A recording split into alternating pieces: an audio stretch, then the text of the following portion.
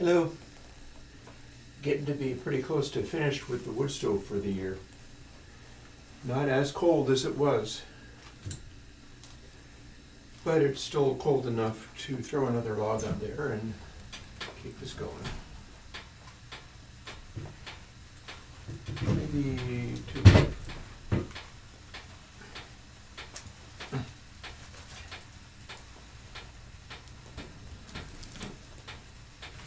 Alright, let's see how that goes. I don't have a super specific plan of attack for the plugins today, but there's a number of things I can try, so we'll try something. Engage the damper and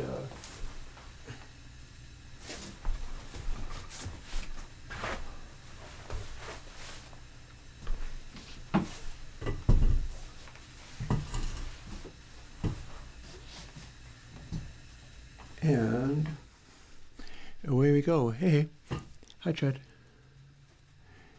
So yeah, coding stream. Let's see what we can get this to do. You know, I'm still kind of sad that the Minecraft server moved. Oh yeah, no, you get used to it. It's probably going to get cold again here before it gets thoroughly warm. I've talked about this before. You must expect more violent changes in temperature and climate. That's what climate change means.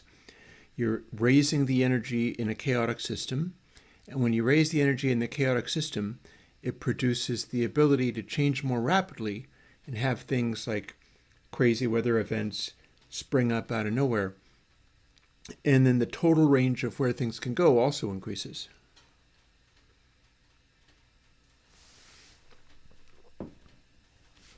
If people don't know that now, probably after this summer they will. I would bet money on that. But yeah, things have been going pretty good coding-wise. Just this morning, I finished setting up, excuse me. I finished setting up Donut. And so I'm looking to drop that this coming weekend. I feel like that it would be good for that to be the next thing because we haven't really been talking as much about that. And I went and re-listened to Dilla. And I was like, you know, a bunch of this is probably his Moog. That is somebody who I completely believe one of the things he was doing was using the external input on the Moog. So a bunch of his stuff is very likely using a Moog synthesizer as a resonant low-pass filter, and which is good. But I think I'll be able. I'm comfortable in putting out Donut and feeling like it's in line with what people would expect of that type of thing, because you know, it's not about a particular vinyl simulator or whatever. I honestly had a hard time hearing anything envelope filtery. I had a hard time hearing anything that sounded like a vinyl simulator. It seems somewhat apocryphal that like, oh yeah, he was lying in his hospital bed working on the 303 like portable DAW, or whatever you call those, Akai something, or whatever it was that he had. People get really excited about the idea of like, oh hey man, he had this particular piece of gear, and so I bet it's that thing that's making the sound. I bet it's this piece of gear. I bet it's the Moog. I bet a bunch of the sounds I was hearing off of that stuff, it was the Moog. And the nice thing about the Toro is that the changes that I made brought it into that zone to some extent. So it's not a emulation of the Moog filter, certainly not. But what it does sits in the same basic zone, and I think I'll be able to demonstrate that. What would be really fun is if I was able to load up the Surge synthesizer people's Short Circuit XT and use that to demo Donut. Not because this short circuit contains donut, because it does not. Donut isn't even out yet. And even if it is, they won't necessarily use it. But although I could probably interest them in the tutorial if they don't actually have that already somewhere. And I could ask them, because they would say. But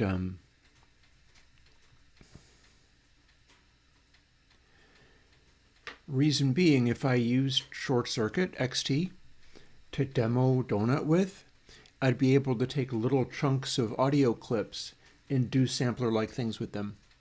And that would immediately bring it closer to what people are expecting to hear, even though it's not part of the plugin. I don't know. It's a thought. Yeah, so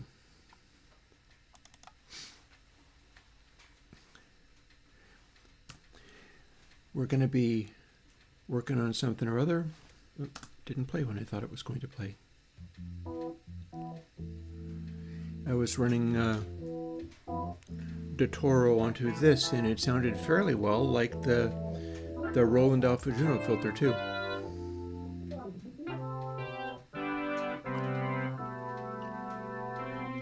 Not completely, but I was able to get similar levels of intensity.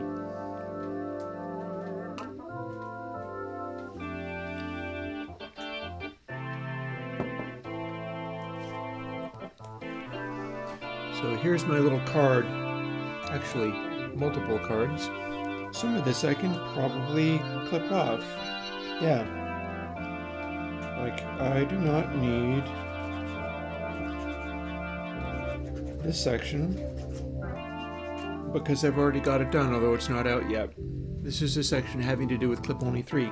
Clip only 3 is ready to go. But what I've still got left is Bezier up and not. And honestly, I'm quite interested in some of that as well, because another thing that I've got kicking around. Oh, the Godot meeting stuff is indeed exciting. Here, that's now loud enough that it's distracting. I will not play my Roland Alpha Juno sounds through the speakers at this level. You know, there's a funny thing. I've been fooling with my studio setup. In fact, I could take a moment and show you. You want to see how the studio is laid out now? Except for you don't quite actually get the full experience, but maybe I can mess with stuff until you kind of can. Crazier things have happened. Yeah, let me do this.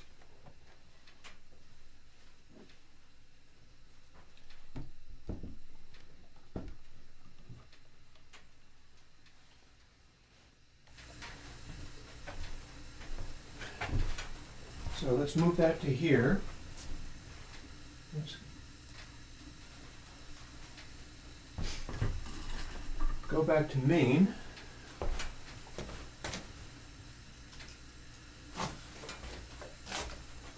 And if I shuffle my cables around a little bit, that's good enough. Yeah, so here's what I'm currently doing. You'll notice that the mixing board is all the way over on this side now. And then there's the Dev laptop. And then there's that X key, which is over on my right side now. So I can like play it with my right hand. We could perhaps spend a little time making like patches and things like Surge XT. And then I've got the Rhodes and the Kurzweil over here. And there's a space in here. And I'll tell you why. It's because I've got somebody who I would like to, if I can wrap my head around having somebody else here, which is always challenging for me. I have a friend who would like to, well, what he'd like to do is run a Hollywood theater production, and that ain't happening. Although he did once, it wasn't very large, but he was in Hollywood. He ran a theater production on a sort of recovery theme kind of thing. And ever since then, he's been trying to get people to do it more. But I tossed out the idea of like, why don't you come over and we'll just jam? I never get to jam with anybody anymore. And he was more or less open to the idea. In fact, he's like, just tell me the day, I'll come over. And I have been having to get everything sorted out and set up. And that's been real challenging. Hopefully it's starting to fall into place. I don't know, the uncertainty that I look at it on a regular basis is kind of questionable, but with a bit of luck, I'll hang in there. There's a reasonable chance that I'll be able to hang in there and that things will be fine. Yeah, the funny thing about that, Chad, is this friend of mine, let me see what I'm doing. I was like, hey, you should come over, I'll play a guitar, and then you can play my Rhodes. And he's like, oh, I don't like Rhodes. It's like 70s soft rock, cheesy stuff. He's thinking of it in terms of like, oh, everybody sounds lame when they play those. And my thoughts on them are largely like, Miles Davis is what I expect out of Rhodes, but fair. So that's why the Kurzweil is out and up where it is because I know somebody is coming over who is going to want to play keyboards but a piano patch. He only likes piano patches. And here, let me continue to fuss.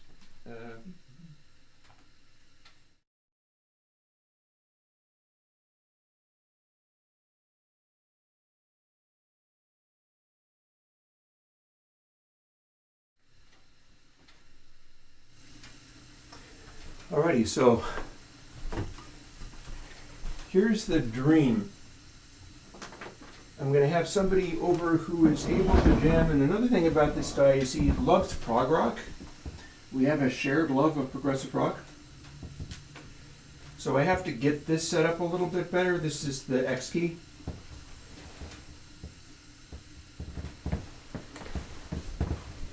I need to have him set up so that he could be like,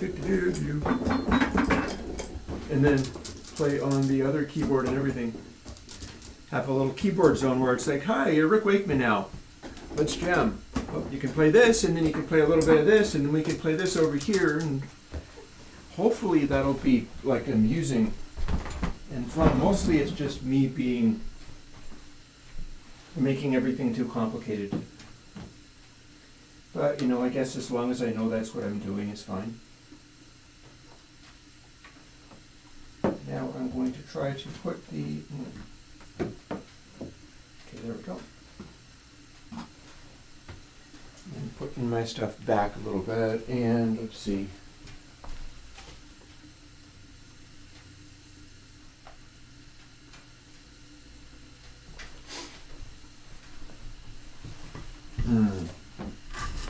So yeah, one reason why I should spend some days just doing like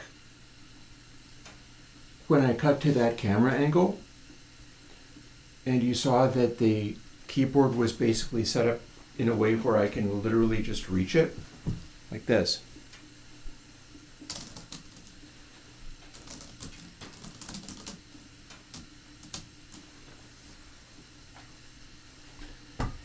Like that's something that I can do that lends itself to firing up like Surge XT, Six Signs, stuff like that, and working a little more on like making patches that people can have, because that's very much the same thing as like what I do with the plugins. Is I'd want to be making patches people could have, and thinking up stuff along those lines. Because it's always the same thing. And this is on my mind a lot lately, that we're all trying to do the best we can in like 2026 and all. And I'm watching sort of all of my compatriots in plugin development either freaking out or doubling down or doing whatever they need to do in order to accommodate the fact that vibe coding people are now flooding the market with plugins to the point where it's like, well, so much for that. You can't do this anymore because the noise is greater than the signal and close enough to the, basically, and I am not helping this reality with my open source library that I do. Airwindows itself potentially makes things more difficult for all of this. And all I can do is try to make friends with the people who are doing what they're supposed to do and using open source code to think up new stuff. But if you went, that's very cool, doing slew 4, people don't like the fact that it has 2 samples of latency, mind you, but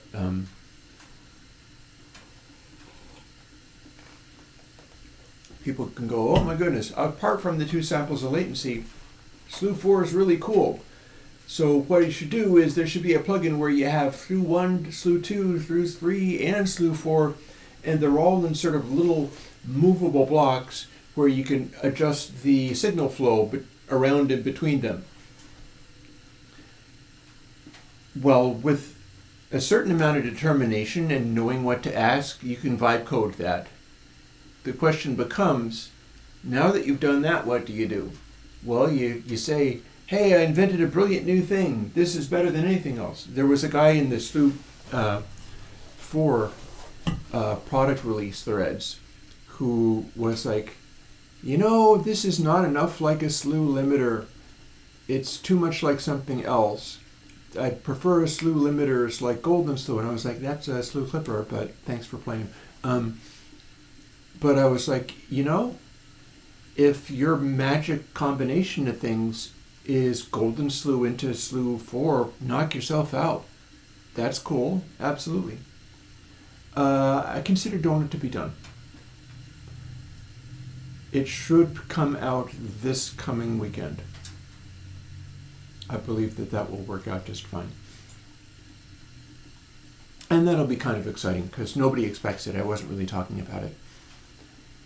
And then I can move on to some of the other things. For instance, clip only 3 is a fairly big deal, at least in terms of how powerful it is. And 2 tape 9 is going to be a pretty big deal. Nobody's actually heard it. You've only heard it over speakers and bleed on my microphone.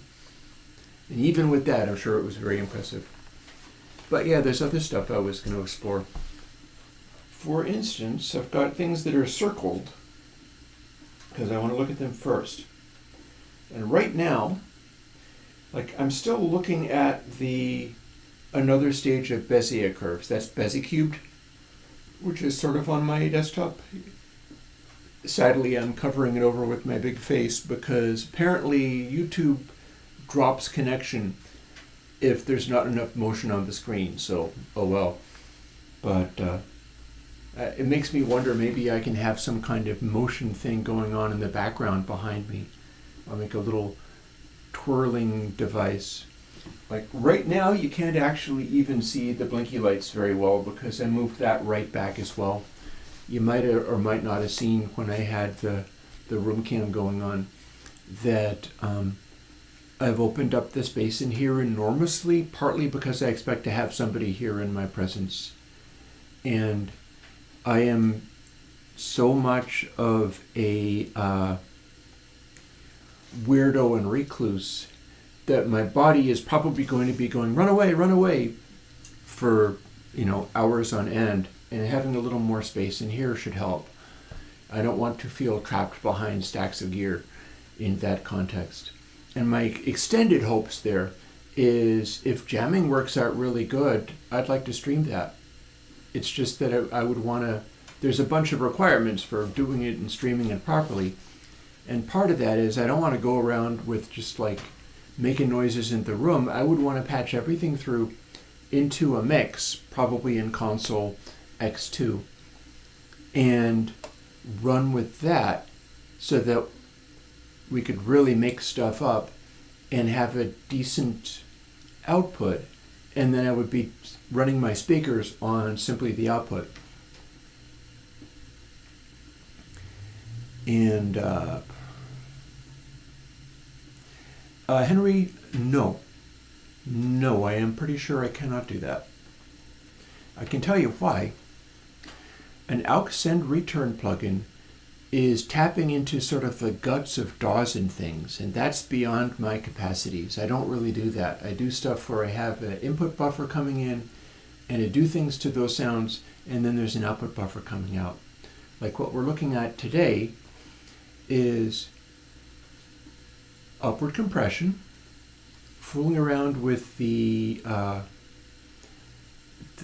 next dynamics is a clone of what's in console X. And so I'm thinking in terms of like, let me see whether I can do an upward compressor like that. And then also not is once I do have an upward compressor, it's time to do, okay, upward compressor, but multiband, because everybody wants aught, you know. And then I have a little circle thing in here that says symbol. And beyond that, phase shove. So phase shove is almost ready to start doing things with, and it is basically take care, but the idea would be to rehack that until it is a symbol generator.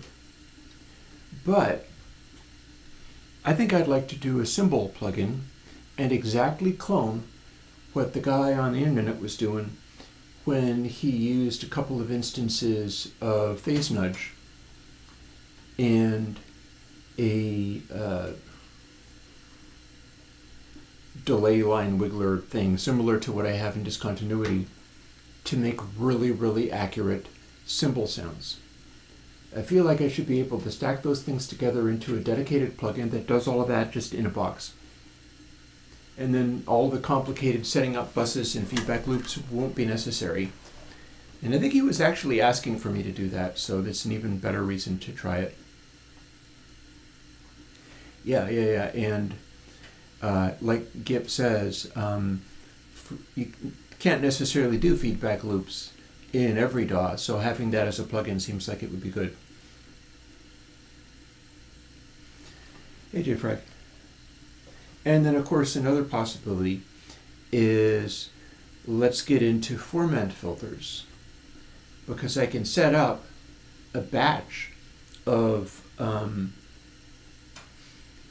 de Toro state variable filters, which can be made into a really steep bandpass, and then I can make that be a format filter. Now, I'd probably want to use the low pass rather than the bandpass, but yeah.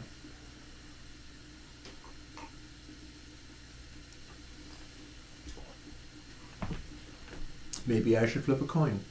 Let's figure out something to do. I know one of the things I would need to do in order to do one of those things is go and get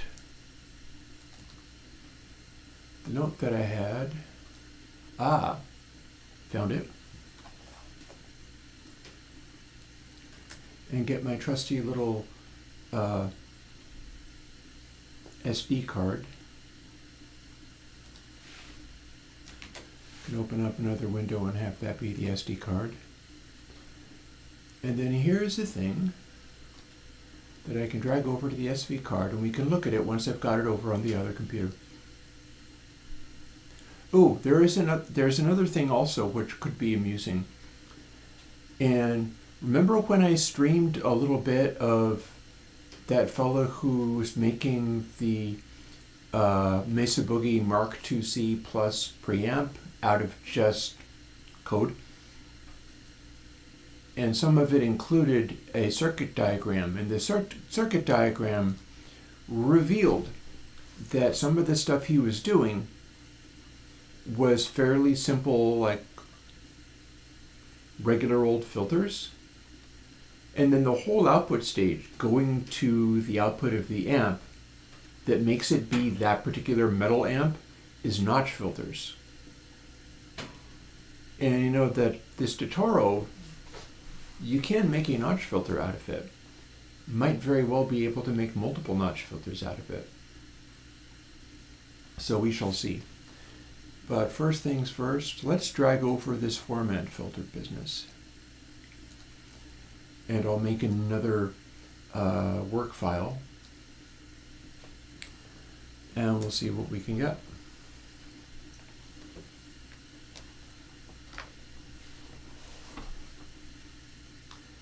So I'm going to drag this onto my desktop. In fact, I'll command drag it onto the desktop because it doesn't need to live on the SD card.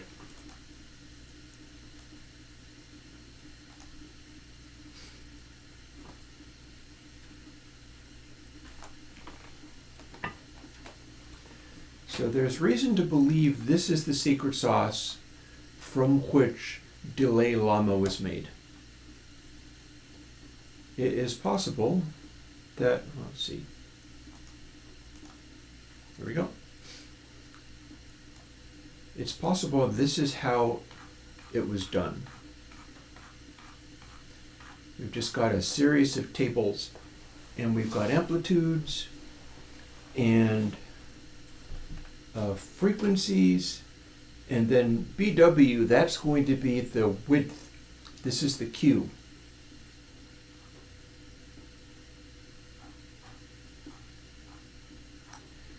So when we're looking at something like this, what that tells you is, see, here's our alto, bass, tenor, countertenor. This is just changing the frequencies in here. It's sort of a lookup table for this stuff. Tenor is probably, I don't know if they have baritone. Do they have, I guess they don't. They have bass and they have tenor, but they don't have the middle.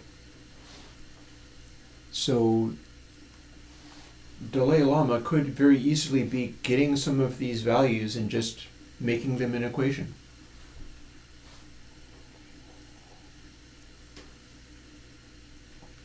Oh, also I see Chad is answering one of the things that got asked. So let me furnish that explanation for you.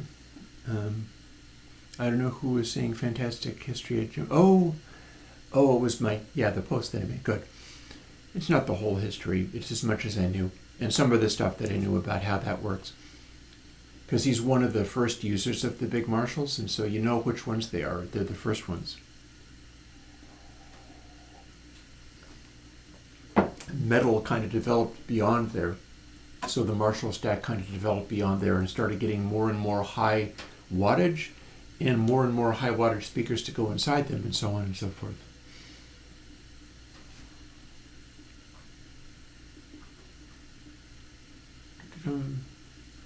Don't mind me scrolling back. There's your question.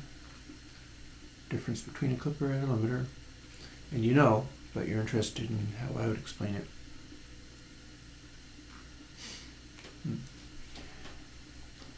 JFrag, you're close. A clip is a compressor with a 0 attack and release value. So there's no need to it unless it's a soft clip, but there's no time constant involved in it at all. A clip or a soft clip are what you would call a transfer function. Transfer function means there is no reference to any state. Like if I'm building the plugin, the bit in the H file where you put variables that need to persist from sample to sample, because they're like a compressor or whatever, there aren't any of those in a clipper, because a clipper is able to just, you give it the sample and it will tell you whether the output has stopped getting louder at a certain point or not. So there is no attack and release value. Whereas a limiter, compared to a compressor, what makes a limiter be special is typically faster release values. In particular, faster attack values. A limiter is designed to not be able to let the sound get louder, whereas compressors can very easily, and this is the case for dynamics, we could play with dynamics a little bit today. You can easily set a compressor with the threshold like really low, but the attack so slow that when a percussive sound hits, there's an enormous spike on the front of the sound and then it gets clamped down. You can expand transient behavior with the compressor rather than just suppress it. You can't expand transient behavior with a limiter unless it's not really working properly. Yeah, also one of the things that I was going to be working on, might not have time to do that today, is the guitar body reverb thing we were talking about, because what's going to end up happening with that, and I can do some of the basic work for it. We can get some of these things together. Like, let's start getting some of these things together.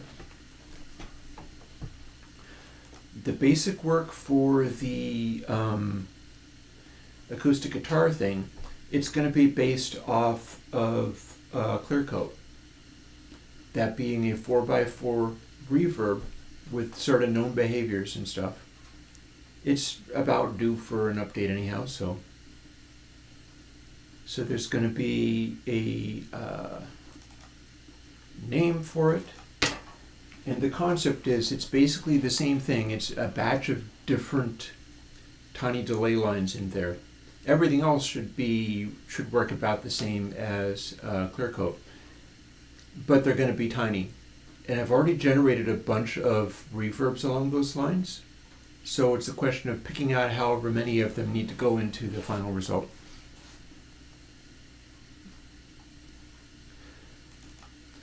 Also, by the way, JFrag, I don't know what you mean about that. Sounds fun.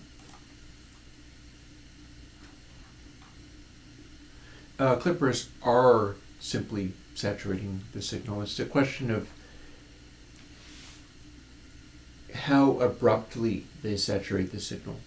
A super hard clipper, that is a super abrupt saturating of the signal, whereas a soft clipper will gradually start saturating more and more. And the soft clippers I typically use, there's no clear distinction between onset and not onset.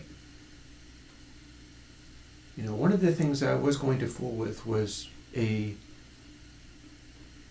Bezier-based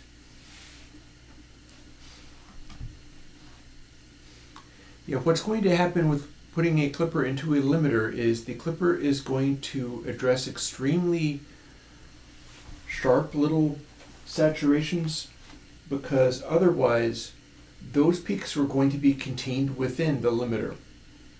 So the way that basically works, if you're looking to have the dynamics of the track express themselves in the ways that they normally would, you want to go slow to fast. And that means you might have compression, but it lets the peaks through. If you were doing a limiter, it would go after the compressor. And then you're doing a clipper, and that's sort of an afterburner stage on the limiter. And doing that will maintain the most strong sense of the dynamics of what you've got, while making the end result as loud as it conceivably could be. Going the other way around makes stuff into a sausage. You go the other way around, and you will increasingly get the sense of no dynamic range happening.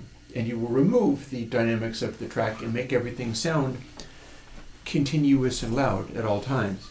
The reason is, taking peaks off with clipping means the limiter won't respond to those peaks. If the limiter doesn't respond to those peaks, it's going to continue to smush stuff, but it won't be having to take the output down a significant amount to make room for dynamic peaks. And then if you add compression after that, then it would just be bringing up quiet things after everything else, and further making it so that literally no impression of dynamics can ever happen.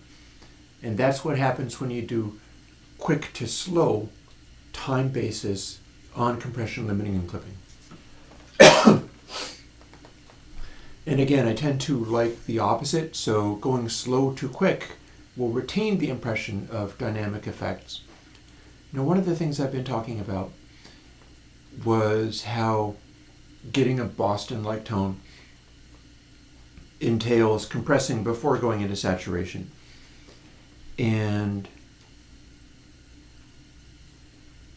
oddly enough, what my console is doing, Console X2 is doing saturation first and then compression, because the concept is, let's do things where it sounds like you're going into a tape machine and then mixing from that.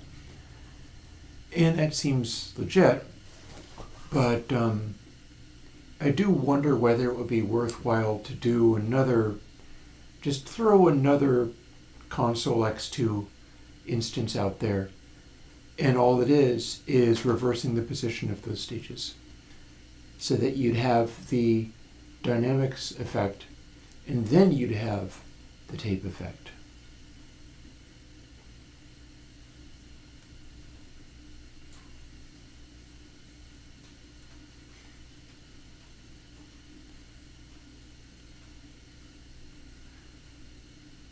Oh, don't worry about that.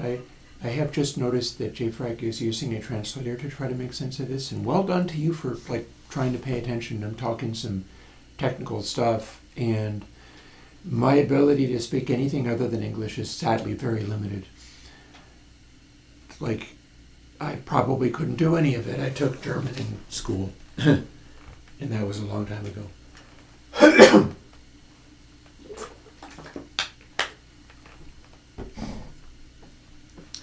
Let's see where we're at. I did also mean to do some things as well as talking.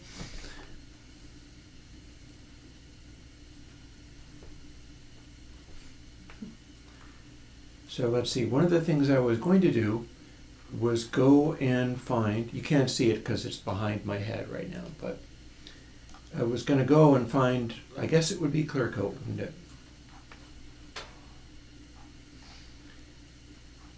There it is.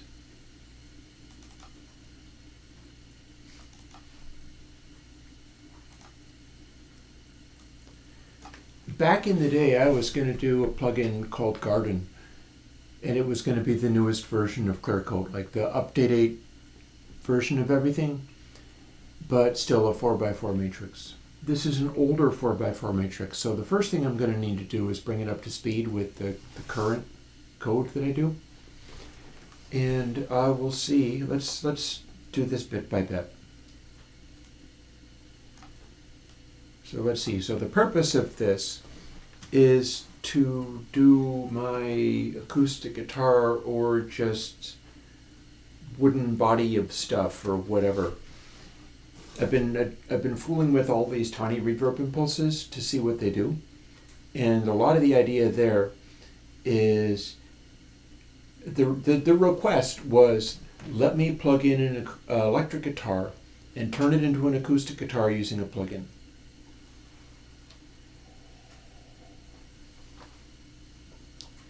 Jonathan? Funny you should mention it. I think they're going to become way more popular as people gravitate towards things that act like human music rather than AI-generated music, because AI-generated music will flood things so badly that people will get sick of it real fast.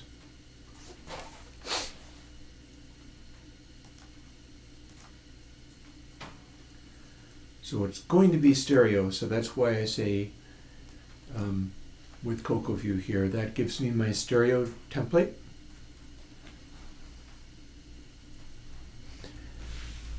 And I suppose I could do worse to call it wooden box.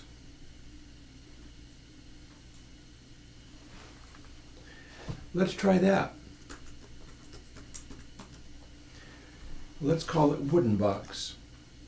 Because the part of this is that this is no longer actually going to be acting like a reverb, although I'm going to make this work as a clone of Clear Coat and then update all of the values with much smaller values later.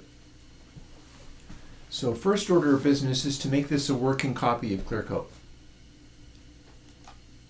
This is of course assuming that it is a 4x4 matrix.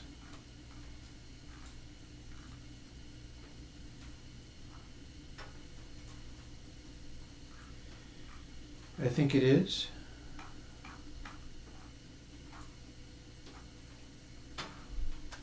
Actually, there's an easier way for me to look that up. Let's see whether this looks like a 4x4 matrix. So here's all the code that makes this bit work.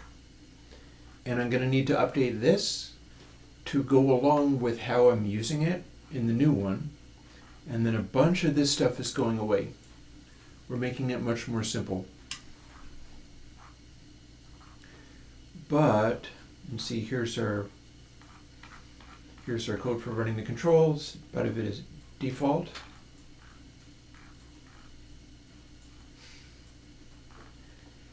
And I see 4 reverb impulses for each side. I do wonder whether... So I tell you one thing. I can get some of the information that I need out of K-Tiny, stuff like that, like K-Tiny.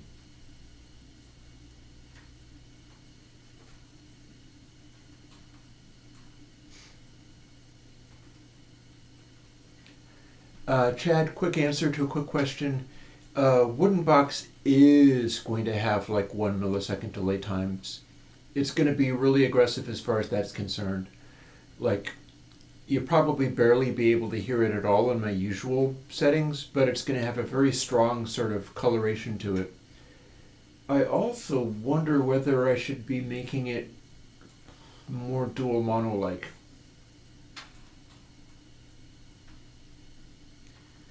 Because the sound needs to be centered on the point of sound production, but no. Okay, so let me continue focusing on chat a little bit, because chat's going in fun directions, and honestly, I'm basically caught up with my plugin output. You're getting Donut this weekend. You're getting the new Clip Only 3. That'll be very exciting. You're getting To Tape 9. That's going to be very exciting. So I'm not really scrambling to do new coding, although I will. We'll do new coding today. But some of the questions coming up are interesting. So and a quick answer is I don't typically use lookup tables in my DSP. People do, but that doesn't necessarily always help you. Like, for instance, Sudara, who has taken to making better videos now. He is willing to do face cam videos, and he's like, thanks, Chris, for encouraging me to do this. I think it's going to work well for him. Sudar is really nice, and when you see him explaining his thing on camera, you kind of get a sense of him and go, wow, this is a cool guy. You should buy his synth. I bought his synth. I'll be making patches for his synth, most likely. But the way that he was doing his sine-based thing, because he's doing an additive sine synthesizer, where he can have hundreds and hundreds of them, I'm pretty sure he's doing a variation on lookup table-like stuff. You can do that if you're doing a synth where everything is a derivative of sines, because that means you load up the sine thing and then all your stuff refers to that. You don't necessarily use lookup tables for just everything. And this is because modern computers are better at doing math than they are at using RAM. And especially these days, nobody can afford RAM now, so saving RAM is good. But yeah, funny thing you should mention, Chad, I'm thinking about getting into doing Godot streams again. Like, technically I could do one right now, but I would still like to get a start on some of these. Henry, my coding is done on Snow Leopard. This is an antique retro laptop. All of my coding is started out in Retroland on a very, very old laptop. So you see it's a 2.53 gigahertz Intel Core i5. It's running 8 gigabytes of RAM, and I cannot run a new enough web browser to go on the web on this machine. You really kind of can't. Like, you can run a version of Chrome or whatever. You can't run new ones on this machine, and the ones that you can run are so old that nothing works with them. So, and even if you did, like on my streaming computer, I can run whatever I like. On my streaming computer, at one point, I was running Llama 7dB just to see what it would do. Yeah, so this is actually, let's switch over to my tales of AI experimenting, because that might be amusing. So I got the computer that I stream on specifically because I wondered whether I was going to have to use AI for things. This is back when like Llama was just coming out. And so I got one with just lots of RAM, not by modern standards, not by AI data center standards, but lots of RAM for what I'm used to. And I got Llama downloads. And my take on that was, if I fool with this, I want to do the most advanced possible one, because I don't want to fool with like heavily quantized things on the basis of just generating stuff faster. I want to generate stuff better. As you know, that's always the way I roll. To see whether it's going to be useful, to see what's happening with all of this stuff. So I set myself up with Llama 70B locally, and I started experimenting around. And one of the things I was doing was I did the conversational thing. I ran it and I was like, how does this react to various kinds of inputs going in? And one of the things that I did was do a little sort of disassociative thing where I was talking to it and then I would randomly break character or be something else. And I was able to get Llama 70B to act real creepy, but I figured out why. And that sheds a light on what people are doing to this day with all of their AIs. What I was doing was tapping into fiction. I was filling the context window with like a story of a person who was also an unreliable narrator and was claiming creepy things or saying weird stuff or whatever. I could get argumentative with Llama 70B. If I did that, or if I tried to wrench it back to acting normal, that stuff was still in the context window. And so I was writing a fiction of what it's like for a person to talk to a quote-unquote AI. It doesn't have self-awareness, so it was the fiction writer's concept of what the words AI mean. And that's what you get when you're questioning something like that on the basis of, what are you? What are your dreams for the future, Mr. AI? You're actually Llama 70B. No, I fooled you. You're not actually Llama 70B. You're a person in India typing back to me. All you're doing is tapping into fiction. You're having it sort of autocomplete because it's really, there is still an element of autocomplete. It's just weighted in such a way that it closer approximation to what a brain is than to what, say, a Markov chain is. But it's like a higher conceptual Markov chain. And interestingly, this is why Markov chains are funnier than AI. Because a large language model AI is not capable of suddenly switching tracks in the ways that proper Markov chains easily do. My favorite thing on that is the joke of a human, a Markov chain, and an AI walk into a bar. And the bartender says, "Get out, we don't serve you clanker machines here." And the human shrugs and orders a beer. And the AI says, "Well, I understand your feelings, but it seems very dishonest to be unrighteous about discriminating against people." And the Markov chain orders a coup. That's a AI joke, because the thing is, Markov chain means it's a much smaller context window. So orders can be answered with beer, or orders can be answered with coup, as in it is inciting a revolution.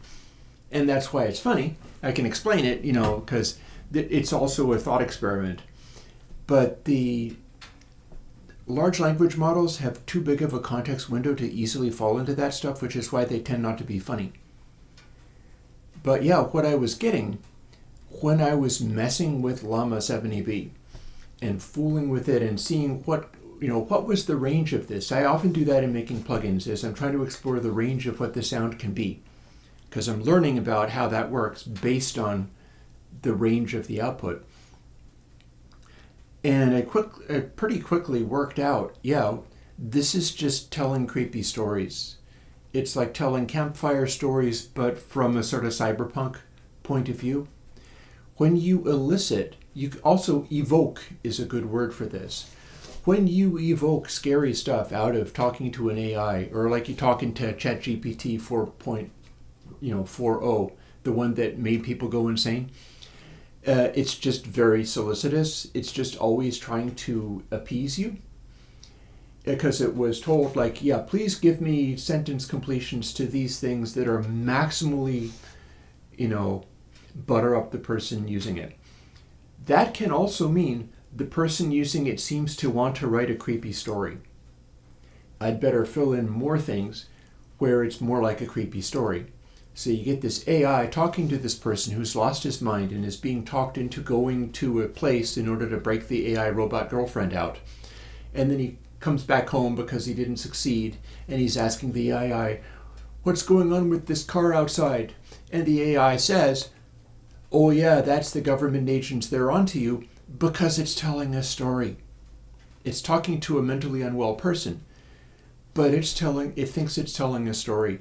That's how the story completes. If it's gone in this unpleasant direction, that's how that story completes. And I was seeing inklings of that even with Llama 7EB, because I was exploring those directions to see what was going to come out, and it started to become obvious, like, oh yeah, you can get this creepy very easily. We can get this creepy, we can get it in any direction you want. There's nobody actually there. You're just evoking different stories out of it. We humans are storytellers. We naturally fall into that, and our language elicits stories from our experiences. Let me bounce back to some of doing the actual work, but I thought that was worth bouncing into. This stuff is on my mind these days. I'm thinking about this a fair amount because it's such a point of great interest to so many people, and we're going to be paying very heavy consequences for people getting too obsessed with it. See, WDBX, how about?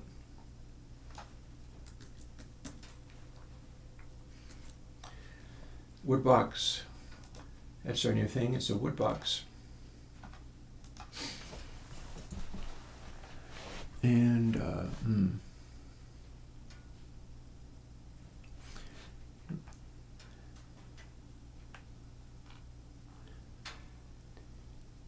Henry says, Markov, aren't they recursive? I'm not sure Markov chains are necessarily recursive.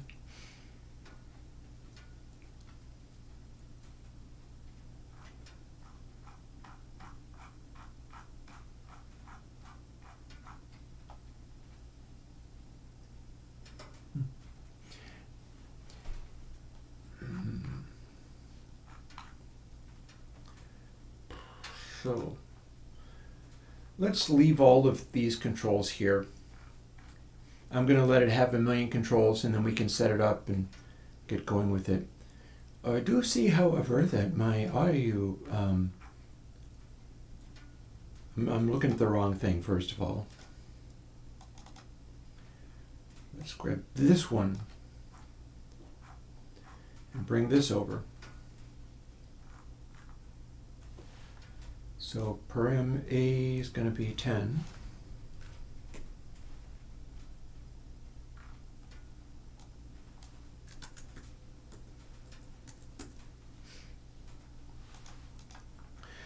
And then we got to bring in some of this stuff that I'm defining here, because we do need to make it actually work before fooling with it. I'm starting with this is my known behavior, is I'm starting with something where I know what it is and moving on from there. Well, so what we're seeing here is, of all of the different settings you can have for these values, these are the largest ones. And then every possible option is going to be this or less. So this is the largest settings, like K short M here. Apparently literally everything that I have in the stack is going to be 12 or less. That's apparently my smallest number, no matter what. And then here we are with this, a bunch of which is totally going to get removed, but I don't need to have to worry about that just yet.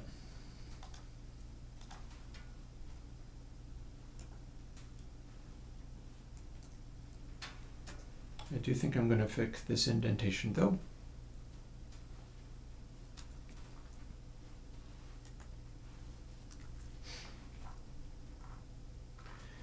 See, here we've got stuff like this prev mulch AL, this is going to be an averaging filter in here, as are these things. Clear coat was initially intended to be a 4x4 that was meant to sound fairly natural, so it darkens to some extent. Whereas the wooden box here, it's not going to, because all the reflections inside it are so close together that it probably shouldn't have high frequency roll off. Similar with these, like this feedback, this is a 4x4 matrix feedback. Previous, this is not. These are more filterings. And less ref L, there's going to be something in here that is an older version of my matrix reverb algorithm. So I'm going to have to bring this up to speed. However, what we've got here is good enough to start with. And I should at least be able to make this so that it basically just duplicates what clear coat was. Then we'll end up making it a lot better. What brings Snowball to your mind? Do I have some kind of bad language in the...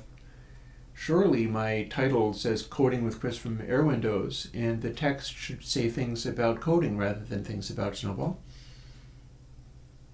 I don't know where you got that. I miss doing Minecraft things, but my program crashed. Or rather, that's not actually correct. My program didn't crash. I'm still technically running the current Minecraft server on the laptop that it needs to run on, hooked to the internet right now. I can't connect to it because it powered down when I had the oil tank stuff done. And I am actually very grateful now that I did that, because it involved filling up the oil tank before any scheduling of that. And now that's going to be a much more difficult thing to do. So I got that done just in time. Where did you get Snowball, by the way? I'm interested to know where you got Snowball. Because back, I have done Snowball live streams. That's an old version of Minecraft modding that I did a long time ago, and it's been years. So that's why I'm curious as to what comes to mind and why you say Snowball.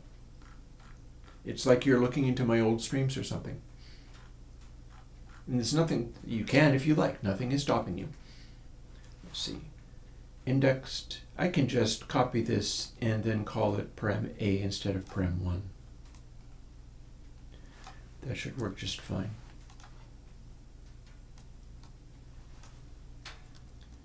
Boop. And then we call all of these things param A instead of param 1.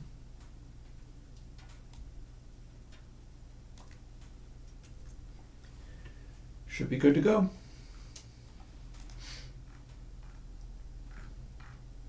That shows you how old clear coat is.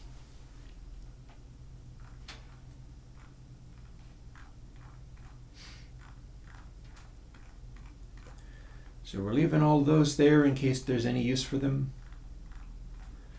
But we need to do this stuff now. This is reset. We need to empty out all of these delay lines and things. We can't just sit there with them being in their default values because we haven't initialized any of them, so they could mean anything. They could be set to infinite number, and that can screw things up. So we're going to avoid that. And then here's where this sits.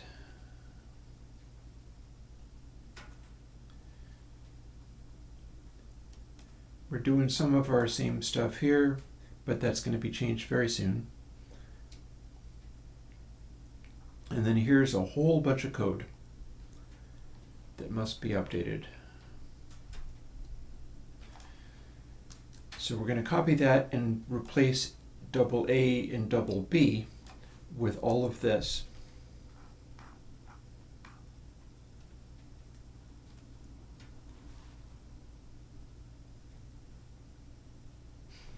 I think I didn't end up doing this, but this needs to become A. The rest of this is still the way it is, and this becomes B.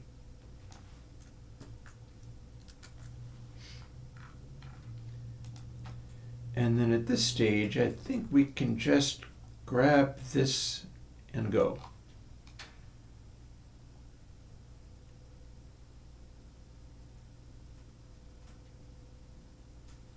There's a lot to grab, but that's fine.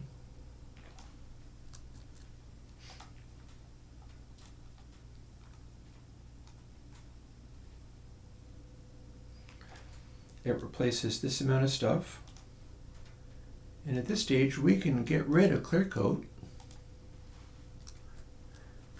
This won't build the first time. Whenever I build stuff on this framework, what ends up happening is it doesn't have its dependencies built yet. So I have to build it twice. Yeah, I'm still curious. Did somebody in chat mention Snowball? I mean, that's possible. People in chat sometimes they remember.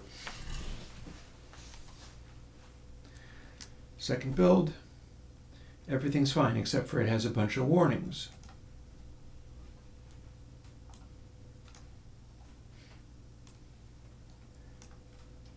So here we are.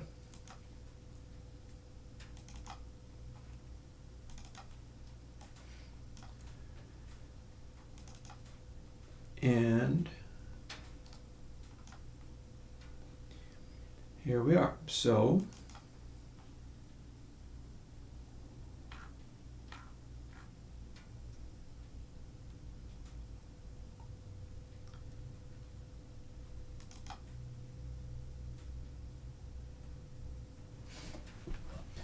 if we open this up,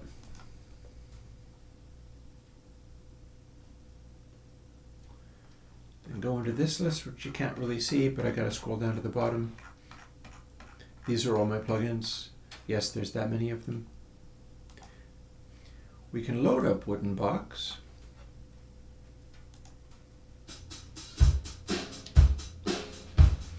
That should be dry. This should be wet.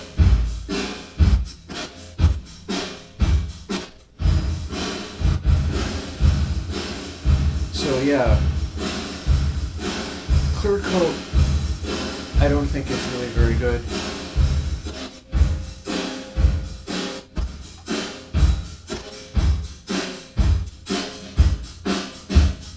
But it does get fairly small.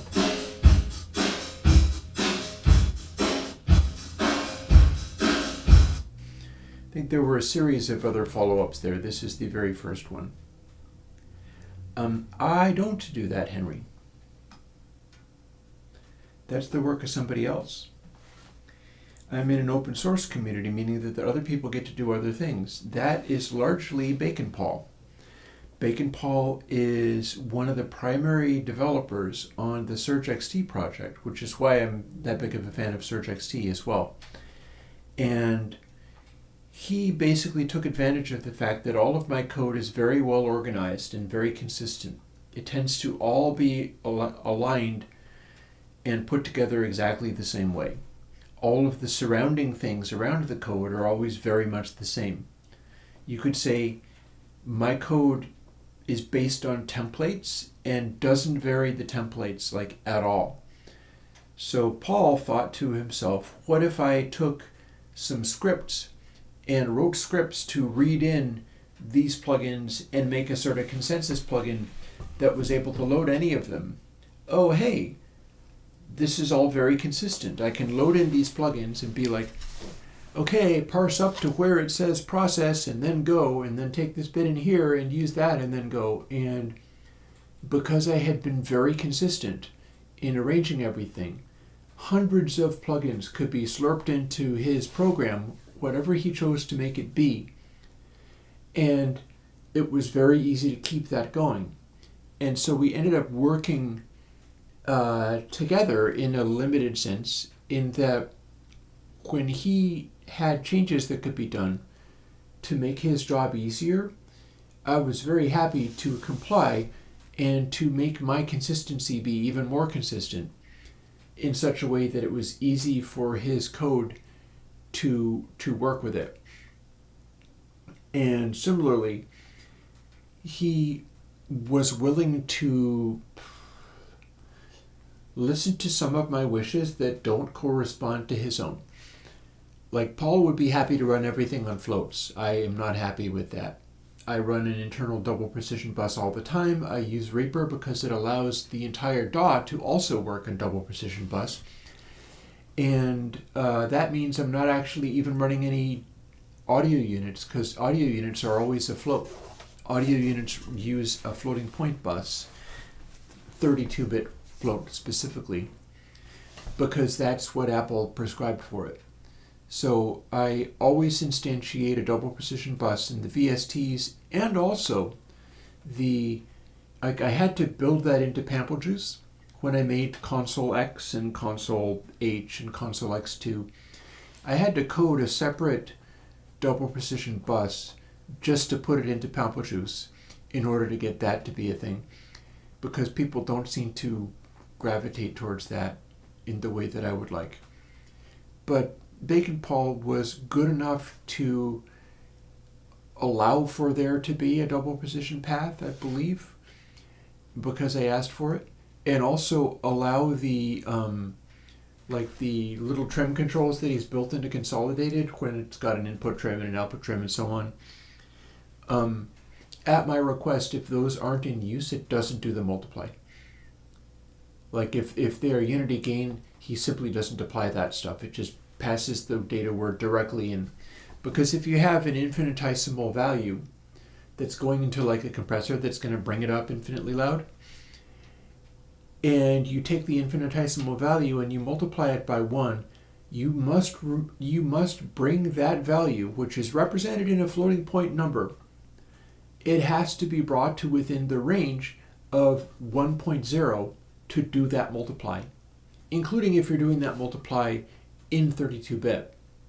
Like if all your data values are afloat, then you multiply things by 1, mathematically, it doesn't change. Computerally, if your floating point value for the input thing that you're going to compress upwards until it's incredibly loud,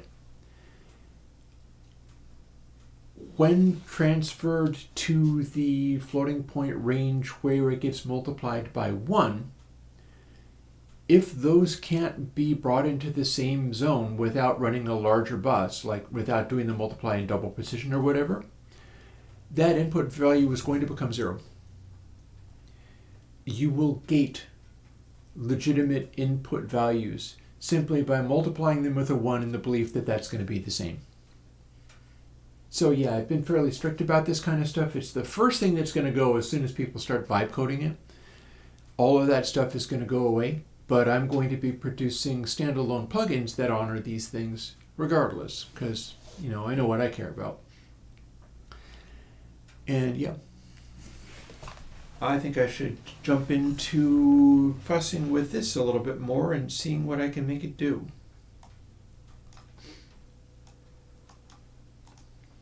So here we are, we have Wooden Box. I feel like the next thing to open is a far more recent one.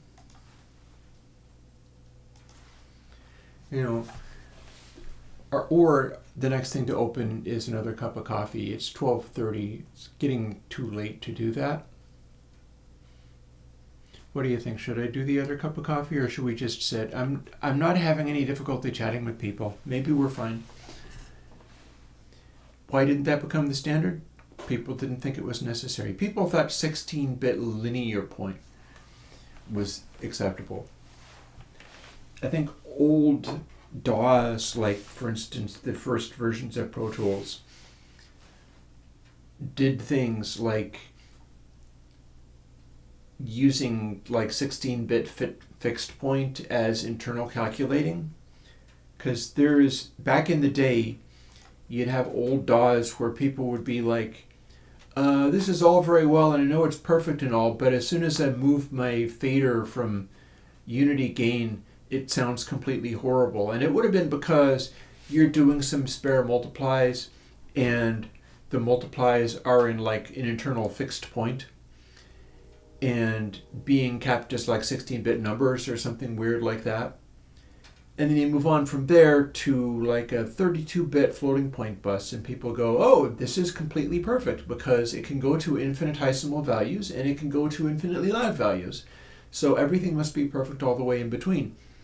Trouble being that as soon as you are in the top 6 dB of the signal, the mantissa of your data word is hovering around 24-bit for every single calculation that you do.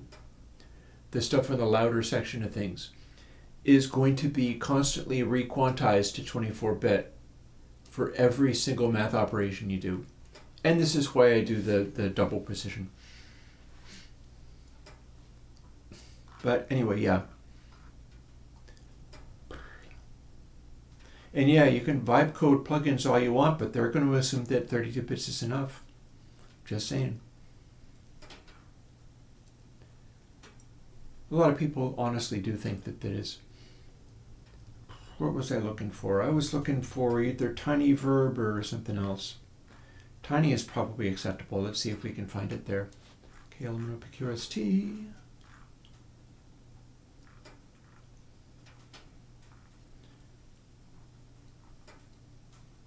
Hijack elemento. I guess it's going to be under the. My reverbs are often with the K at the beginning of it, so it's probably in there.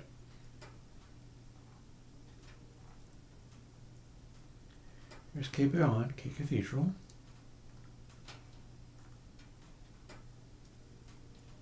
Oh, I remember. It starts with V, it's verb tiny. Verb thick and verb tiny. These are the current 4x4 matrix.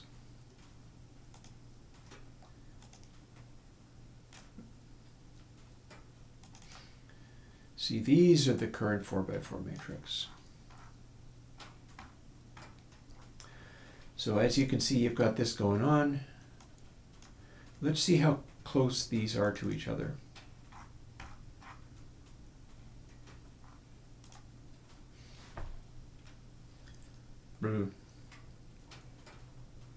Okay, so we've got the same kind of thing, but it's also a little bit limited.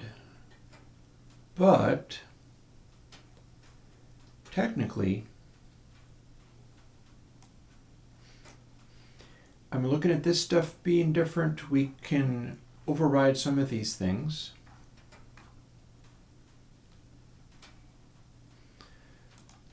So if we tried to converge these together, we end up with many more controls.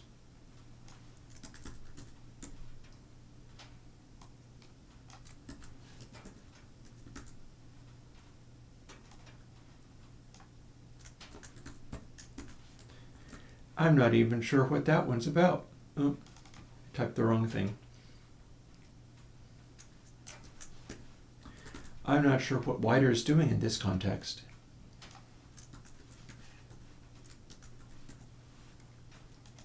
It doesn't have much of a place in what I'm aiming to do with it. I guess we'll just see. Because the goal here is to run with this stuff, bring these new controls in, and then guess what? These need to say D4 instead of K short, but guess what? That's not that hard.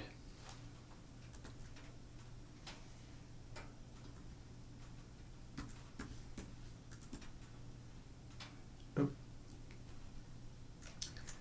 Old keyboard doesn't want to type in S, does it? Do a little find and replace. Yep. I think maybe I do need my coffee. I'm like fumbling. I don't know what you mean by don't RO and R1. Replace all. That needs to be within the selection. Boop. And now we've got new values in here, and they get to be sort of updated. And then let's see what in here actually needs to be changed. So I'm going to move int prev clear coat down to here because that's not going to be present in verb tiny. But then I'm going to replace all the rest of it with what was in verb tiny.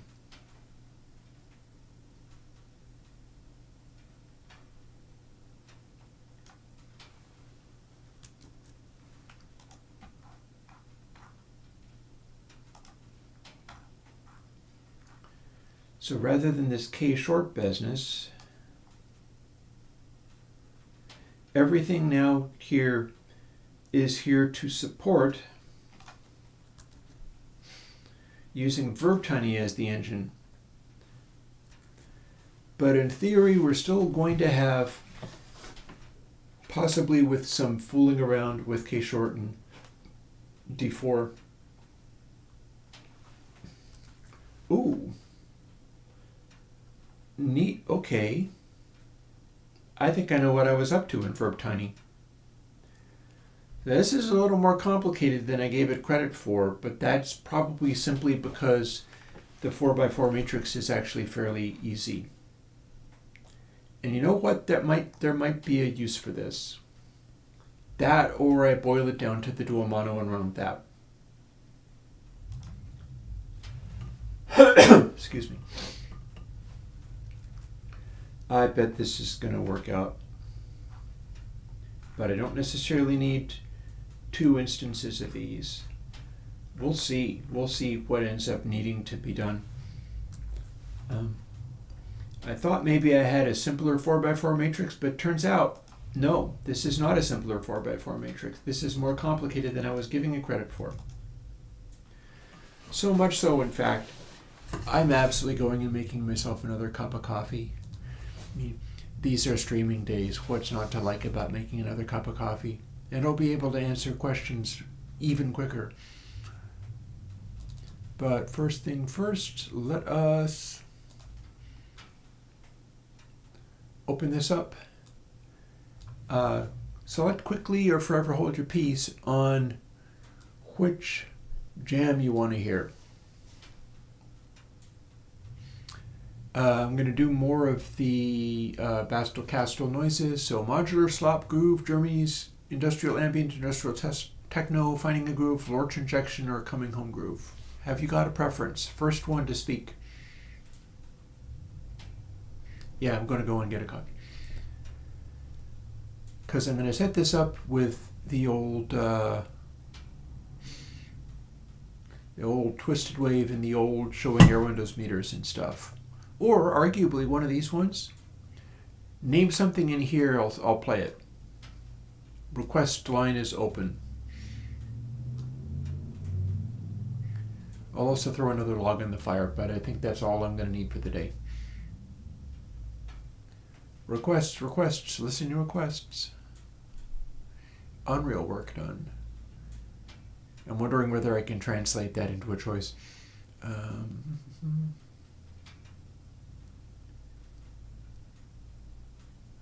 Oh, the Colin Benders thing? I can play that for you just fine. This was me watching a Colin Benders modular live stream. And at the end, I started my stream when his wasn't done yet. And I started doing my own live stream with my own little modular synthesizer and like synthesizer guitar and stuff. And was piping his stream through my speakers. And it ended up producing a combination thing where I was jamming over what he was doing as he finished up and then did my own jam.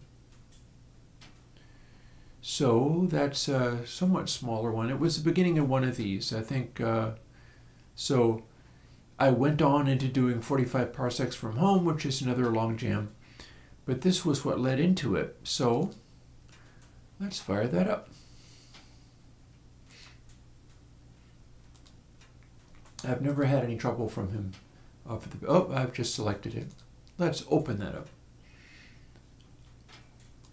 Here we go. Here is the Colin Benders jam. It goes for about a half an hour. I should be done making my coffee by then.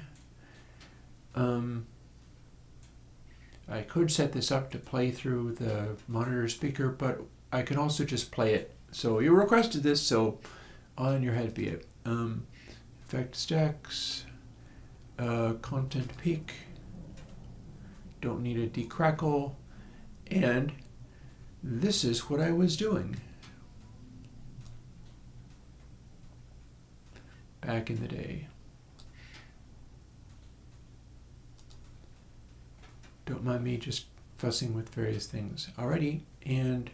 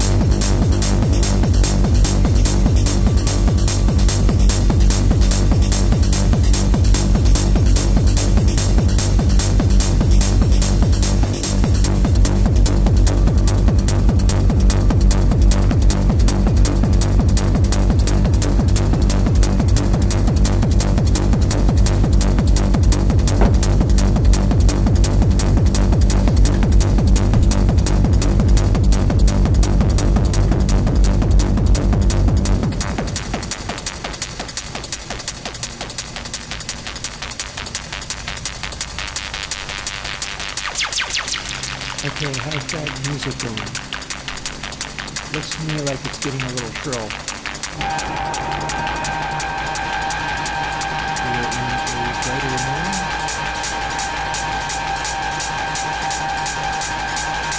Okay. So are we ready to go back to coding? Let's be ready to go back to coding. Boop. So a lot of bright noises happening in there.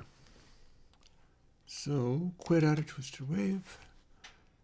Switch back to coding stream, and we should be good for a bit. Alrighty.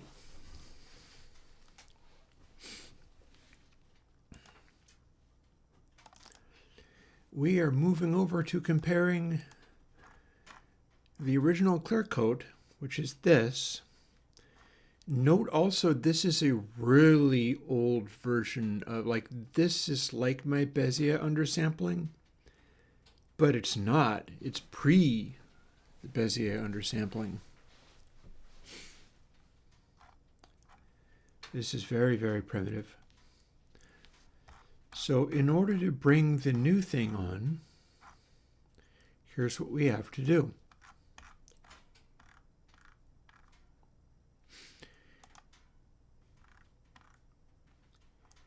Here's where instantiating this stuff.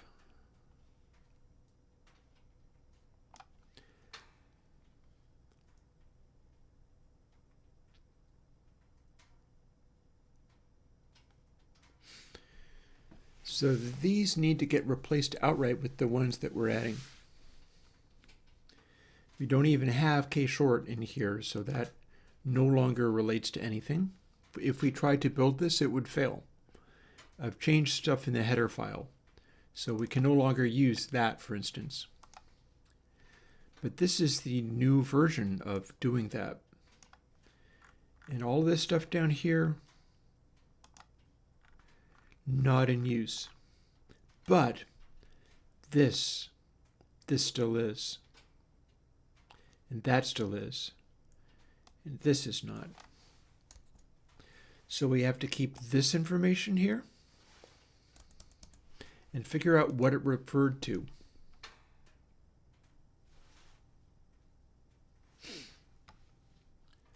Assuming, of course, I have it represented. Let's make sure that that's even represented. It is not.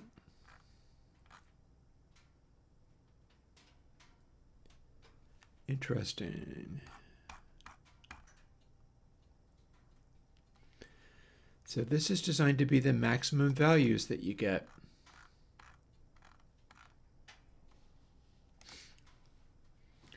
Well, I could just straight up replace everything and then have it be verb tiny as a base.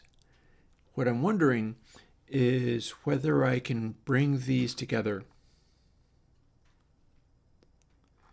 So let's start with bringing this in but leaving the other stuff.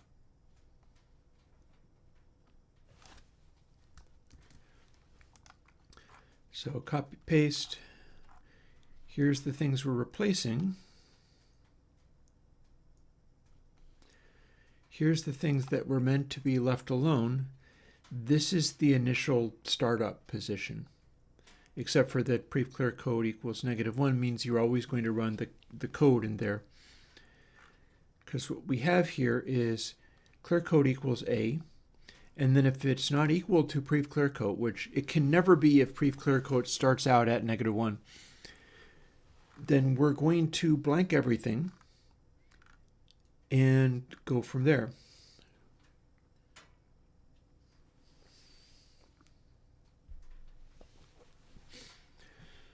So let's see, the first thing that we did was change this stuff around.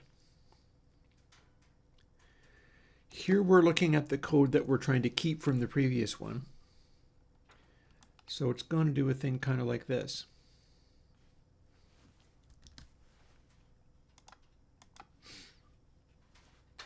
In selection. Now it's able to clear all of these buffers, and they're all being cleared up to the maximum size they can be. And then we've got this. I would like to go back to clear coat and see what I had in here. See, I've got int short a through p. I think we need to include this in the header file of the other one too. So here's the header file of the other one. Here's the stuff that is from verbtiny. Here's the stuff that is from clearcoat. But guess what? We also need this here.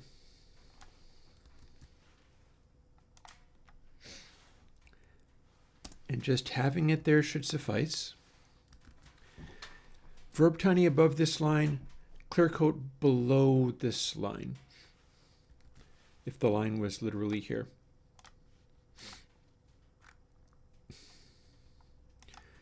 But the actual audio code is going to be from verbtiny. And I believe that will probably work. We'll find out. So far so good. And again, up here, this is the maximum possible size for any of these. All this is going to be changed on the fly. I'm going to have to recode this. But I'm looking to see whether I can get these combined. And that'll be a start on being able to do Wooden Box in a future date. So, and we're no longer using Subtight. All of my earlier reverb plugins did so many additional things.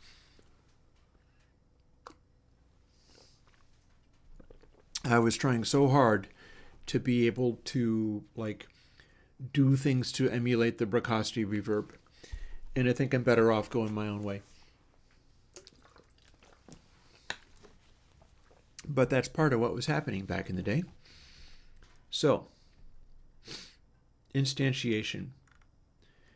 Here's where we start. Here's all of this being, again, below this line, clearcoat, above this line, verbtiny.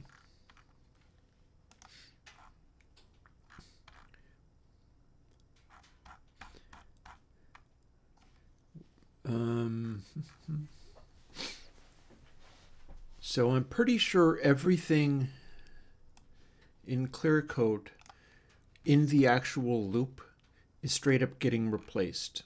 100% getting replaced.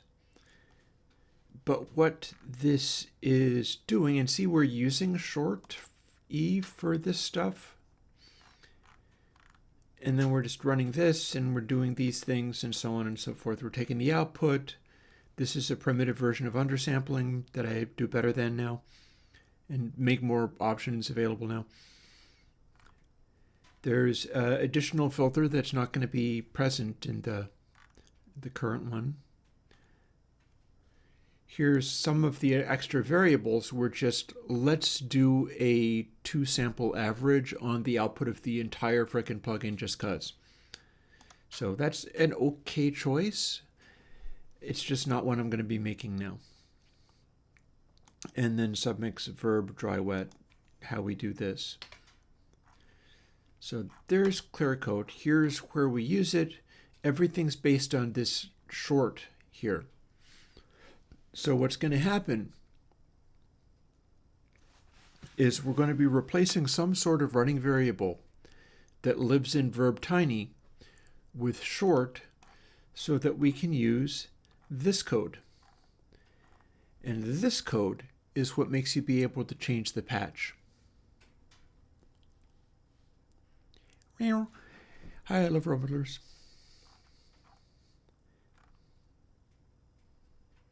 So that's the blank everything once you've changed. And this is a let's make a new version. And at the end of these should be break. Sure enough. So I'm going to be replacing all of this just about by hand, which is going to be obnoxious, but I can do it. I'm just not going to do that on stream. It'll be too tedious. But this stuff all stays.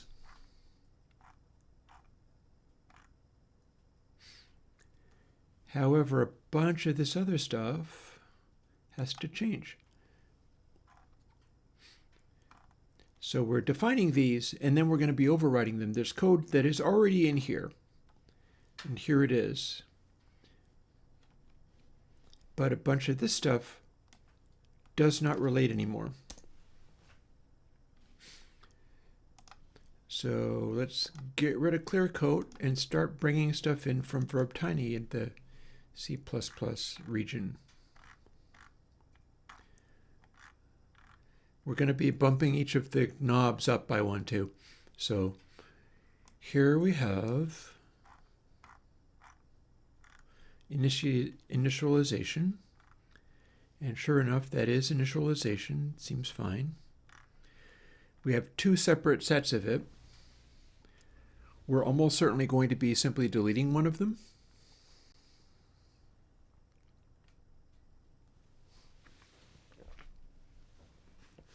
And I bet it's going to be the dual mono one we keep. I feel that just works better as far as doing a acoustic guitar simulation off of an electric guitar. And that's the ask, is please let me do acoustic electric. So here's where this stopped, and here's where this started. This is what we need here. Then we've got a bunch of this. Looks like we have all of these things after we have overall scale, so we can sneak this stuff in after this big pile of stuff, because this is not going to relate to anything. It's going to get easier and then harder and then easier again as we go. So here, all of this gets replaced, and what's more, it gets bumped up by a letter. So we can just go in here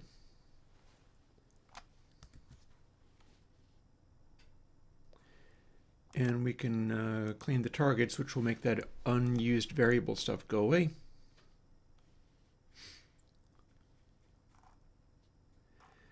Now we've got the changing the settings. I may very well be able to get a way of automating some parts of these. I'm going to be looking at long lists of 4x4 reverbs in which all of the parameters are going to say like D4A, D4B, D4C, D4D, and so on. And we're updating each of these according to this large select statement.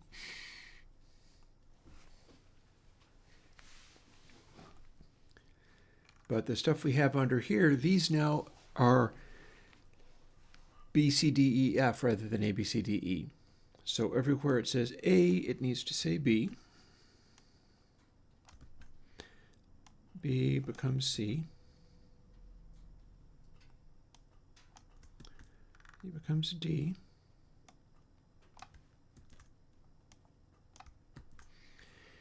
I do wonder whether I have set the initial values correctly, so I'm going to go and quickly check that.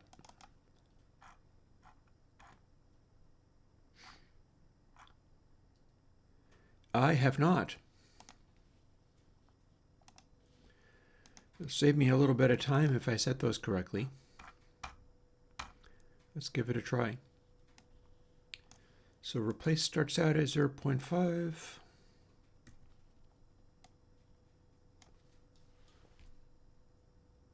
Interesting.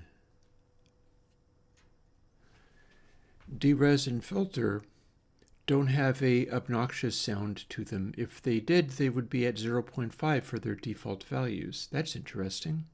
I'll run with it. It's fine. I didn't expect that, that's all. Whiter starts out at 0 and dry wet starts out at 1. Okay, good enough. We'll start from there.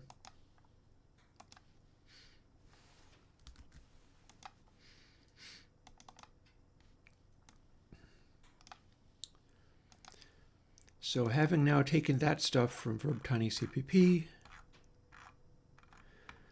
both of these programs have the verb tiny code in here. Then we got to get over to this stuff. And here's where things are going to get a little interesting. So what I'm going to do is paste in the correct stuff, but leave the incorrect stuff, because I want to scroll up and down and see what it says. And that's going to involve doing this.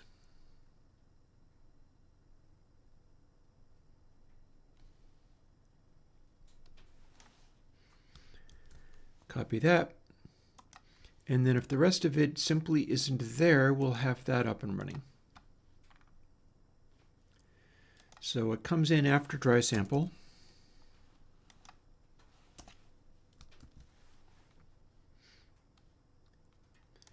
And then technically, I can comment all that out.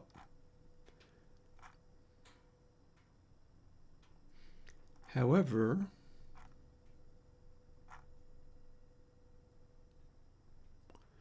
there are some things in here that need remedying.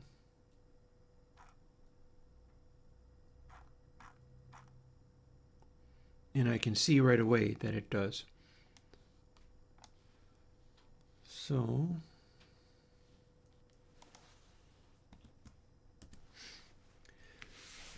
So if we comment that out, then we've got only the verb tiny code. The clear coat code is no longer present. But we need to use some of the clear coat code because it's doing something.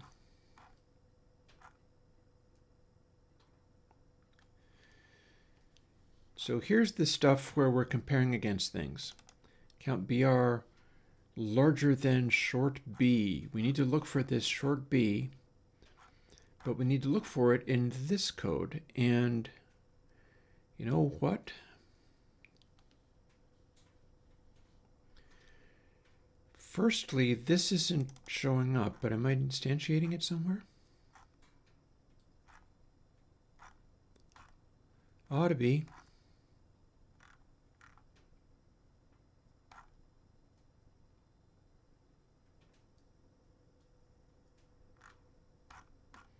Scroll a little farther. Okay, so we are instantiating those. They're just not being highlighted in the same way. We've turned these short b's into D4, A, B, C, etc.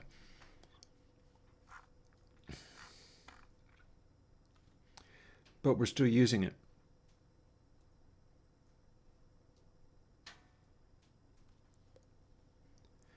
Is that safe?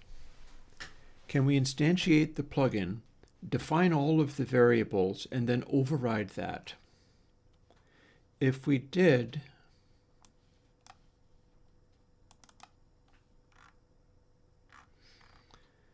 then here's our instantiations. This is where the things are being defined.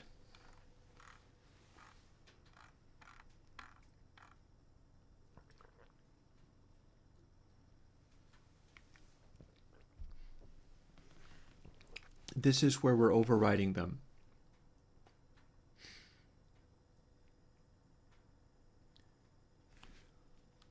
Actually, there's a very quick answer for some of that. Okay, const. Those are constants. I can't override them even if I wanted to. So that answers the question immediately. D is the maximum limit, and short becomes the intermediate state.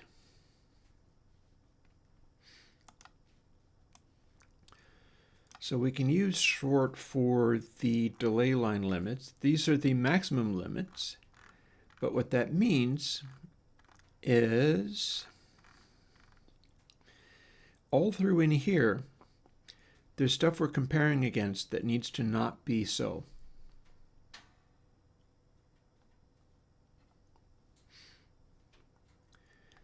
So it looks like we're going to do the opposite thing.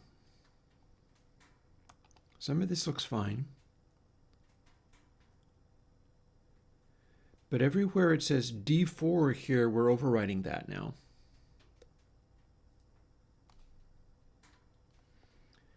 And it's going up to this point, but we don't actually have D4 showing up below this point because we're no longer in the...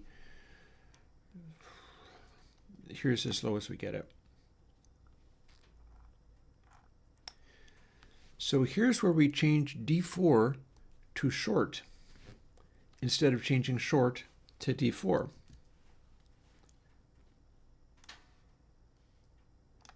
And we're not actually using K-short either, are we? No, we're using literally just this short A, etc. formulation for these. Because K is what you use for a constant. And that's not what we're using here. And D4 is the only place that enters into anything. So, oh, screwed that one up. Okay.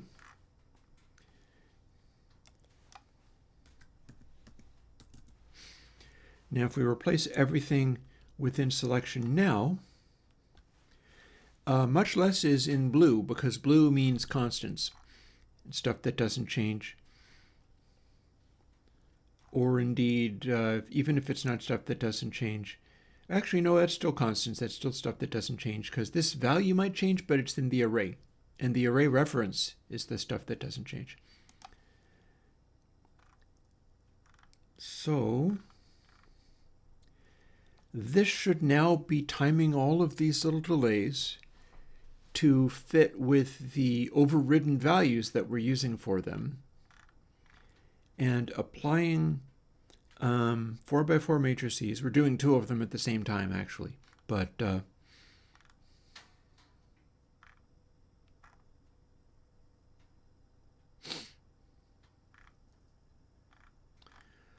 that's for later. Dealing with that is for later.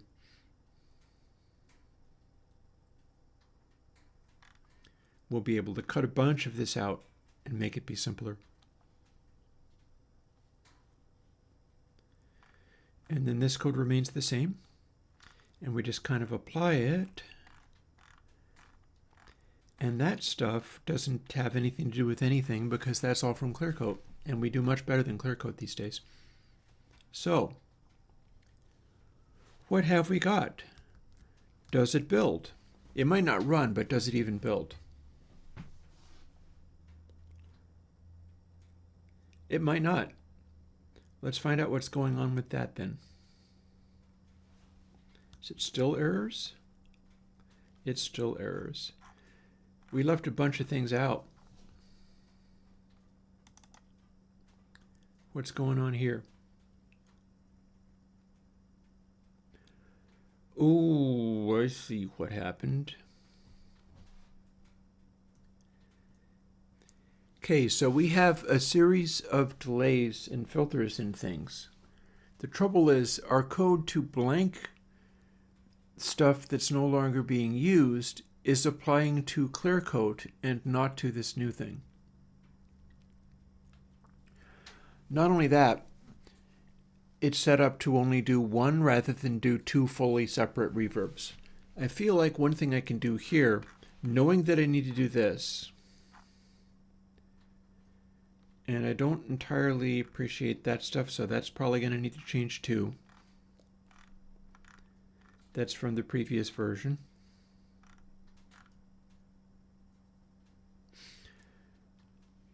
Let's go and find where it's dual mono and where it's not.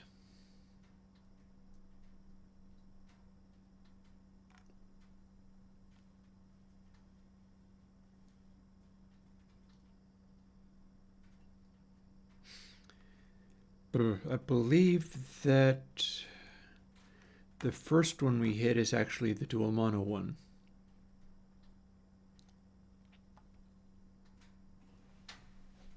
He says, being not entirely sure. Okay.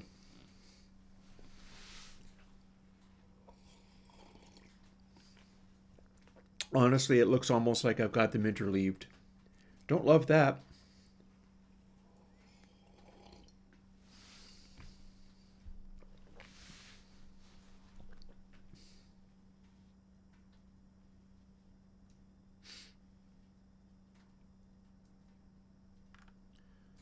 Don't love all of this. It's been too long since I've done this. So it looks like maybe the A matrix is not the dual mono one. And it looks very much like I have everything interleaved. Yeah, so what's going on here is I have a 4x4 matrix, but I'm doing 4x4 matrices in parallel. So it ends up being like 4x4x2. And it's all run together. presumably because that stops me having to calculate the delay time separately. So that seems legit, I guess.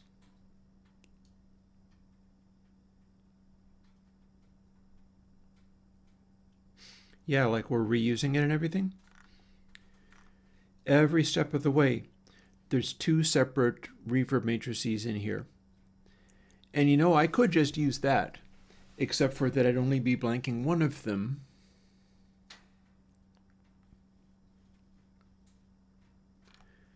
But I could do that by figuring out which one is the dual mono one.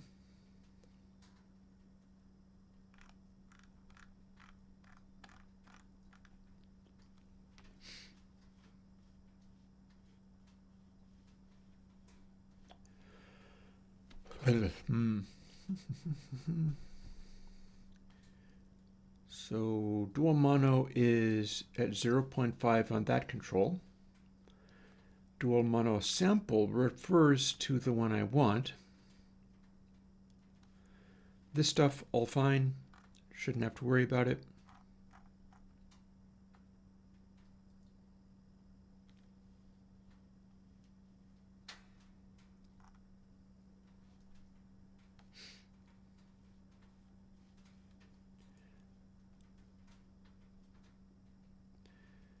A and F are associated with main sample.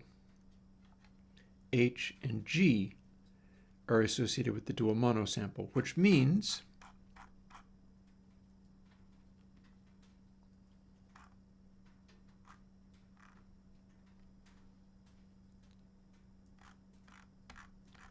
well, that should have worked. Okay, so B equals dual mono sample B4AL compared to AAL. Okay, so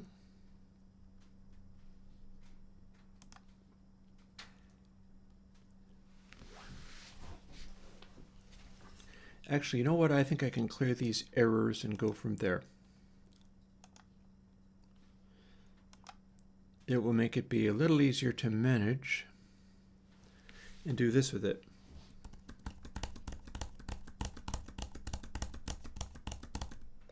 There, that now blanks out the dual mono version. And,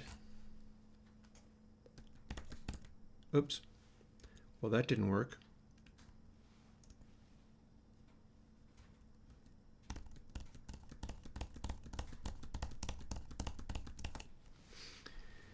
And then this stuff, count is going to be replaced with something. What's that going to be? C4. Yeah, that's our counter number. So C4AL and C4AR instead of count AL and count AR. Well, that's easy.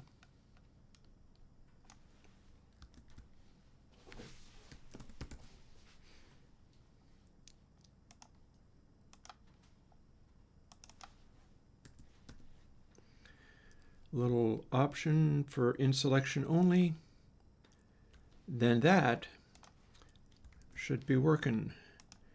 Let's see if we got it working. If we did, then the whole thing should operate, but at no point are we ever reblanking the normal mode reverbs when changing the setting. But both of the reverbs should have their settings changed. Let's find out. Might even be able to demonstrate what I mean by that, by demonstrating where it goes wrong. And just for funsies, let's do it on my classic reverb sound. And let's see what we got. Ah, and nothing was set right. Actually, I can default. Bing, there we go. Except for, well, let's see what we get. Do we get sound? Does it make audio? Yup.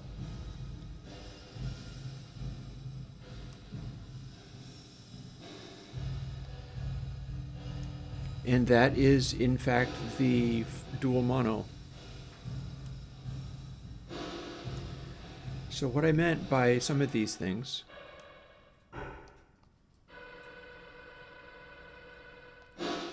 okay, that clearly has the sustained thing from Galactic. We've got replace from Galactic. That doesn't really have a place here. But we're successfully changing the size.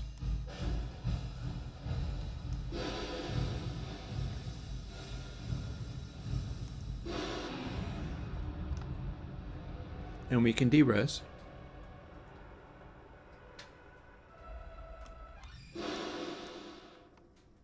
And we can filter.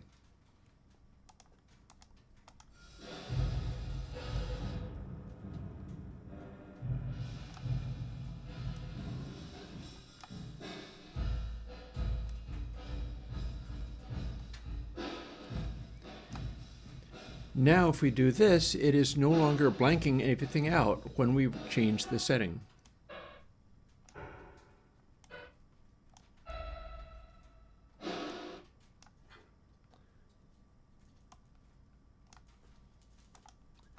Although, to be honest, it doesn't sound right.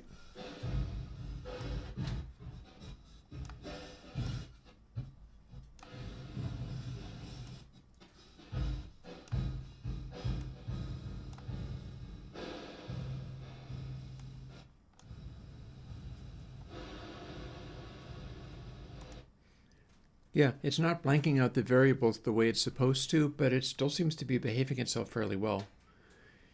I didn't expect that, but it's fine, I guess. But the purpose here is to, once I have the delay times worked out, I'm going to be bringing in a whole new set of times that are going to be much smaller. Like rather than this, much more like these, but even smaller than that.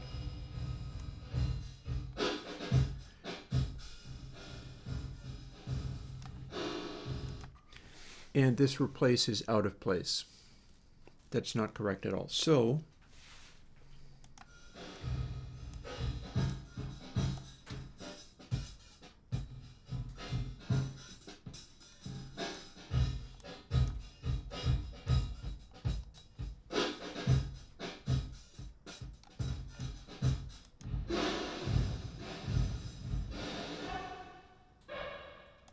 yeah, that's still too much sustain. I'm going to have to go and find another place for this, which is cool. Nothing wrong with that. Did at least get it up and working, so that part's cool. So how's my coffee hanging in? A little more coffee before it is quite 2 in the afternoon. Yikes.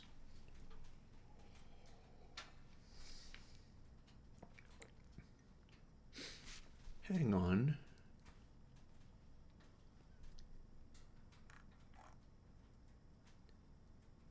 It is correct, or is it the dual mono one that was being blanked? Which is the dual mono one?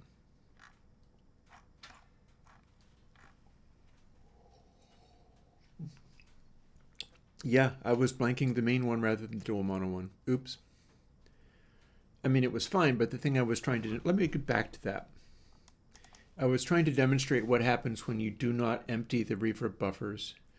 And I did not successfully demonstrate that, but that was for a reason. It was because I got it wrong.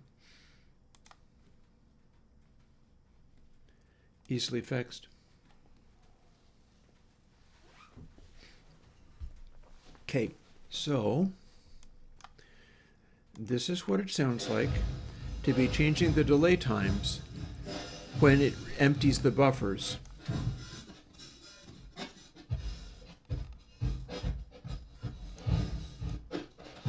See, it gets quieter as it goes.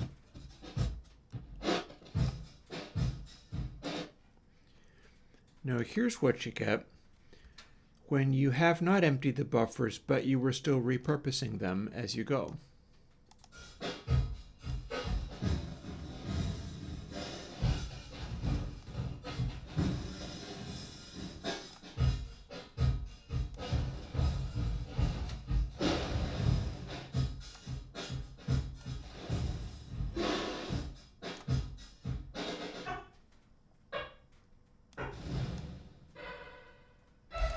Notice how the drum stopped, but then as I zooped it down, there they were again, because their audio was stuck in the buffers. And the idea is to not have it set up in such a way where, you know, you're doing this here, or maybe you're doing this.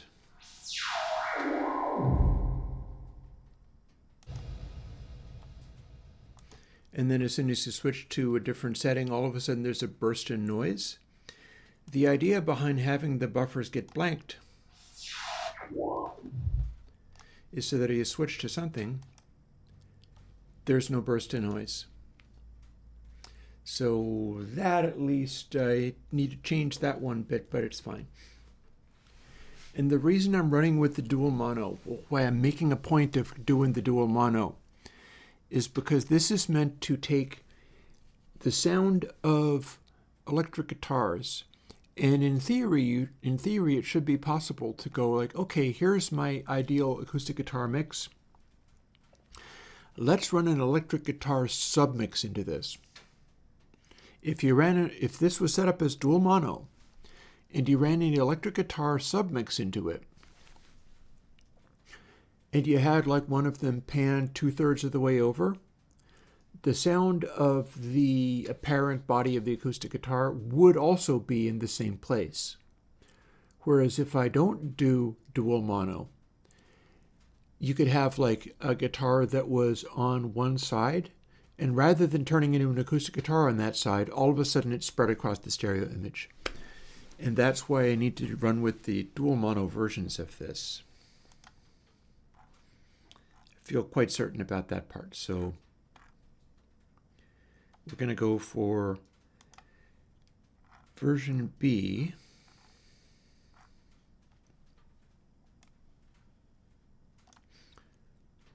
So here's where I do another little search and replace.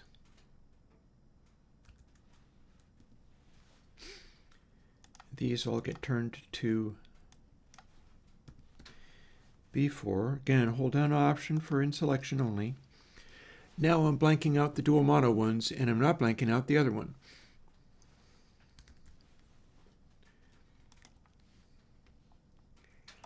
While I'm at it, let's get a little aggressive and remove all of these other ones.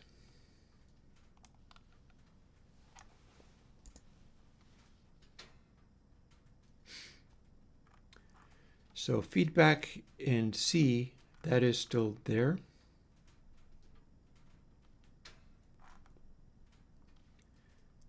C's are counter. I'm pretty sure F was the one that fed back the standard one, and G is the one that feeds back the dual mono one. Well, let's go and look. Far be it from me to make assumptions about something like that.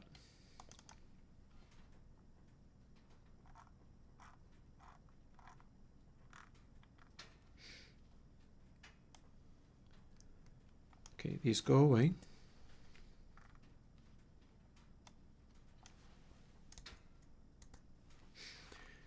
Here's the ones that are left. And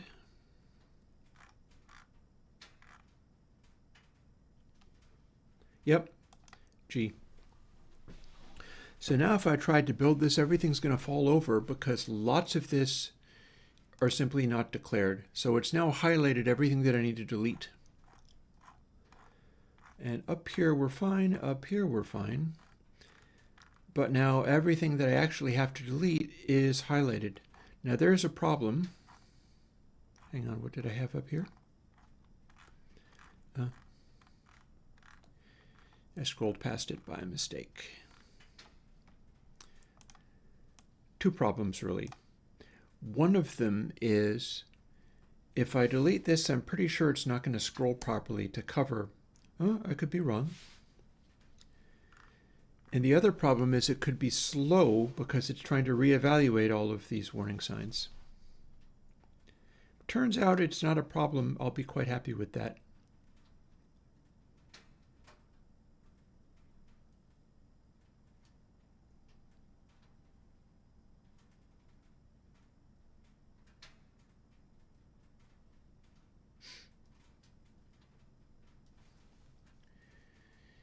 I'm looking real hard at this, trying to figure out whether it's doing what I want. Ooh, I see.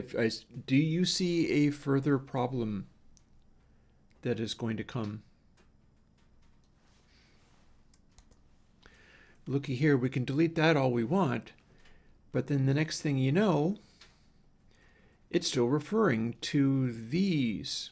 It's still referring to A4AL, which no longer exists. Let's see if it finds that this time. It does. But if I delete these, this variable is no longer instantiated. It only gets instantiated the very first time, mind you. But that means I do have to go and do this. After that point, I should be good, I think.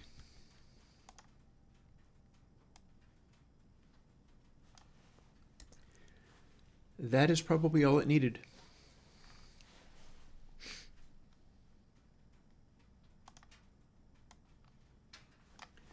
So it is telegraphed that that needs to be removed.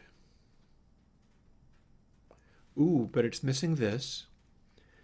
So for some reason it has not had a problem with this, but it will very soon. So if I deleted the other bit, then it would have found that error. Same with here. I see that this declares hello.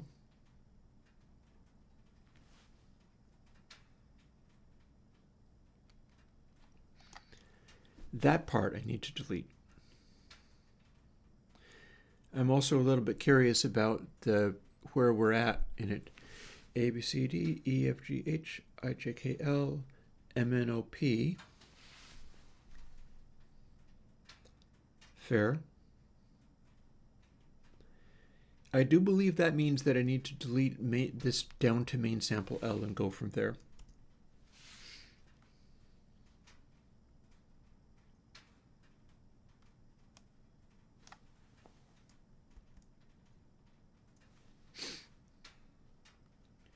Probably don't need to have these be cross-modulating. In fact, it might be good if I don't. Maybe. Oh, let's just assume that I should put that back. So let's scroll back up. Let's not have main sample L exist in this. And let's have dual mono sample L be bez sample L. Cool, cool. We have some little warnings over here, but they don't seem to be warning me about anything. See, it's continuing to refer to stuff that isn't there anymore. Over to here.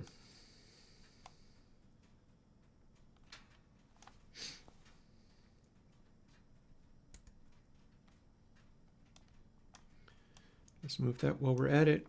Oops, fumbled it. Fumbled it.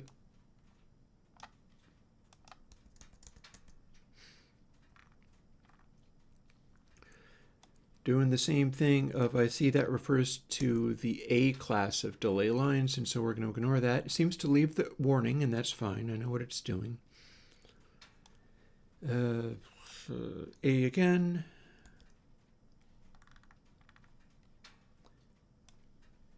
A again. This is a fairly clever arrangement, although it's a little bit wasteful. Like if you're not using both of the banks of reverbs, it's a little bit wasteful.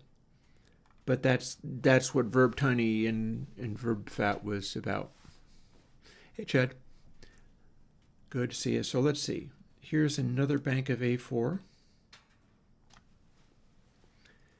And the feedback. And again, we're not dealing with main sample here.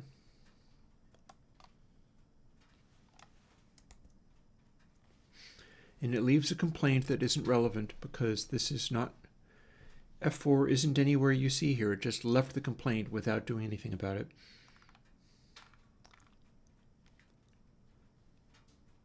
So here we just straight up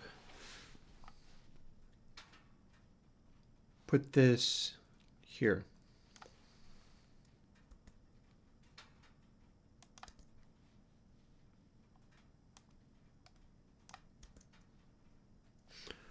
Or indeed,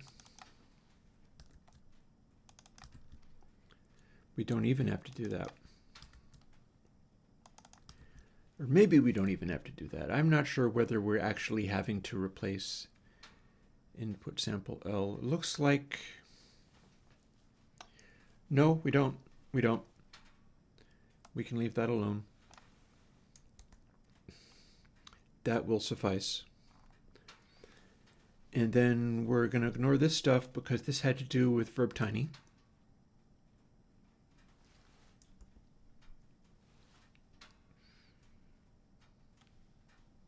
It's a good flag for we're doing a dual mono feedback assortment. And there's probably going to be just the tiniest little bit of stereoization on it, but it's not going to be much. And then here we are. I think we're long past the point of being able to delete all of this stuff. This doesn't have anything to do with anything anymore. Boop. But what might be enjoyable is to go and find where we're getting our feedback scenario, regen and attenuate and so on.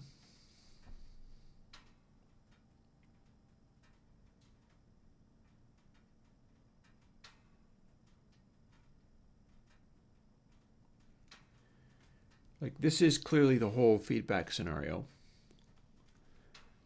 And I feel like it's maybe not lowering the regeneration enough.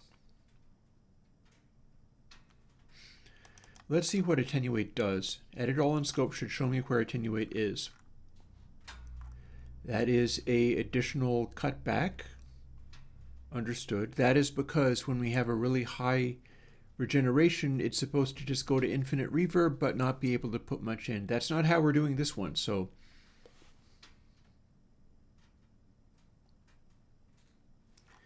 and I don't think it shows up anywhere else. We still haven't rebuilt this, have we? No, it hasn't. It isn't showing up anywhere else. So here is a place where we can straight up make this go away. We do not turn down our input sample anymore because we're not doing galactic. This is never going to go for a full sustain situation. We might have too much regeneration on here. So 1 minus power, we're going to sort of half. Let's just find out what this gives us. I bet it'll build. Oh, unused variable. That's fair.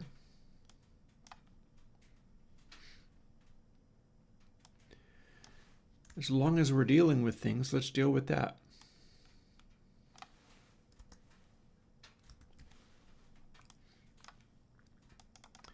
That is no longer a thing. So much so, in fact,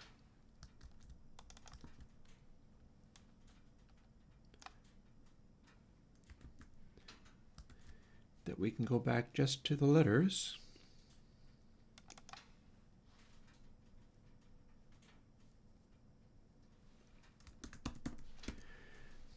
We'll call that reso because that's more close to what it's going to act like when we're finally done.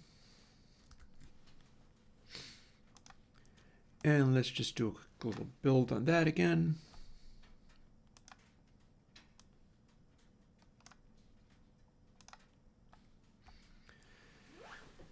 So now what we've got is something that is very close to being the correct values of things, except for we have the sounds from clear code instead of the sounds we're going to be using.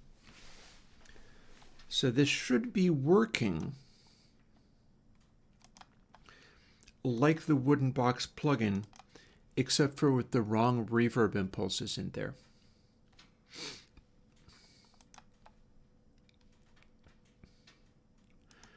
Let's see what it's given us. And reso of 0.5 seems legit.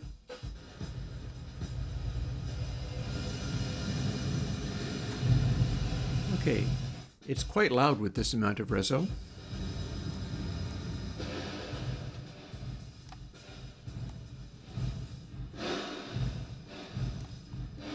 And if we have a small sound,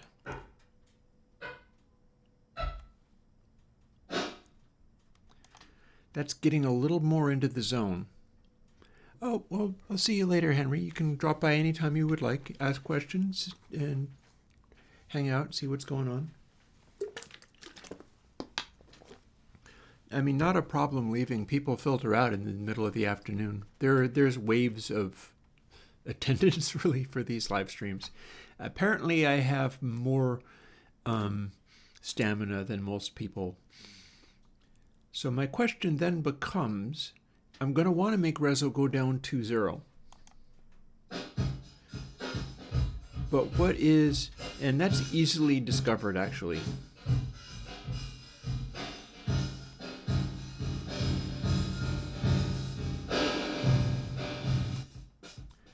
Because if I turn it all the way up,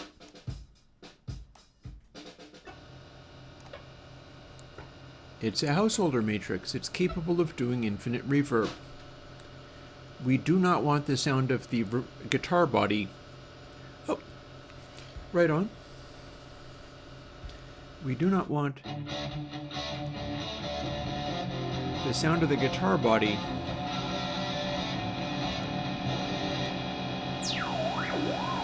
to just sustain infinitely like this.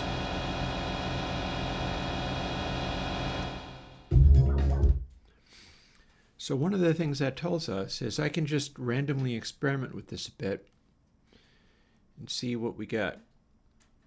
Like this whole complicated business, all it's doing is adding some variation of this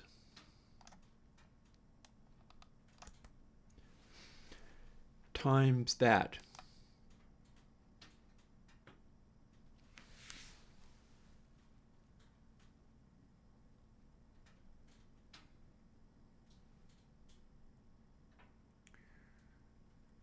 And the way that all of that power stuff was doing, that was just scaling it in a certain kind of way. So this should still give me the capacity to make it do infinite reverb or to make it do not so much. What I'm looking to do here is find a spot in here where it's obviously giving a bunch of sustain. We could even select these little noises for it.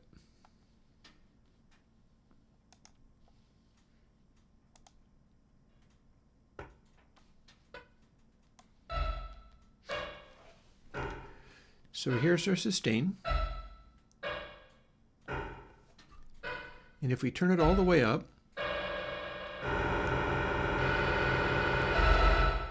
so that's infinite sustain. And that is our sort of middle setting. So the question becomes, at what point is it sounding like a guitar body amount of sustain would be? Because I think that's more than you want. Like I can bring over a guitar and show you.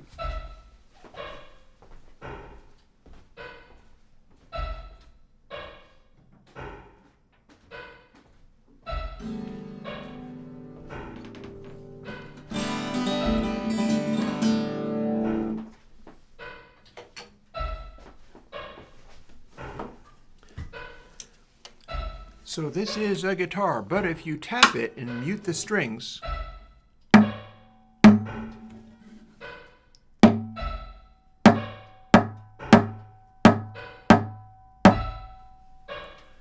the strings up at the pegboard are feeding back.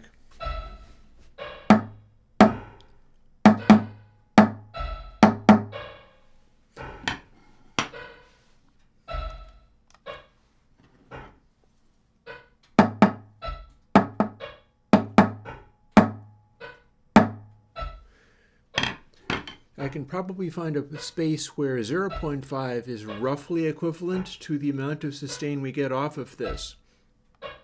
I think we're slightly lower at this stage.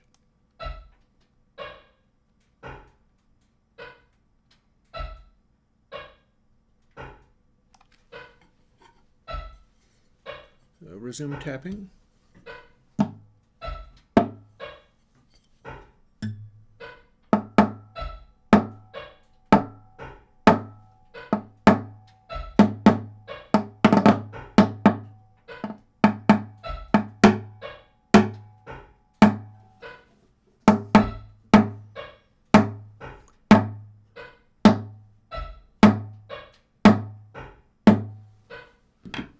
Maybe a little tiny bit more.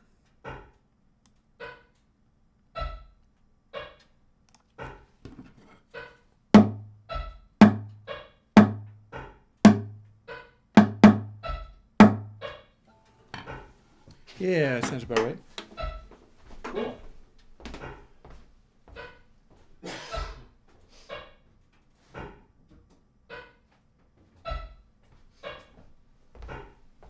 So now what I can do is I can scale the whole thing around. That is going to make it go so that the smallest amount is considerably less. So 0.15.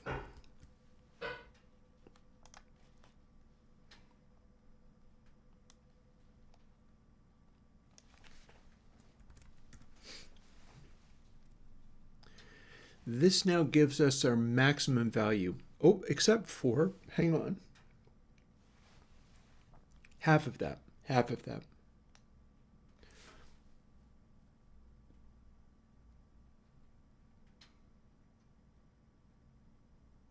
Or, so what I'm looking to do, I think I can figure it out, but give me a second. 0.15. If I intend for that exact setting to be 0.15 on the final one, I need to use half of this.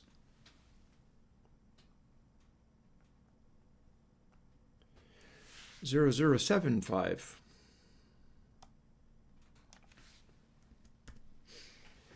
Now if I multiply that by 0.03125,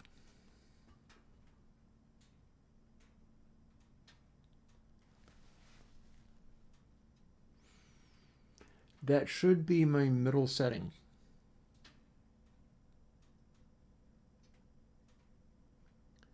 I'm struggling at how to get this to work. I guess we'll find out.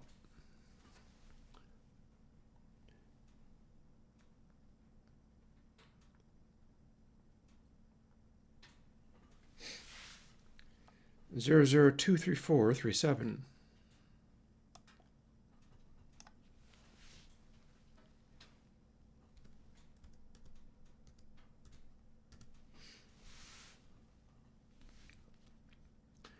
So now we've included that.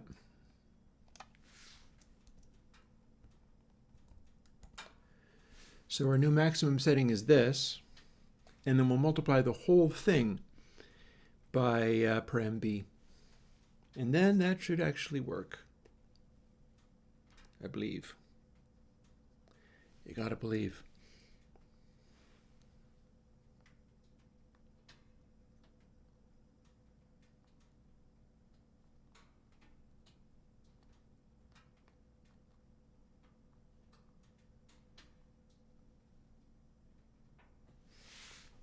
Neat, okay. So we're actually fairly close to 0.33333333.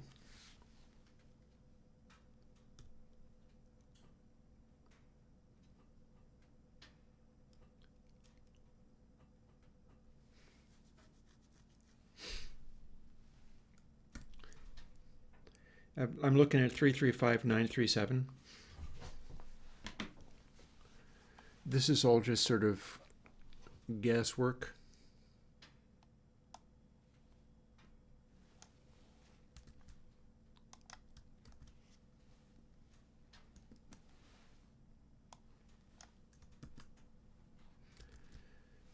So either this is going to work fine or it's not going to work at all.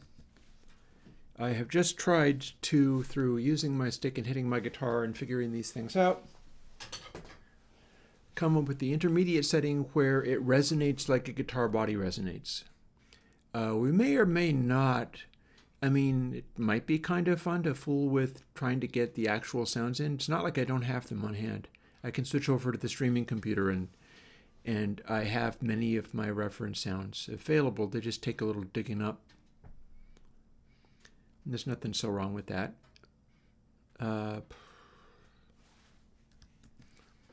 Let us build it and see what we got.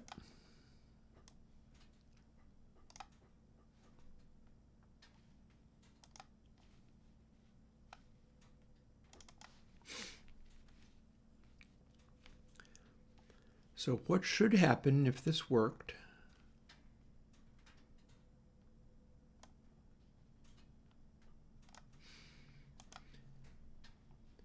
is we should, I don't think any of our settings get to be overly sustainy anymore. Oh, selected the wrong thing. 0.5 should be the same amount of sustain I had before.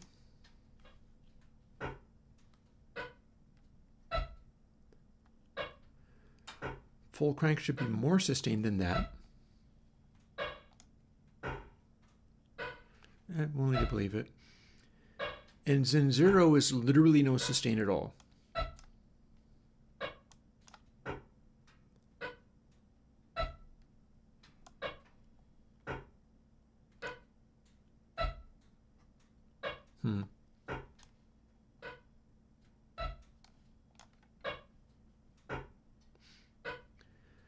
Let's see what happens when we use a much bigger select.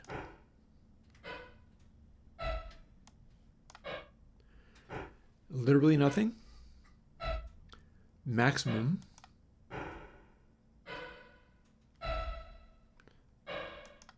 Half.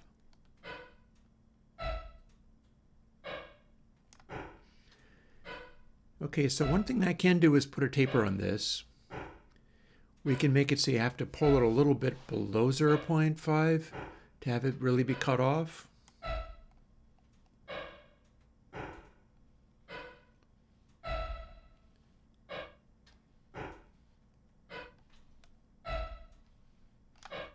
I do want to be able to cut it off to literally 0 in case that comes in handy. Because part of the fun of this one is that it should be able to be like a coat of paint on things, like not necessarily even here. We'll do something else with it.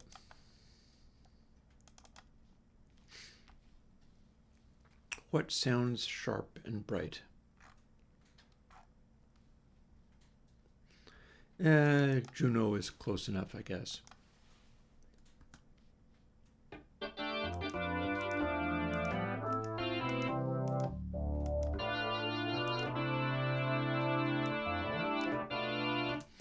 Okay, so doing this, here's half reso again. But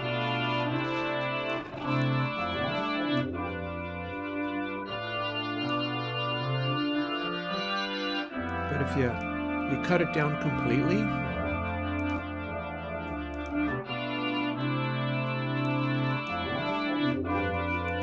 I think we're a little too hot. I think the output of it is a little too hot. But, you know, do what we can.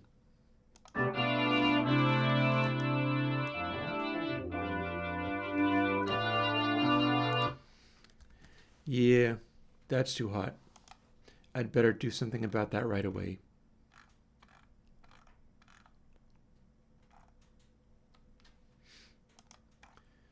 So we are apparently, okay, so here we go. Here's our total output. There, we've just taken it down 6 dB. don't like that, we can do something else.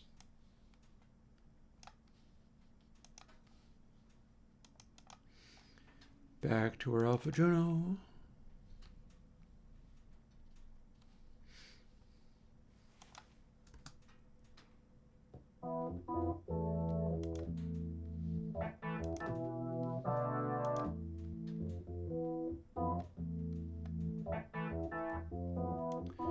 Let's do that bit, because it's staccato.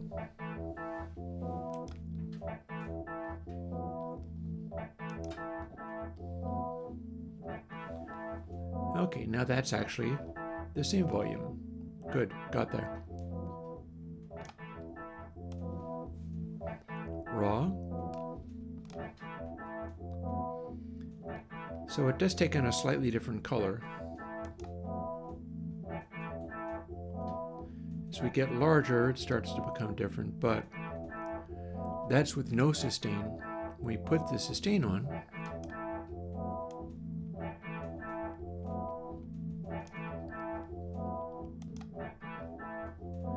I feel like I'm going to need to add a little bit more of the sustain. Not this much. That's more sustain than you need, but a little more than it currently is, and I know just how to do it. Since the sustain at the middle is not big enough, and since the number needs to be bigger in order to make a bigger level, we can keep this multiplied by 0.336. That part's fine. But we need to scale this differently, so we're going to do that power function thing again.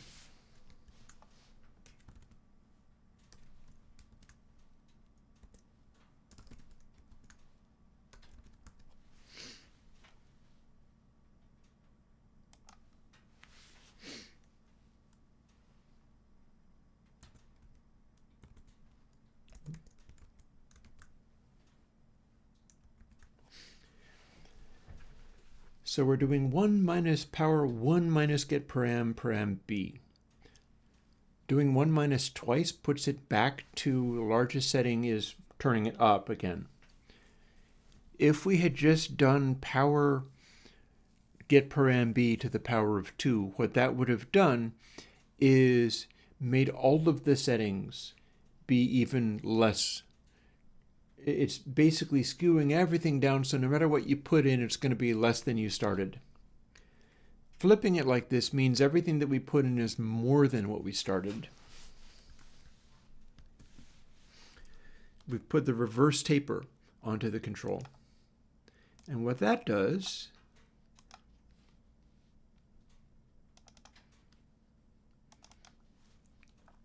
is it sets our sustaining parts closer in to where they should go.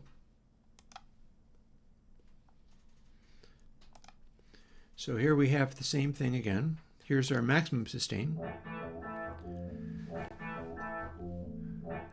You hear how it sounds a little bit roomy? And here it's completely and totally dry.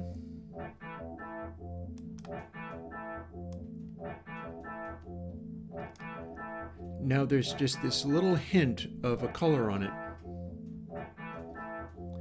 More obvious if we take a much longer delay. Nothing. But it's still all wet.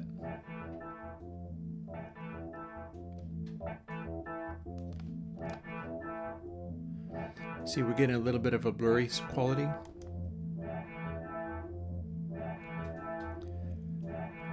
Full reverb,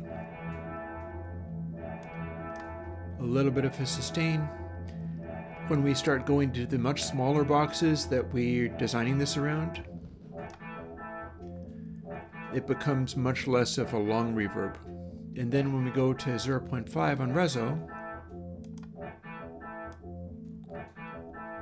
there's just the hint of an ambience in there.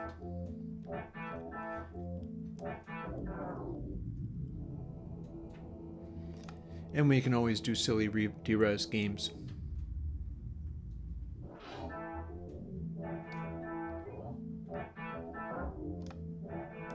Like this.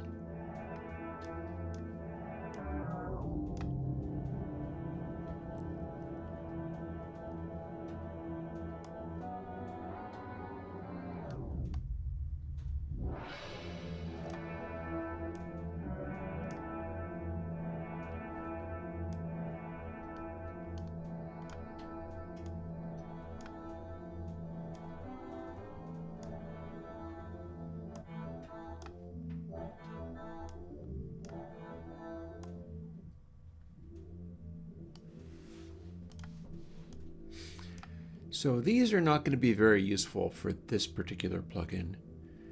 I'm of two minds about even continuing to have them. This does let you change the size of the thing.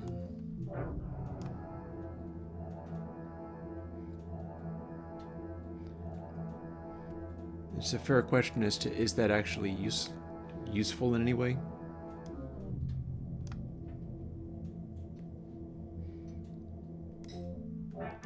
Whereas if we're doing this, filter,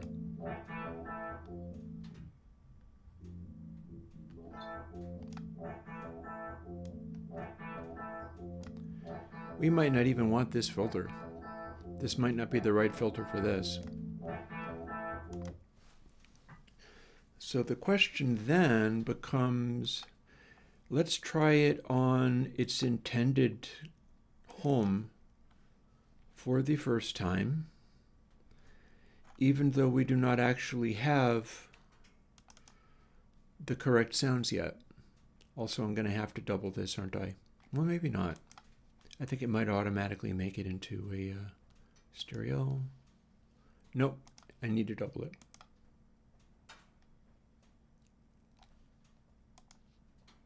There we go.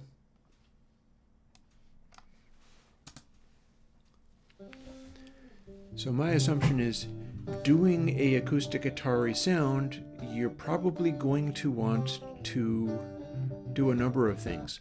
One of them is probably take away the lows. And I bet I can do that by layering this right. Like layering it inverted will probably work.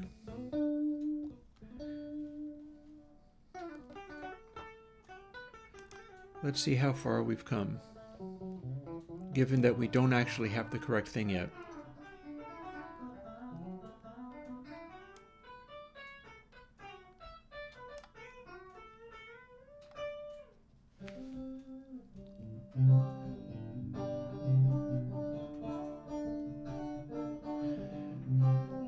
It's a little dull.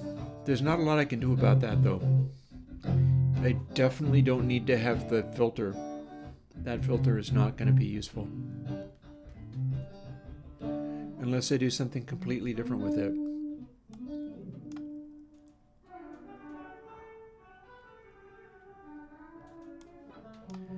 I'm also not convinced that derez is any use in this plugin either.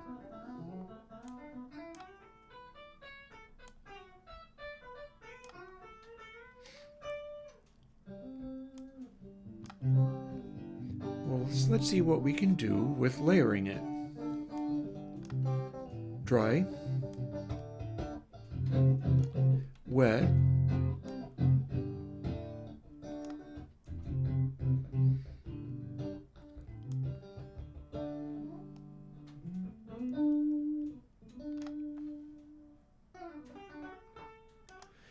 I feel like I could make that be out of phase and it might work better.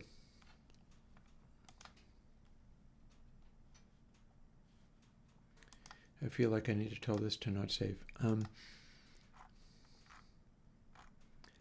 That will require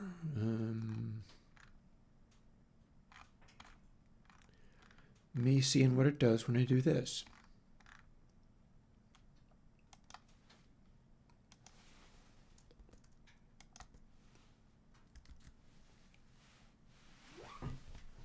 Lovely. Do we have a nice cancellation effect now?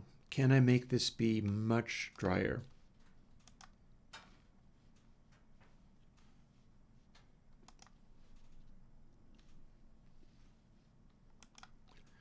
Well, I don't know, but we're about to find out. And I got to remember to make it stereo. And I'll select this stuff, assuming that a Strat is probably a good candidate for things people would turn into acoustic guitars. Now what have we got?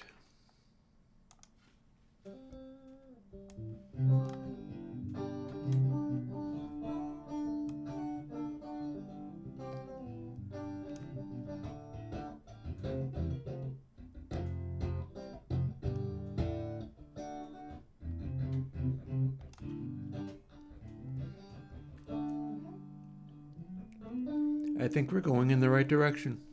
I think this is the right direction. Let's give it a little more reso.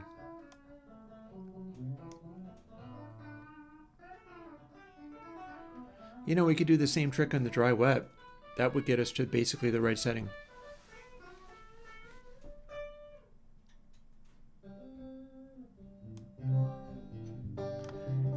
Here's our dry. That's the fully resonant sound.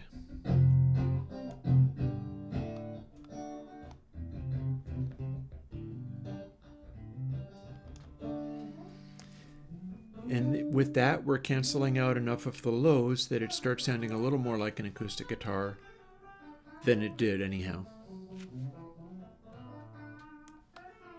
Let's select a different section.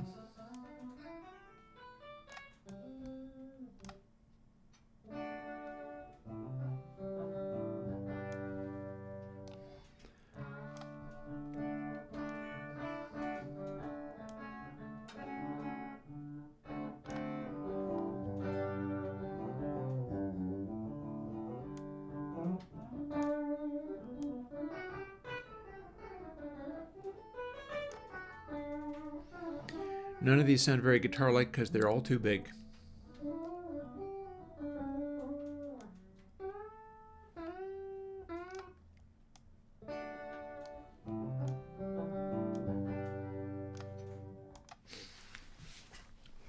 All right.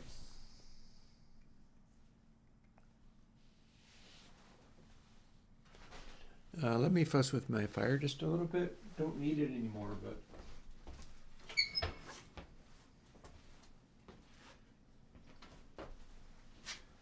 I'm setting it up to burn its coals out.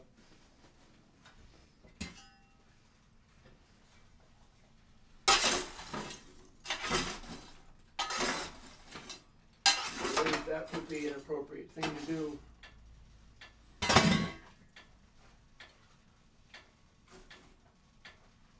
Set it up to burn its charcoals out.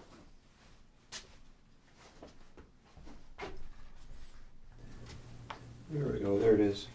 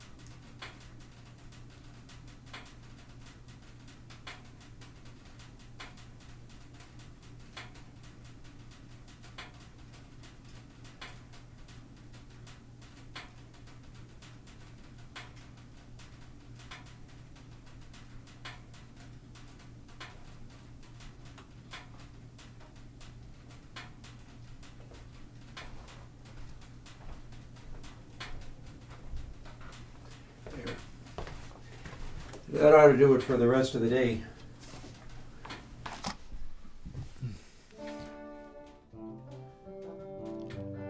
Now back to this. And we shall see what we got.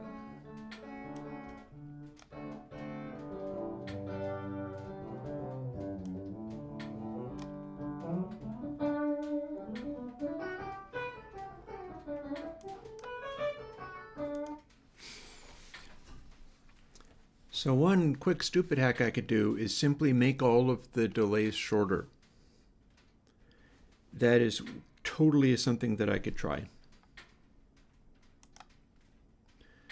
That'll give us a bit of a head start on knowing what it's going to be like.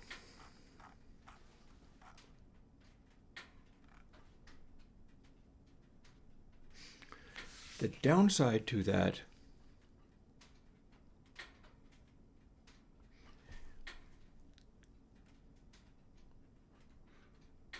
or I could give like horrible garbage values. That's not impossible. I could just like take the most significant digit off of all of these and see what I get in the end. The problem with that though is that what I will get is garbage. I will get garbage out of that. So I feel like maybe the correct thing to do, which is not doing that, is let's go over to here and see whether we can do something more productive.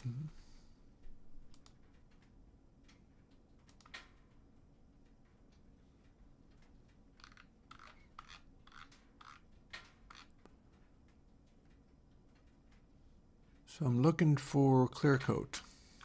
That's under C.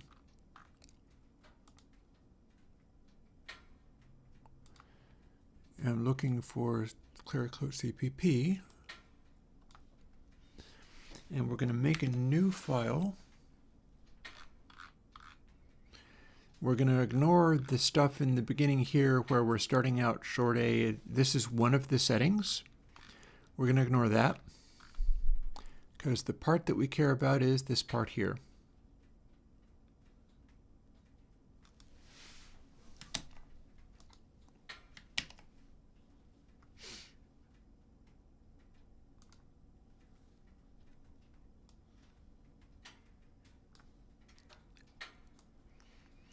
Here's what it looks like zoomed out. 16 different things. These are all numbers. We can run with all these numbers. And I've got another batch of numbers that I can throw in there.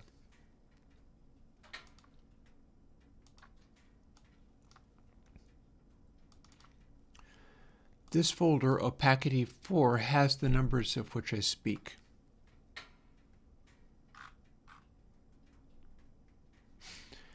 And here's what these sound like.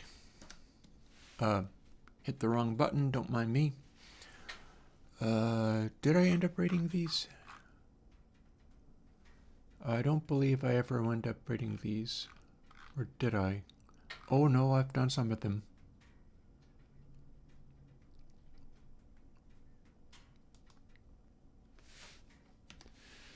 So I started going through these. Maybe it would be maybe this is a good time to do this. Hard to say, really.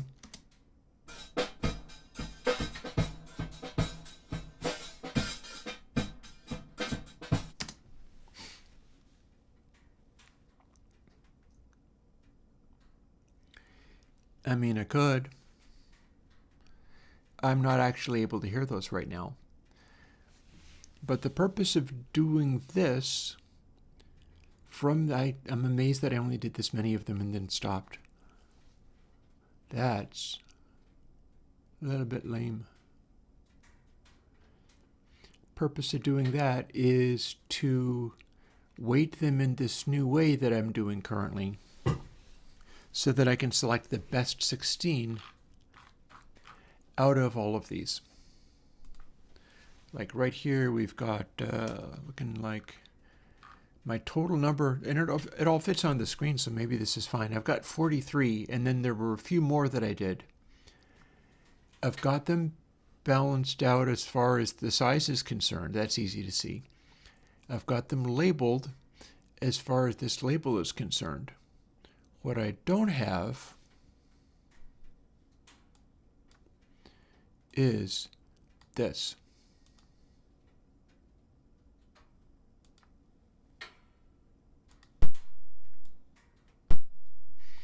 I am measuring all of these according to this. You know what?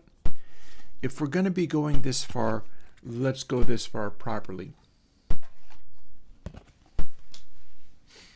I need to set it up so that I can hear what that noise is, but I can probably do it through the speakers and it'll be fine.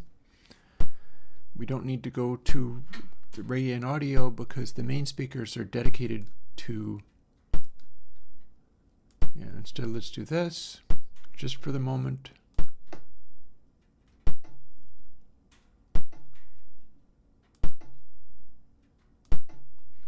So I can kind of hear that.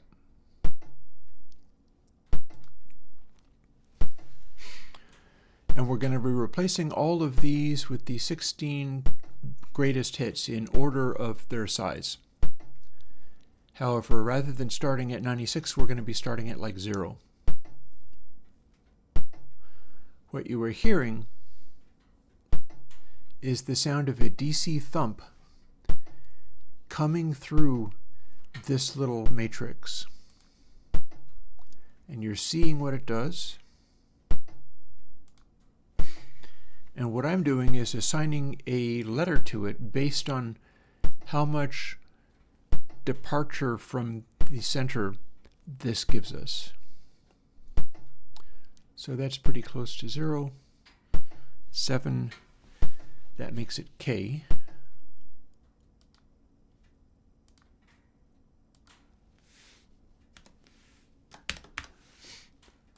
I do this every morning for hours. This is how I get all of these. I've already done this process for a whole bunch of other ones, but we're going to go through this 43 here so that I can use the results. See, different. So that's 38. So we'll add 2 to get it to 40. Then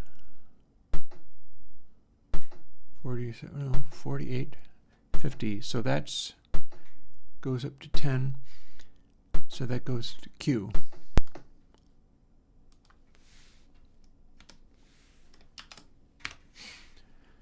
If I'm lucky, I will end up with one that really shows up what I'm trying to measure. If I'm not lucky, I won't. If it sounds like I'm babbling, it's because it sounds like I'm babbling. Let me at least move it to where you can see what it's doing. See, so we've got wiggles there. They're pretty consistent. That is a convolution matrix doing a particular thing. So 39, so we add 1. And 46, so that will go to 7.5. That's an L.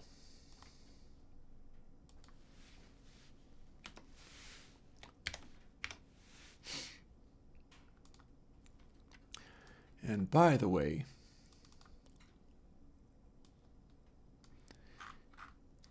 here's what this can result in.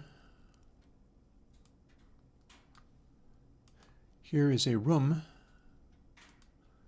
that is not very tone colored.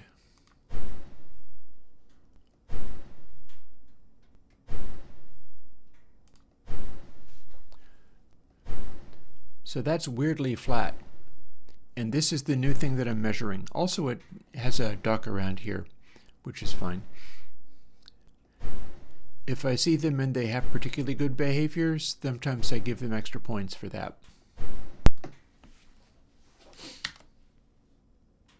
So that's an unusually good behavior as far as this stuff is concerned.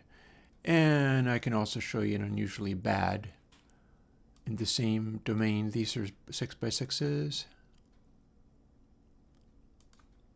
So this is an unusually bad. Same thing, it's just a reverb impulse. But this one has massive notches and peaks in it, the other one not so much. So you can do that. And that's what we're doing here. We're going to walk through these 43, except for now it's about 40. I started already. Going to get that where I can see it. And we're going to walk through this, and then we're going to pick out the best 16, and we're going to hear what they do.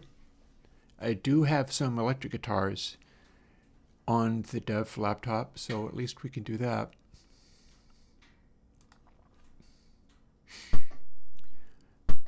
Yeah, So that is a very big resonance, just over 1K. So this is probably going to be a really bad scoring one.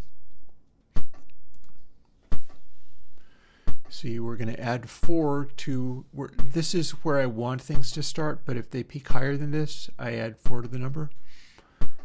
And then it goes to 8, 10, 11, 12. This is rated U. I've got letters associated with these numbers. And then we can sort them in the in Finder. That was one which does not have a very loud sonority to it.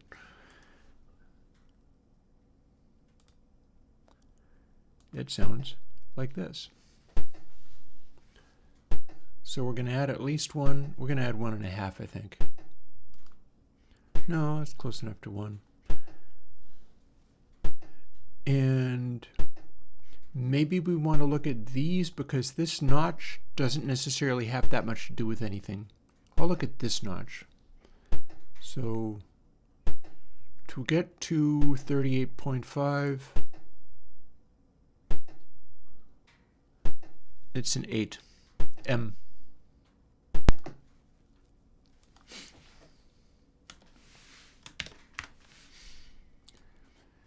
See, the neat thing about this is once I'm done, I can just hit a button and it sorts them by letter. So all the high scoring ones will sit in their own little category and I can pick from those. This is probably the metric I want to go by for these. Oh, look, this one sucks. It's terrible. So in a guitar body, this would be wolf notes. It would be like you hit a note and it goes honk. You don't want wolf notes in your guitar bodies. So that's what this will simulate, except for you don't want them. So we don't want that. And let's see, we're going to do plus 2.5 thereabouts. 7, 9.5 gets us to P.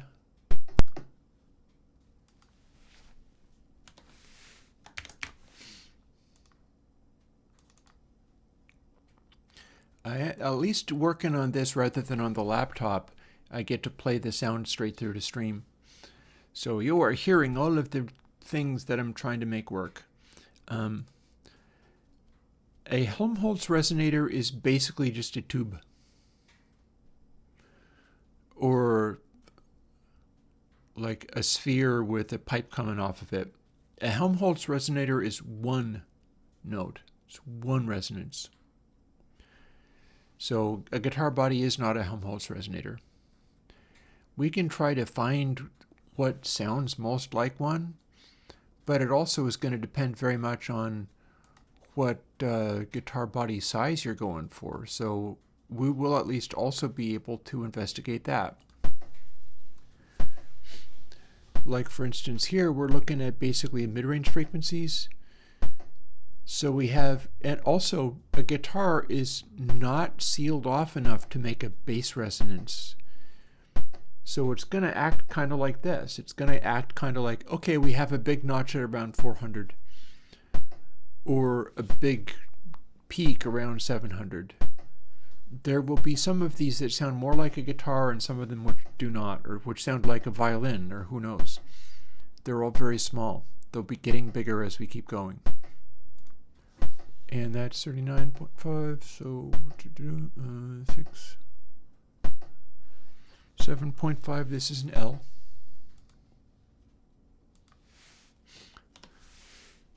Honestly, I'm taking an L on the whole stream doing this stuff, but it's part of the job, so, you know, I will go and do this part of the job even if I have to do it on stream. Well, that looks promising. I like that better.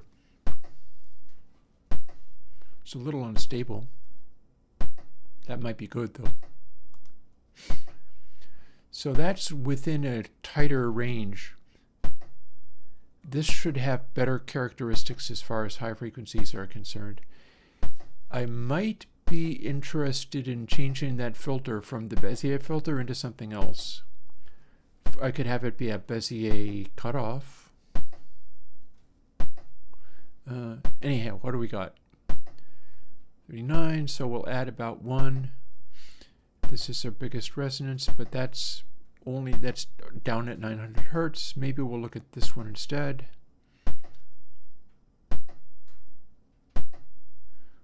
Call it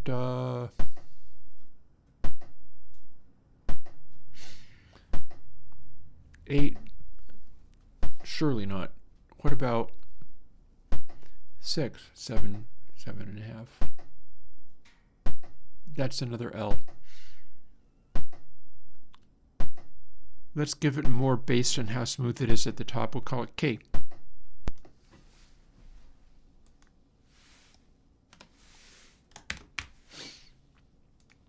I'm looking at these behaviors and going, well, there's this area in the high frequencies or upper mid-range that is unusually flat, so let's give this one an extra boost based on how I think this, compared to, for instance, that, which is very weird. Sounds like a banjo. That clang there, it would sound like a dobro. Big peak around 2K. It's going to make it sound like a dobro. So that's 2.5, almost 3. We'll base it around here and let this stuff be what it is. Although we're probably interested, but as long as it's not a big spike there, then that's probably fine. So that gets us 8. Call it 8.5, we'll call it N.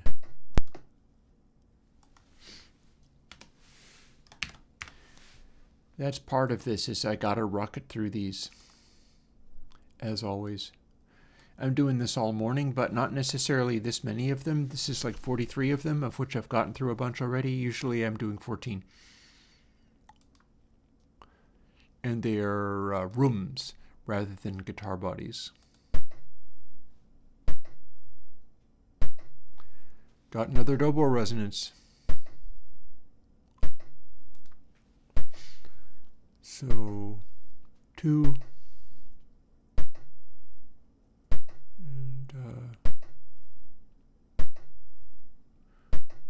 We'll call that 7.5, maybe. L.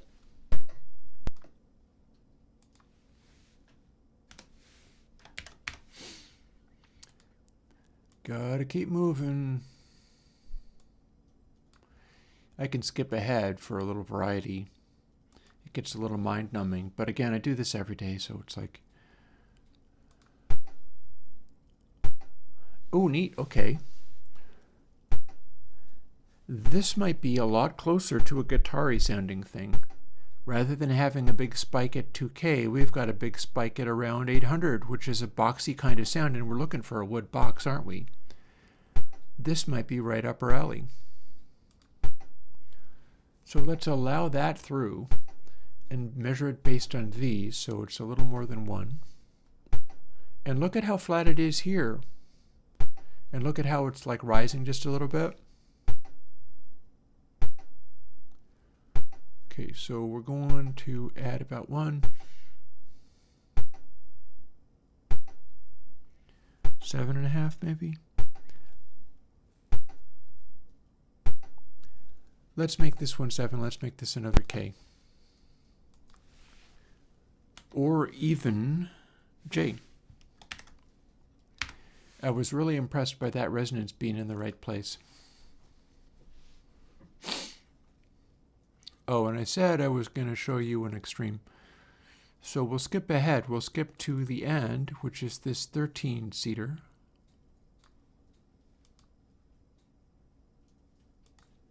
This is more amusing. I can go through them backwards. And this is now large enough that it stops sounding as much like a guitar body and starts sounding more like a little tiny room. I feel like the little small ones are going to be more appropriate. This, however, it's 1. So that's a 7, that's a K. Fairly smooth, but we do have a bunch of big spiky resonances in there. And they are not spiky resonances in useful places necessarily. So that was another K. Also, we see that with the gray dot there, that means it is more RMS energy relative to peak.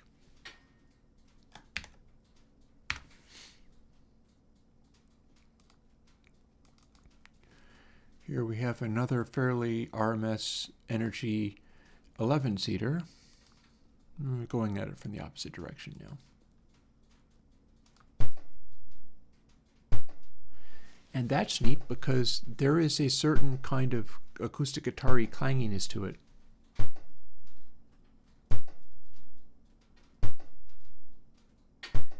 Yeah, I think I enjoy that.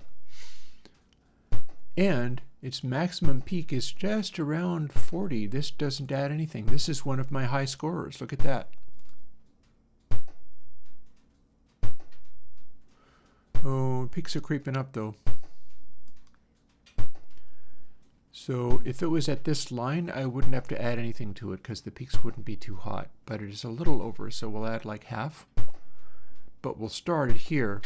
So that gives us a 5.5. That is an H. This is the current high score.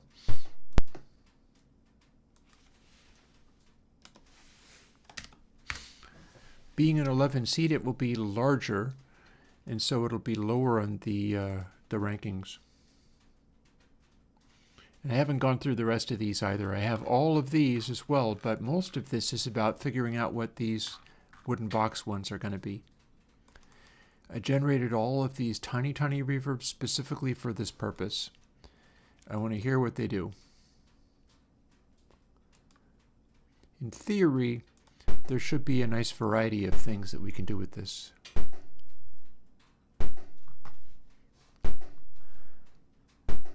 Okay, that's kind of a neat clang.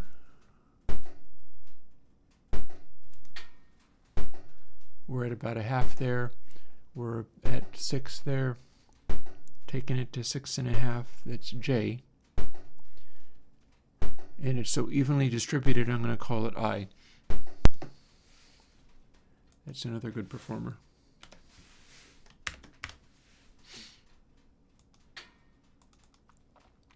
Moving right along in search of good friends and good news.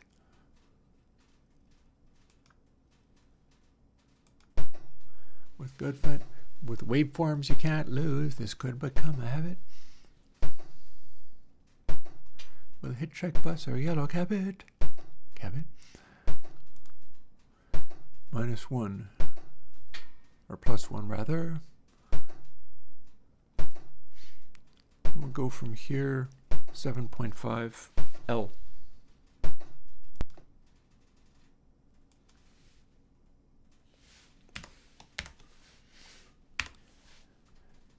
You all are actually getting the direct feed, whereas I'm only hearing it through a computer monitor. So if anything makes you jump up and go, oh my God, that sounds like I'm hitting the bridge of an acoustic guitar, then say so.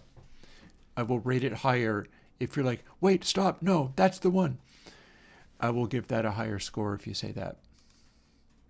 Because technically with this, I'm getting the numbers, I'm getting the letters, but I'm not actually getting to hear it.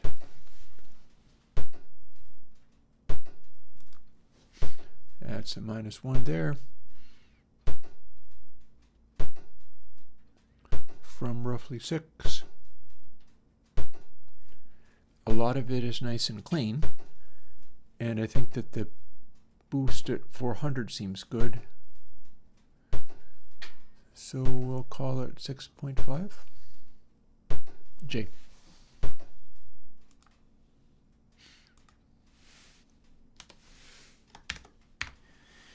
I'm starting with a disparity of 2 dB is rated A. And then it kind of goes from there. 2.5 is B, 3.0 is C, 3.5 is D, and so on. It goes all the way up to 14.5 dB is rated Z, and nothing so far has done that. So it all fits within the measurement scale. Happily, this is another way that I can do my thing. Interesting. Alrighty, so that has very low peaks. Probably comes off as a smallish guitar though. The frequency of 800 as its peak. All of this stuff is so small.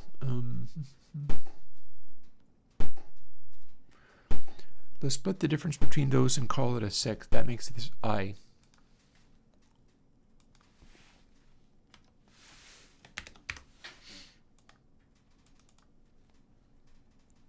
It will be sorting them by letter when I'm done.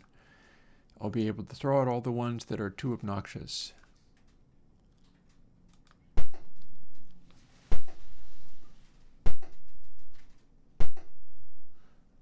Like this one clearly sounds overly metallic. It's a dobro or something. Not that that's wrong. It might be worth having a dobro or two in there. I probably will have a dobro or two in there whether I like it or not. It's plus 2. Here's our high end. 7.5.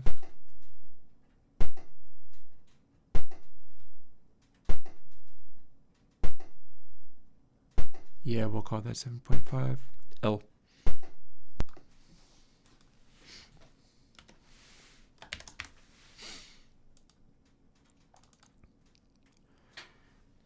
See, this is where it gets kind of funny, because this is the kind of thing where, to some extent, I can get away with just measuring these and piling a bunch of them in the plugin and letting people pick which ones they think are convincing.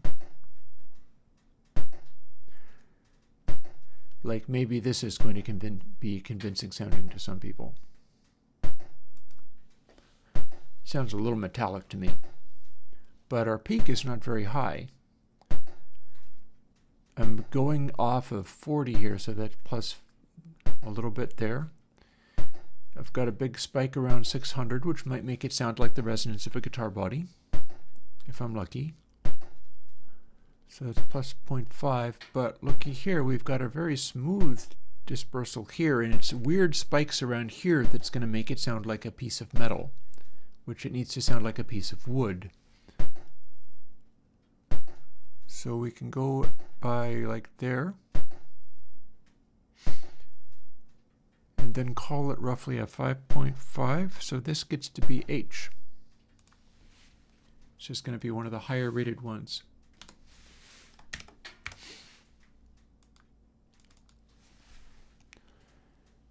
And we're just going to grind through until we get a end result. If we're lucky, I actually get to compile this together and add all the new data.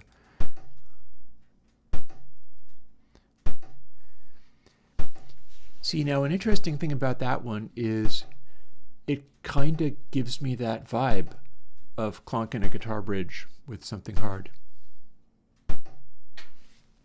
Maybe not perfectly, but it's got something to it. So firstly, I'll freeze it. I see that none of the spikes are 1 dB past 40.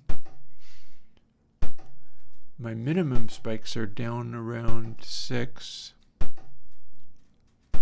And very close to that, in fact.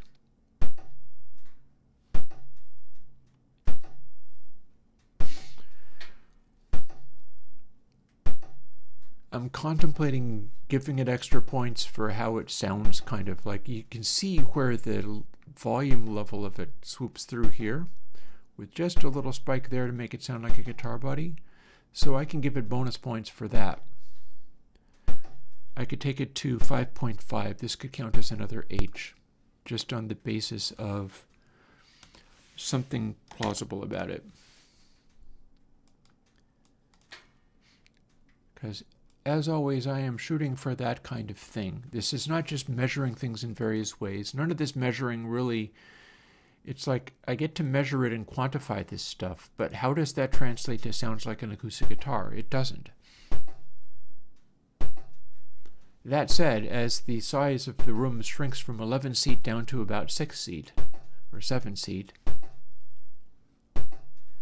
we start to get into a zone where there's something plausible about it. I love how smooth this is up towards the top. We don't have any big changes up here. We have a big spike a little over 1K. That's not necessarily desirable. I'd want the spike down here.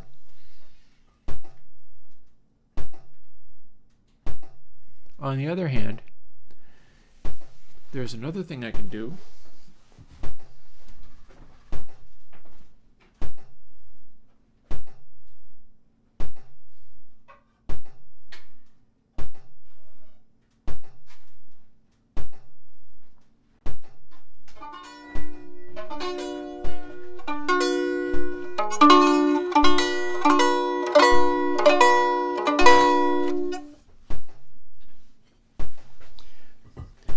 This is a garbage violin. I've had it for a bunch of years. It was worth about $50 at best.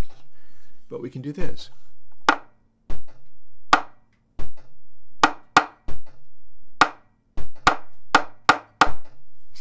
So if any of these smaller ones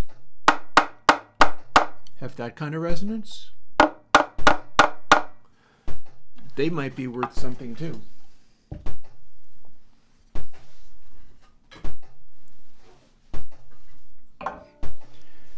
Meanwhile, what do we got here? A little past 9, so plus 1.5.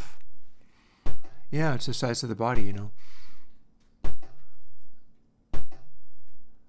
I don't think I want to go with the big spike and dip there.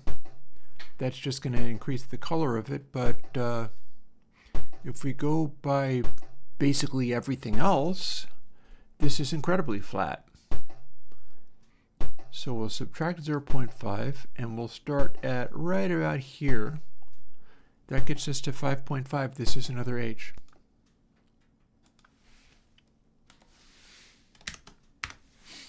You may be able to dial that one up in the Wooden Box plugin by the time it comes out and hear what that sounds like for yourself. If it's very good and makes it all the way through. We're going to get to pick like 16 of these, so there's that. There will be plenty of choices. Ooh. Okay, that's great fun. I love that. It's a little bright, but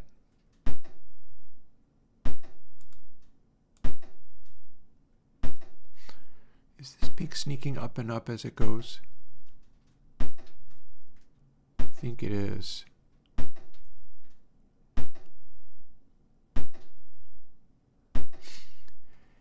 Yeah, we definitely have a 2K spike there.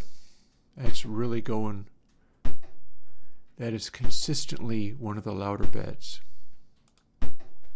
But it only reached up to 39, so we add 1 to the result. And we're going from around here, so we'll call that 5.5, so it goes to 6.5, so this is another J. Bit of a low frequency bump there, but I'm enjoying how flat that is.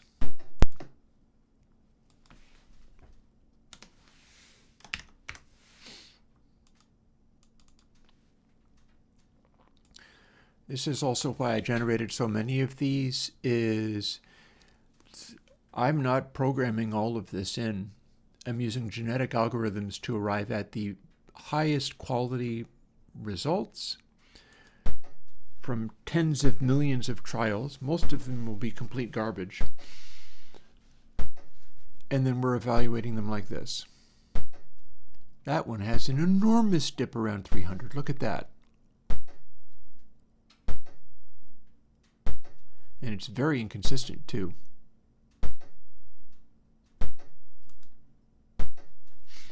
So what do we got there? Almost nothing breaks above minus 40. That one does, but and then here's our dips. We have a big dip around 1K, which is probably going to help it sound nice in the desired context. This stuff is relatively flat, and then we have a big dip around 3K. Yeah, this might be another good performer. So that's around 5. We'll call it 5.5. This gets to be another H, but it has very different low frequency behavior. So this is how it's going to work. We're going to make this, and rather than having a batch of reverb sounds in there, you'll basically have to plug your guitar in and then switch around and be like, does this sound nice to me? Does this sound nice to me? And probably find one that you like at some point, if all goes well anyhow. So 5.5, that was an H.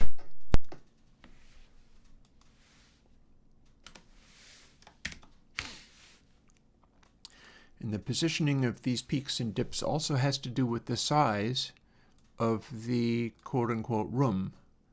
It's not really a room. It's too small to be a room. But it's a tiny wood room, which is like... Have you ever seen those pictures? Oh God, this one's terrible.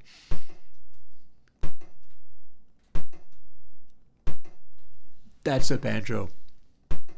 Horrifying.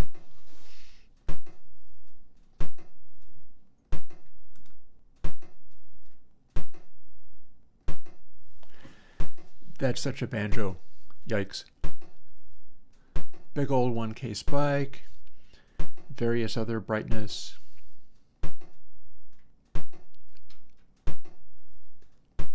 So that's weird. So, let's see. That takes it to 0.39. The rest of this is very flat up here, but then we've got huge departures here. That said, I don't know whether a big dip in the lower mids is necessarily a bad thing for these. So I can look at this dip instead, maybe? Meaning it can go from 6.5 to 7.5.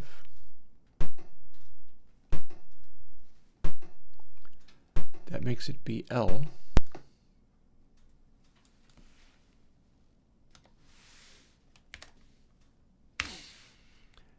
And I needn't think about that anymore. I don't have to figure out whether that's a great sound or not. I just have to figure out whether it meets certain conditions. And one of the conditions is get out of my face so that I can move on to the next one. Ooh, big low frequency boop there. And big resonant quality too. 1.5.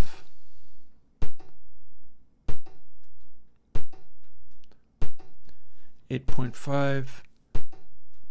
That one's an N easily. That's not very flat at all.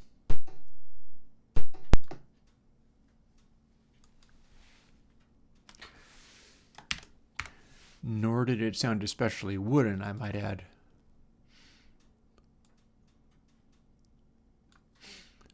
Okay.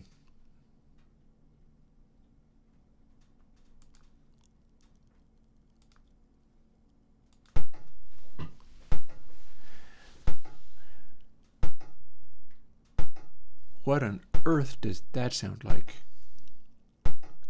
Tin can. Yeah, so here's your tin can guitar. Maybe it'll give it dobro-like quality? We've got enormous peaks and valleys going on here. That's really something. So 40 plus 2 to 38. 47 to 49. 4.9.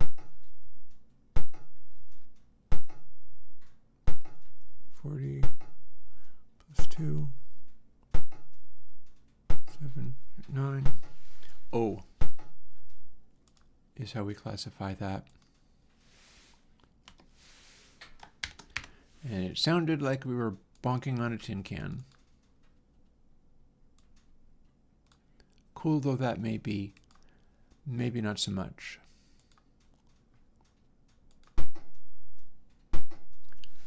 Okay, here's another very funky one. And again, this is the kind of sound that we're dealing with.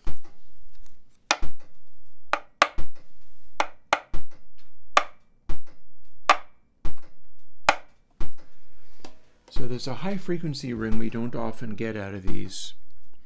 It's meant to sound a little bit metallic with the strings ringing in various places.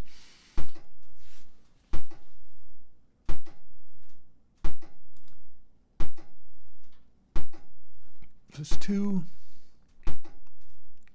That's a 9. It's an O.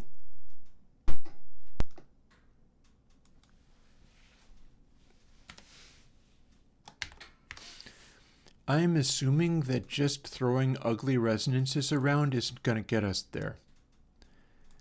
That's why we're using this technique to look for the ones that have the nicest resonances, or the resonances in the nicest places. Because anybody can throw a 4x4 matrix, throw some feedback in there, and get deeply obnoxious resonances this way. I'm just working on whether the resonances could actually be good somehow. So that's a big spike around 1.5K. That's not necessarily nice sounding. It only goes up to 39 though. And then here's our big dip, which is right next to it. That might be bad. That would make it 10.5 R. And I'm going to take it back to 10 because this part's relatively flat. So I'll give it that.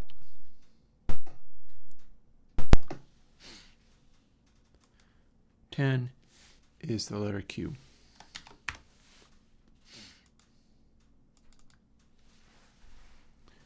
It's going somewhere. We're getting somewhere. We've done at least half of these by now. We're getting really towards the final point.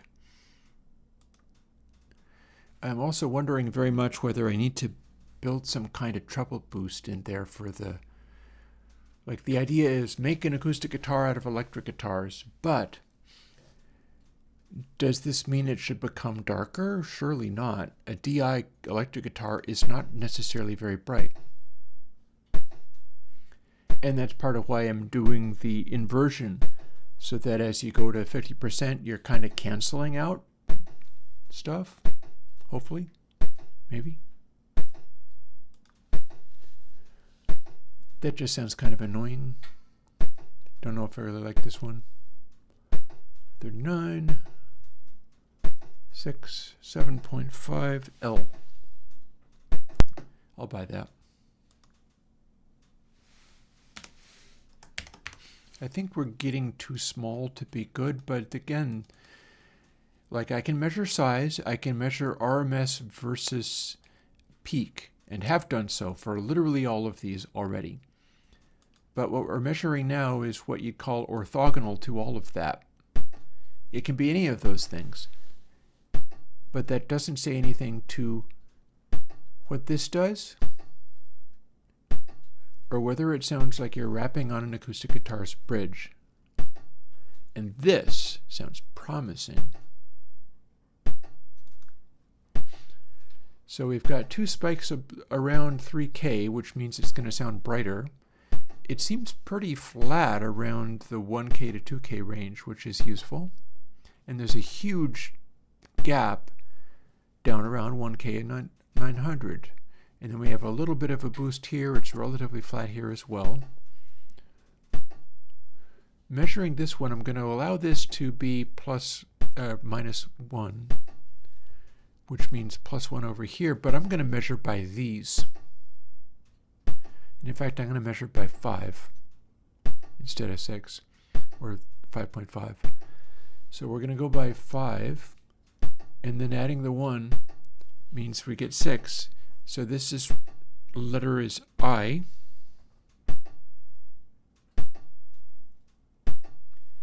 And because that sounds so wooden, I'm going to drop it down to H. That impresses the heck out of me. I bet that's going to sound real. I bet that's going to sound more like an acoustic guitar than a lot of these. And on we go, because just because we found one that was good doesn't mean we get to stop. There's more. This one might sound like a tin can. Like I was saying.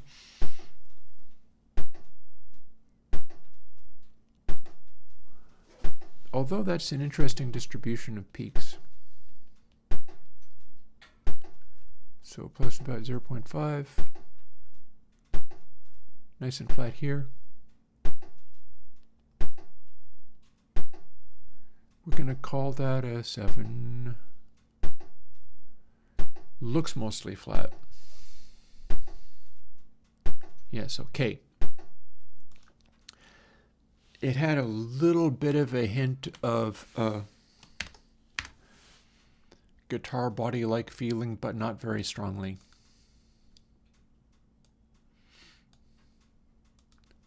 Like I'm hearing this through a computer monitor's internal speakers. So you're hearing it a lot better than I am, but I'm getting enough out of this. Wow, okay. This one's just a straight up resonator, isn't it? That one super sounds like a tin can. Okay, so we will assume that this peak of 2 is as much as I need to care about. There's an even brighter peak over here, but 2 is already very strong. And then 7.5, 8.5, 9.5 still doesn't get us the full extent of the tonal coloration this is producing. But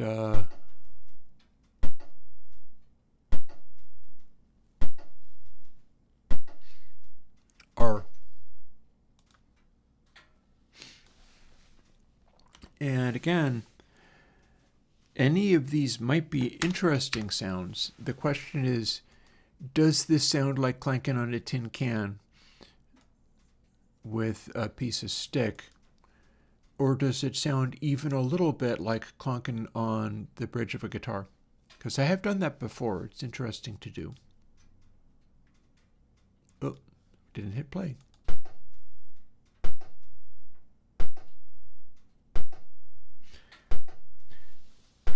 That guy sounds a little bit more like the violin.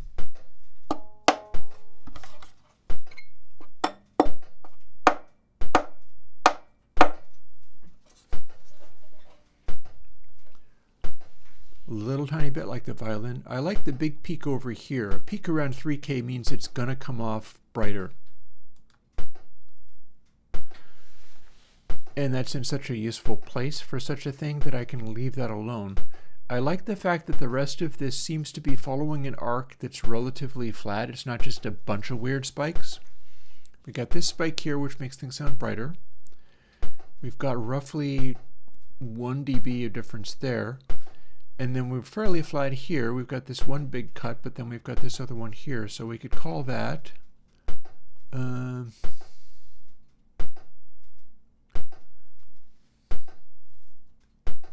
we could call it 6 and not be too far off. That translates to I, meaning that that one's probably going to make it in. Whether it sounds like an acoustic guitar is another question, but you know, part of the trick is people are going to be running their synthesizers into it. People are going to be using this to just sort of apply a weird sort of tonal coloring to things, just because they can. That's sort of the point. So it's somewhat arbitrary, but we're seeing what we get.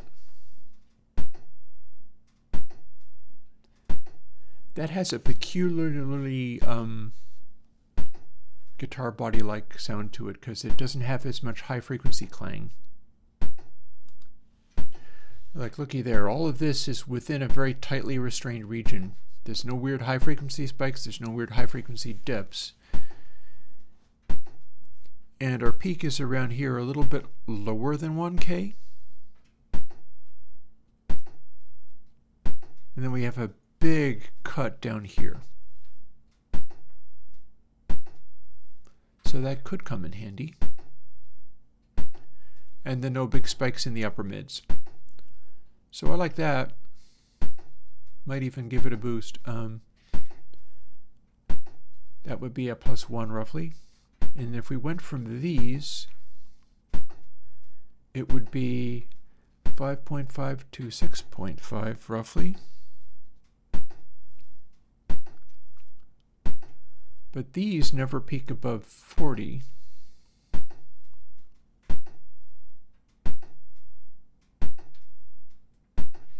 I'm going to rate it based on that. We're going to call it 5.5. That falls under the letter H. That one's also going to make it in, most likely. Like, I'm going to be able to fit in 16 of them. So I'm betting a bunch of these are deeply unimpressive, and some of them do manage to make it through. And I know what I'm looking for, even if I can't hear it very clearly. And we're getting on towards the end.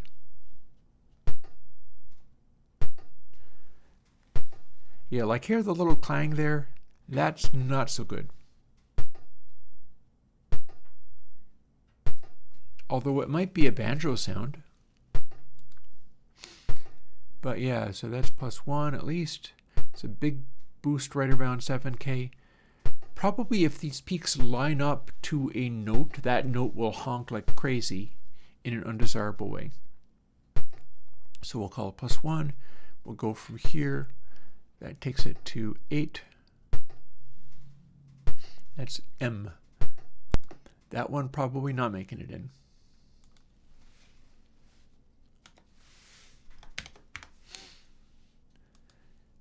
We might be getting into boxes that are too small to resemble guitars anymore.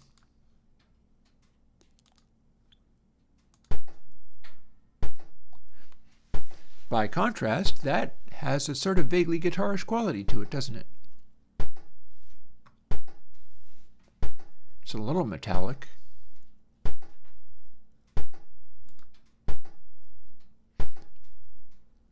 So there's that spike, but we could, if we ignored it, it would be coming from 40 and then going down to roughly here.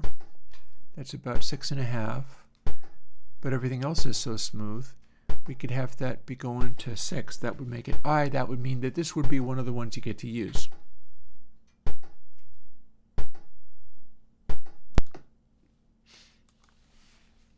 Most likely. Or if not, there are even better ones to be had. Moving right along. Moving right along.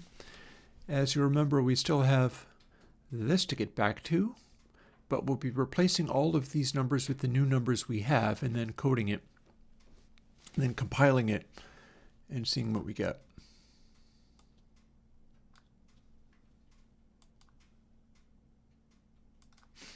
That is the purpose of this little detour. Ooh, hi.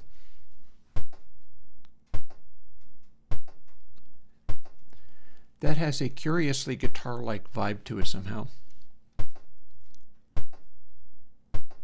It sounds like a vaguely wooden clack. Nice.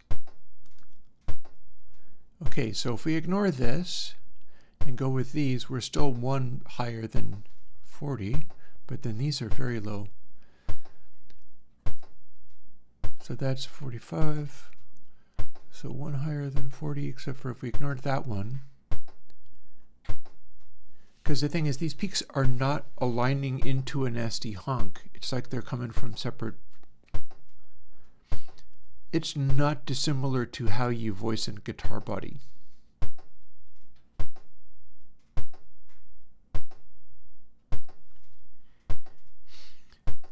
I'm going to call that 5.5. That means this is an H, meaning that this is almost certainly also going to make it in.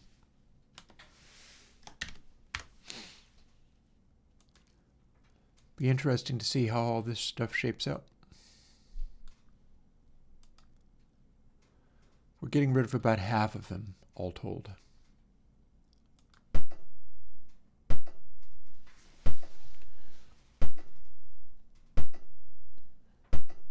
Okay, I think as the size gets smaller, it starts resonating a little bit less. So that's easily 0.9, so we add 1 to that.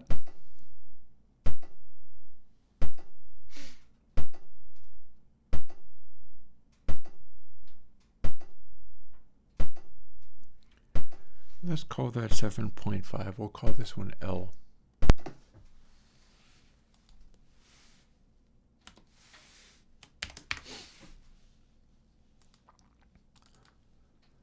The noise that I heard was distinct enough, but it didn't jump out and be like, this is a wooden plate.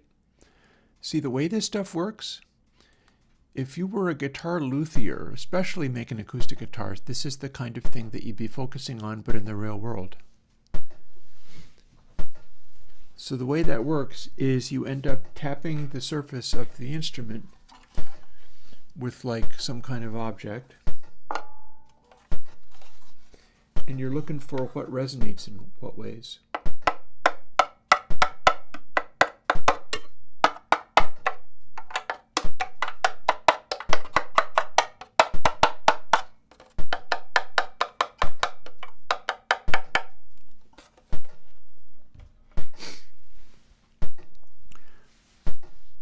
Okay, where are we at?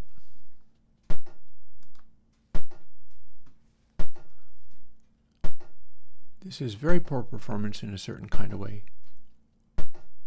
You would call this note a wolf tone.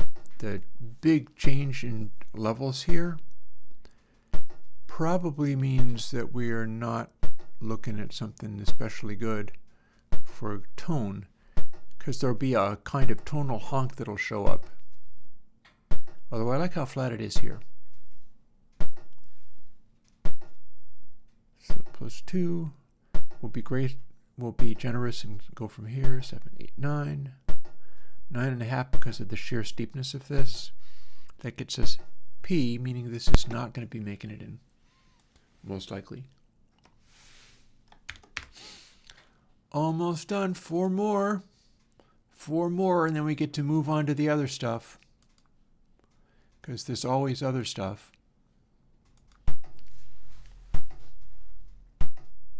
I don't even know what that sounds like, but it's funny. It's like a guitar with a tin can stapled to it. So we're going to call that 38.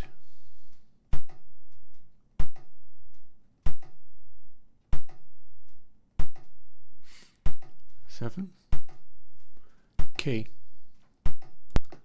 which is exactly what I think of that. I'm like, huh, okay.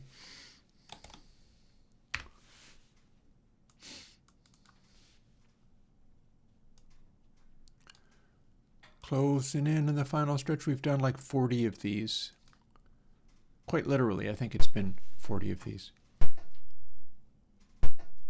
Interesting, okay. Hi. You're pretty flat, but you got this one big spike right where a presence peak would go.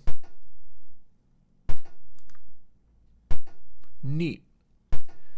So if we assume that is a presence peak and we like it, and there's no big dip next to it, so there's that, we'll be measuring from, say, around here, because this is the third hottest peak, this is the second hottest peak. That's very close to 40. And then this is very well confined to around 46.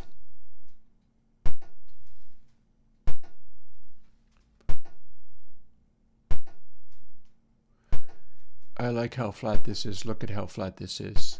It's like 1 dB of difference in there. Just a little bit of a peak around 5.5K. I like that part very much.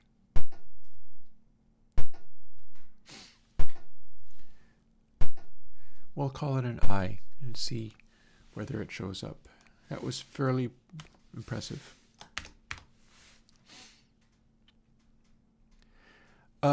These samples are generated from my reverb algorithm.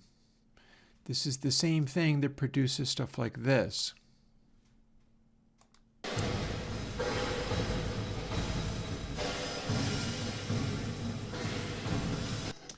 Here's the snare hit. And then the section that I'm evaluating is this section here, which starts out as a one sample snap up to a slant that tails off. So it's both a Dirac impulse and a DC boop. And it goes like this. And then when I measure it, I put it into span set it a particular way, which isn't actually seeing any of the lows. And it shows me a measurement like this, which tells me that this is weirdly, incredibly flat through most of its range. So that's kind of neat. And having done that, this is a legitimate reading.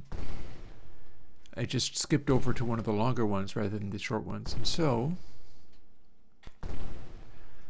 it's -1 down here. So this is like an E-rated one. That's very impressive. Although it might not be unusual for ones at this size. It's a very large reverb impulse.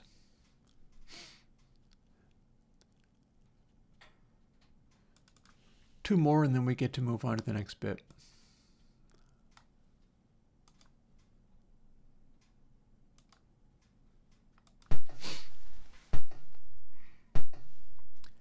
And then these are much smaller because the values they're using are relatively tiny. So it's like you have a miniature room reverb. And that's pretty much the idea here. Okay, so we start up at 0. We've got a slightly lower presence peak. It's got a sort of dobro-y sound to it. And then our biggest negative peak is fairly close to that one, which I think is probably not helpful, but we can call that a 6. So that's I.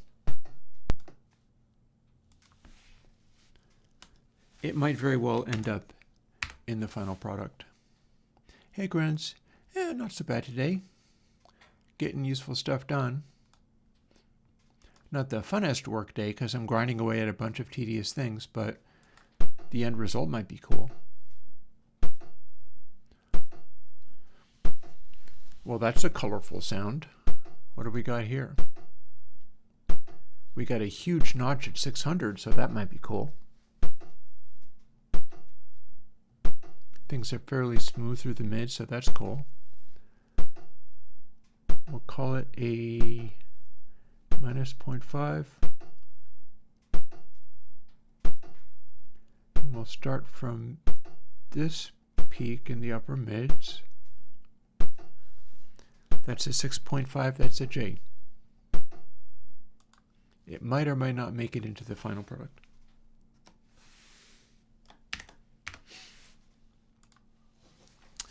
And oh hey, none of the tinier ones. But yes, there are, because here they are. So we're going to ignore these guys because they are either room sized or giant room sized.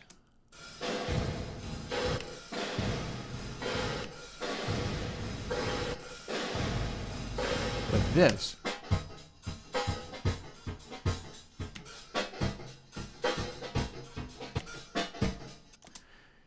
I guess the question becomes, are you listening to a drum kit from inside a guitar?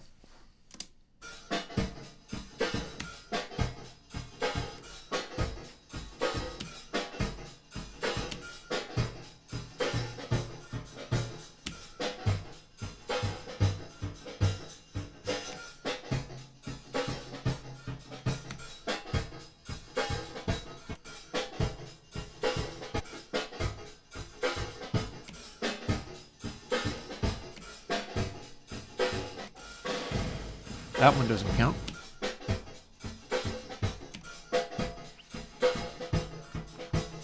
And as we continue going,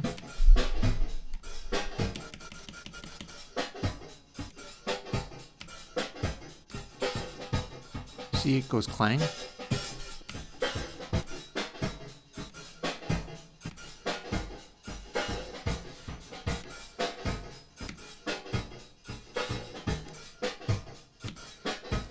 And then some of the tiniest ones got rated very low, like this 01.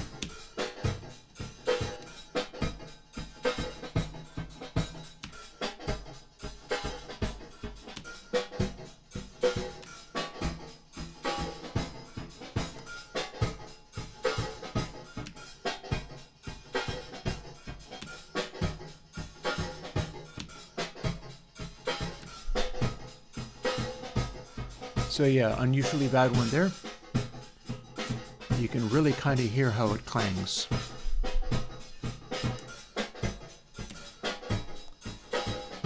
So those ones are going to be the most cheap sounding because they'll have weird like clangs and honks to them. Whereas some of these ones that are very high rated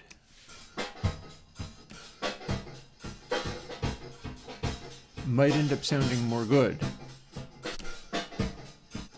But the whole process is trying to make like acoustic reverberations, but they're tiny and they're the size of a guitar body.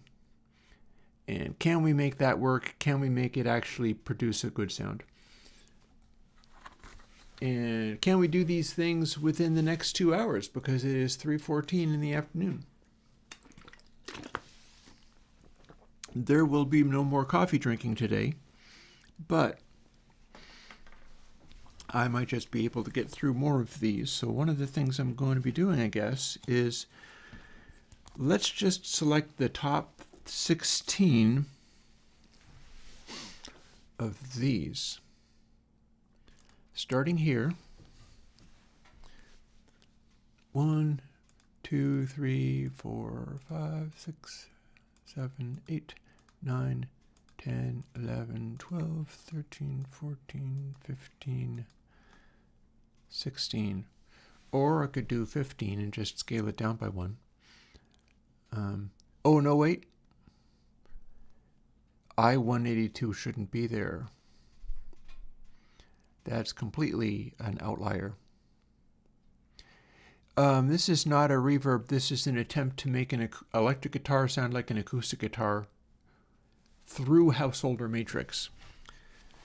So it's going to make a bunch of weird sonorities and additional tonal characterizations, but it's going to do it without like FFT transforms or anything like that, without what you normally do to make a convolution impulse happen.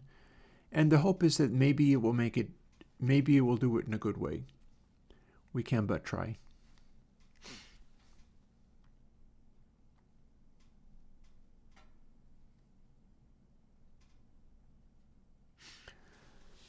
Maybe I will just skip ahead to include all of the J. Well, is it worth doing that though?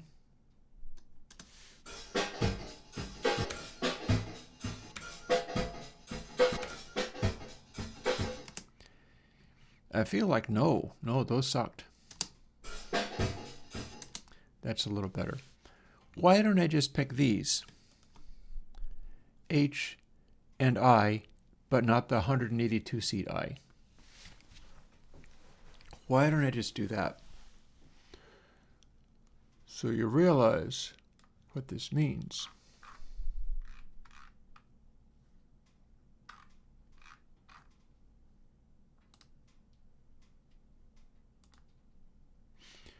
We have to open this up and seek out and find every single one of those in this list. And copy it over to our other page. At which point we'll be able to replace const int d4 with short, and then it will be already formatted to be whatever it needs to be. But first we got to copy them over. So here's my list.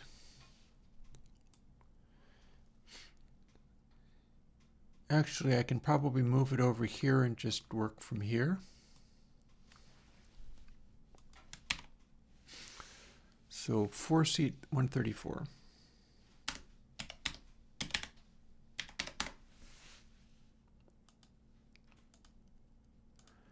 That's the puppy.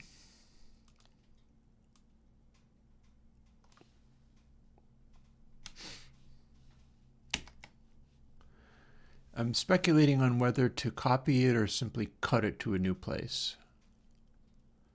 But I'm not going to be removing those examples, so maybe I'll just leave it there in case I need to use it again.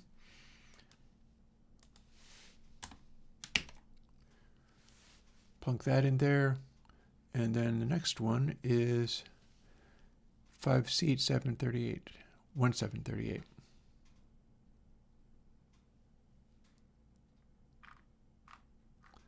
Wouldn't it be funny if I could just scroll and see it? Not so easy.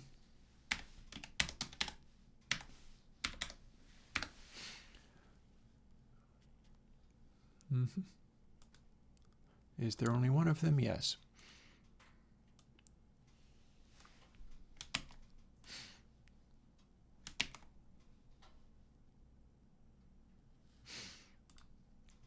Okay. 5 seat 181923.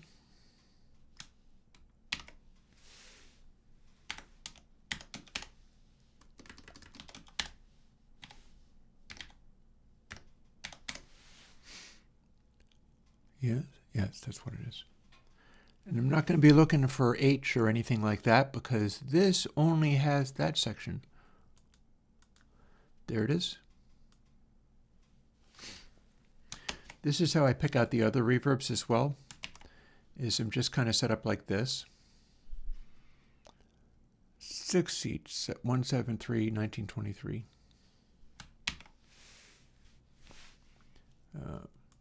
Up here. 6 seat, 173, 1923.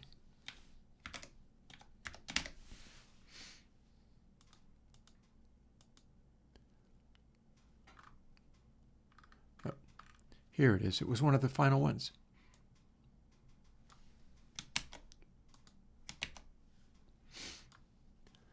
And let's see, 7 seat. I'm eventually going to sort them by size, but we're looking them up by rating.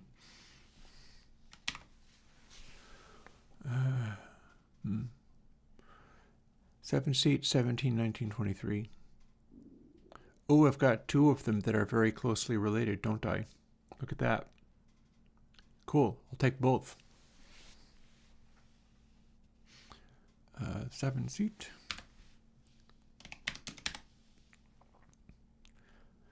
One thing I'm discovering is, look, it's making them out of prime numbers.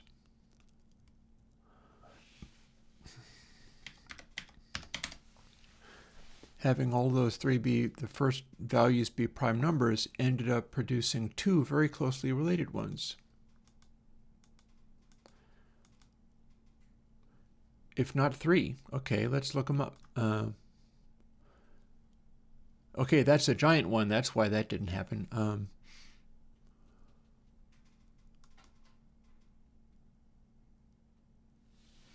Well, if we search for a space in front of it, oh, look at that. They're in the same place, too. I can copy these in one single click. Cool.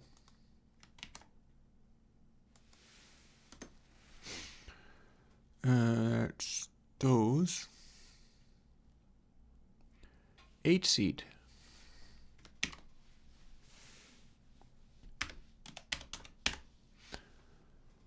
Eight seat 17, 321.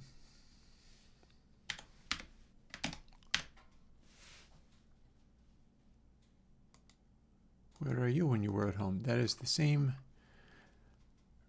If I continue to search, it will bounce back and forth between other options if there are other options, but in that case, there was only one of it.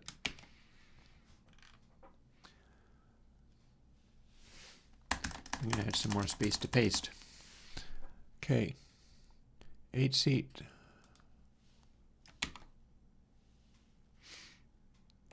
$11 seat now. It's probably going to be the last one of the lot when we do make this.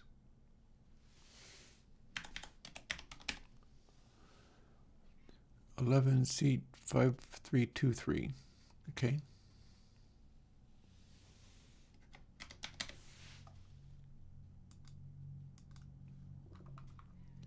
Found it.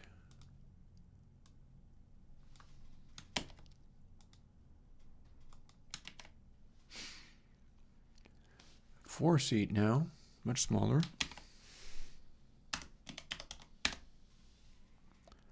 Four seat 31193, okay. Probably a unique one. Oh, it's one of the final ones. So what that means is the first values were 31, 19, and 3.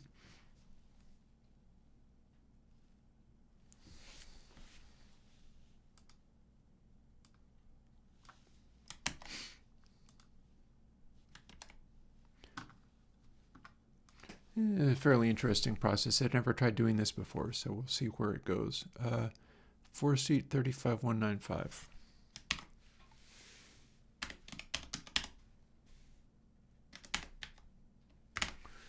That's what it was, yeah? Yep. 35195X4.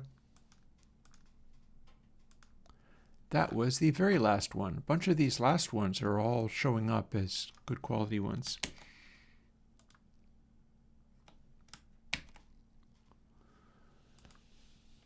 Okay. 4-seat 1719-105.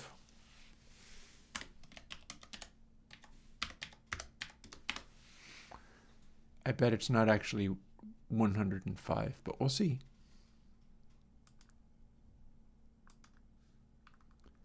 In fact, it was 17, 19, 105. Fair enough. So some of the other values are like 3 and 3 and 6 and so on. It just, we're using very small delays in here.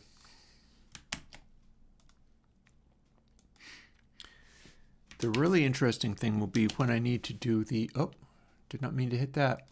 Settle down. Did I just select the right one? 1719-105. 1719-105. Okay. Find some more. 5-seat 1783.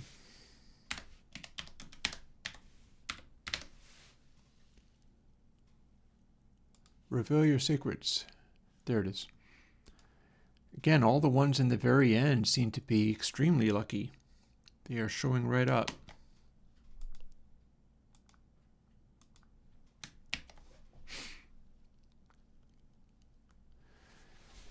I feel like if I don't actually have 16 of these, let's pick out a couple of the ugliest, scronkiest ones and include those. Just for fun. Just because you can. Maybe it'll become popular. So let's see. 5-seat 1783. 8-seat 1719-23. Again. And there's 2 of them. So we're looking for 8-seat 17. No, slow down.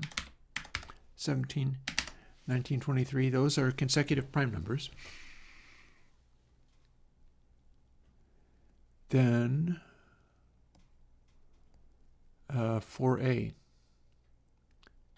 So 23x4A. There should be only one of those, but there's also going to be a 17, 19, 23x4. An 8-seat, because the reason it has an A there is because there was already another one.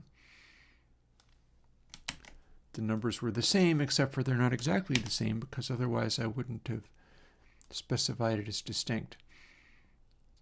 And we were generating all of these on February 16th. Yeah, well, I mean, I can show you some of the larger delay lines, and they're not quite as tiny, but this is way tinier than that. This is like 0.01 seconds or less. Some of these delays are 0.001 seconds with feedback. That is, in fact, how it do. So let's see. There was the 4A, 10-seat.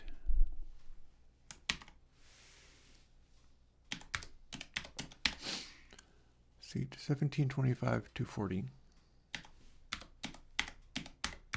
Notice they don't have to be primes. They can be, but it's not a rule, because really what you're looking for is the sum total of all of the pass through the matrix to be primes.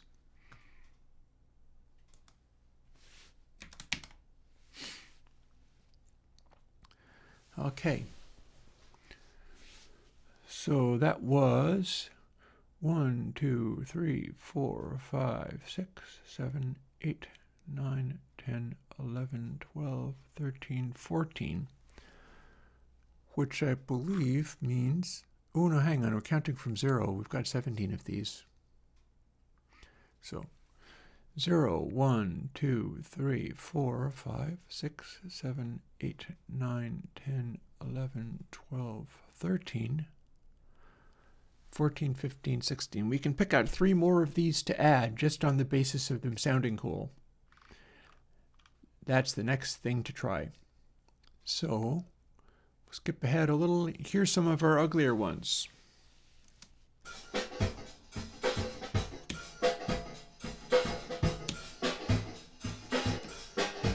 Clanky.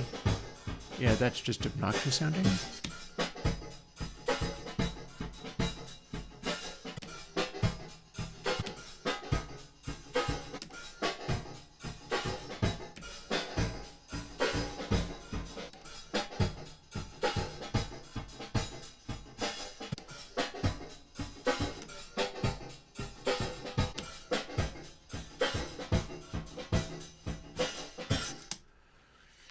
I could maybe go for that one, and we'll do 2 more and we'll be done. L4 seat.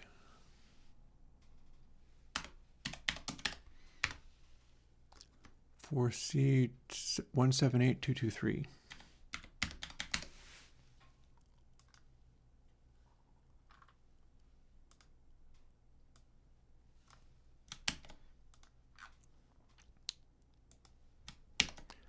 Cool, 2 more and we've got it.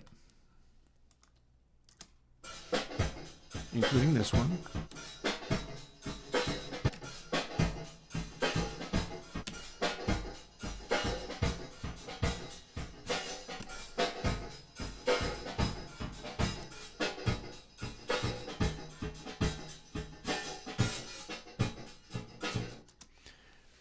So that has one of the highest peak versus RMS scores, as you can see, because the label, maybe you can't see it, it might be off screen. The label on that one is orange-red. So that's very intense in certain kind of ways, but I don't enjoy the vibes of it.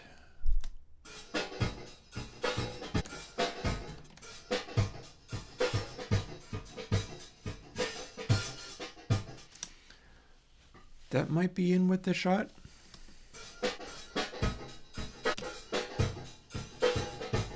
That's very clangy.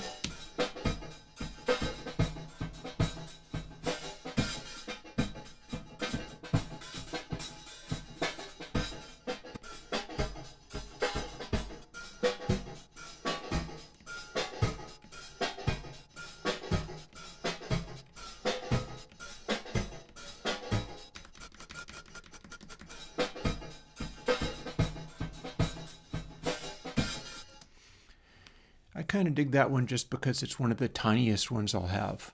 So 1 seat. It's very, very small.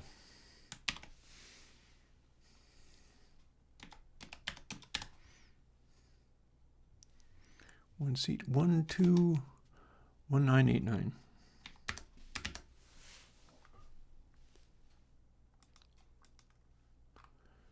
Only one of them. This is it. Yeah, so in this guy, like the delay times are like 12 samples, 19 samples, there's like an 89 and a 92. Then we've got like 8 and 11, we've got 6 and 4 and 3 and 7. This is just a relentlessly tiny, tiny space. And 1 more and we should be good. Should paste that at the top because I do have to sort them by size. We haven't saved it yet either.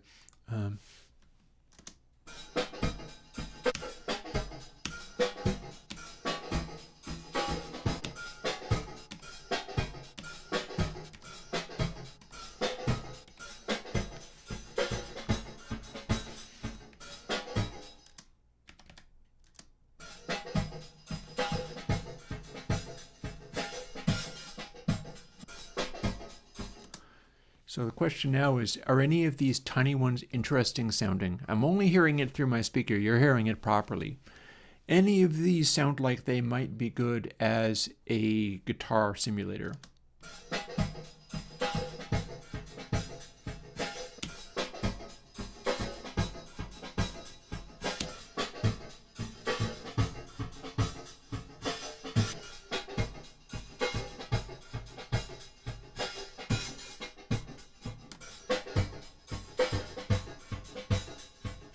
Oh, a 0 seat.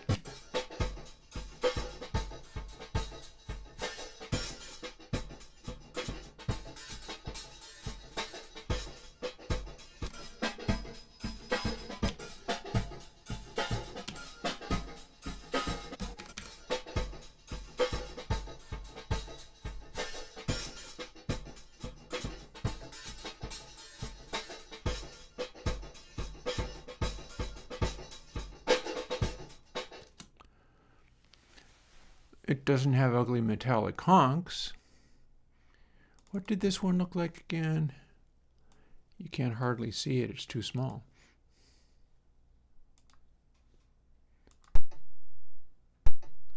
Oh, I see, okay.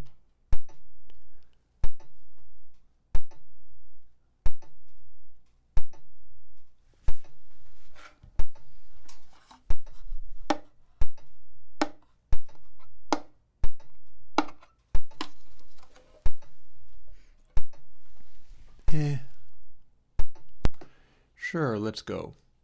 It's a peak around 900 hertz or a little more, and then various other coloration, but it doesn't have any metallic clangs. I don't have Guitar DI to do this, and all of these are run through the same reverb test. We so happen to have a way of listening to it that, like, the closest I can get you is very brief guitar notes, but I can't measure that in a useful way. So we'll take this, Z0 seed 171023. Only thing I have for this is like brief guitar notes and then a snare hit.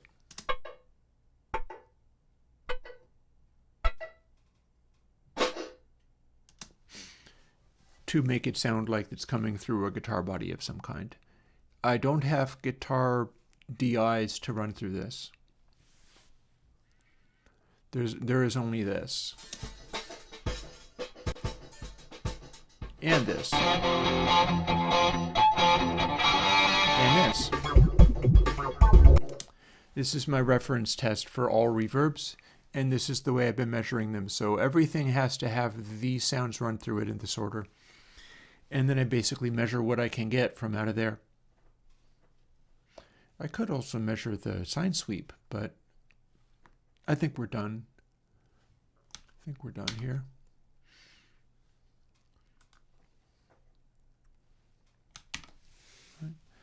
Z0 seat 171023.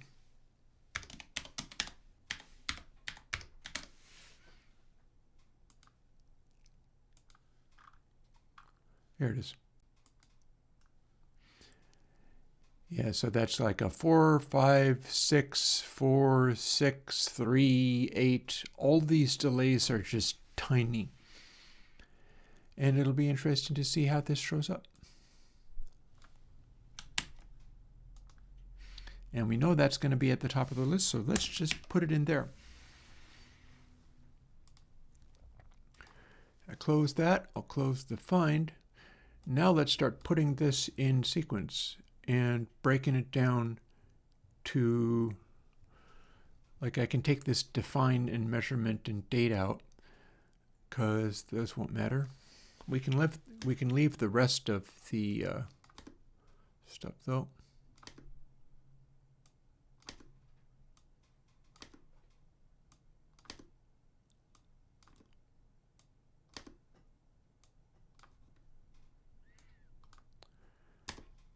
Got to take the superfluous, unnecessary lines out.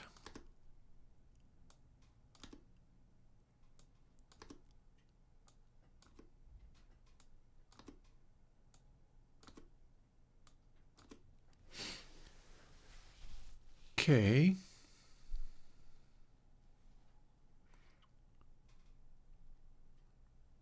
Actually, I have gotten ahead of myself, haven't I? I wanted to order these by the room size, but I've just deleted the room sizes. Let's quickly undo all of that stuff. I can at least put them in order before doing that. Let's do that. So here's our 0. Here's a 1. Zoop. And let's find 2s and things. Well, I've got multiple 4s.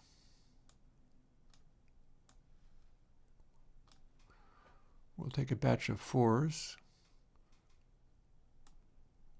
4 seat, 4 seat, 4 seat.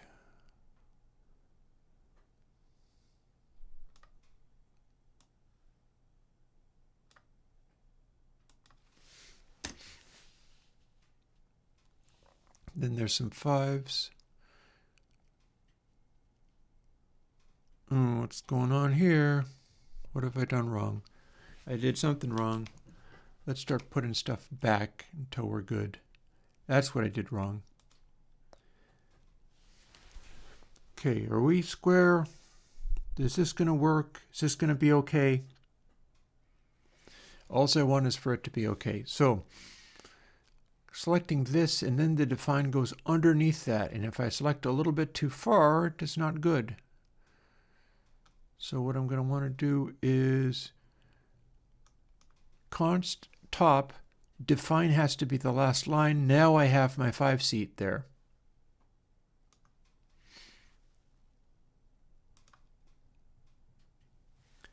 Zero, 1, 4. What the hell is the 11 doing there? You can go to the back of the list. 0, 1, 4, 4, 4, 4. Here's another 4. 5, 5, 6, 7, 7, 8, 5, 8. That 5 slides up to here.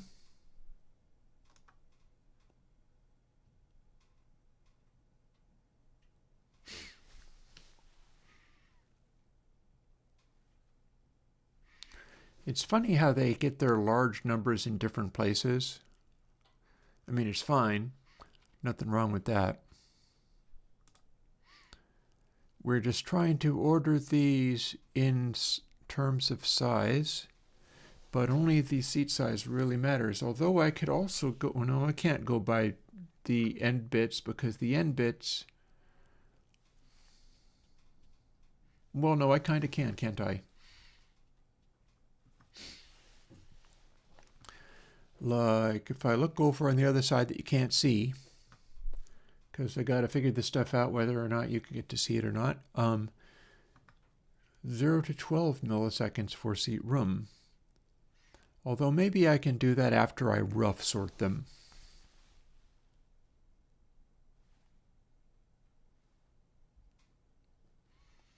This suggests I would have been able to sort them anyway, so yeah. Okay, I can get rid of these defines regardless. Let's do a little of that. Then move on from there.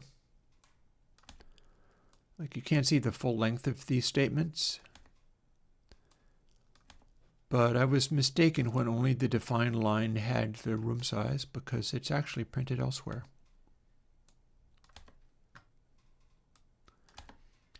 And I'm going to sort these into an order that is presumably going to be roughly size-based.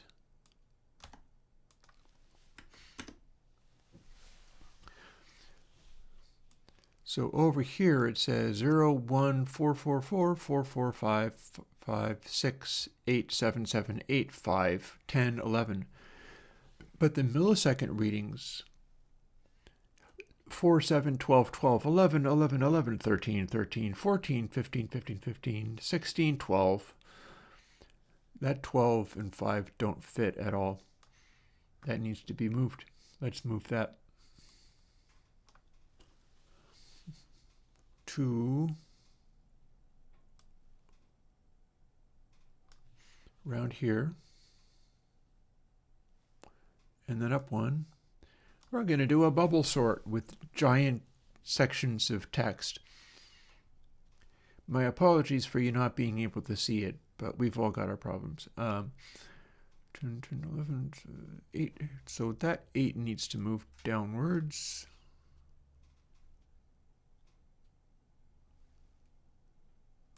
About 3. Okay, there. 15, 14, 13, 12. Yep, okay, but we do have a incongruity in the 4-seat room ones. So these guys can move down by 3. 1, 2, 3. So now the room seat stuff is all tracking, and that is all incrementing appropriately.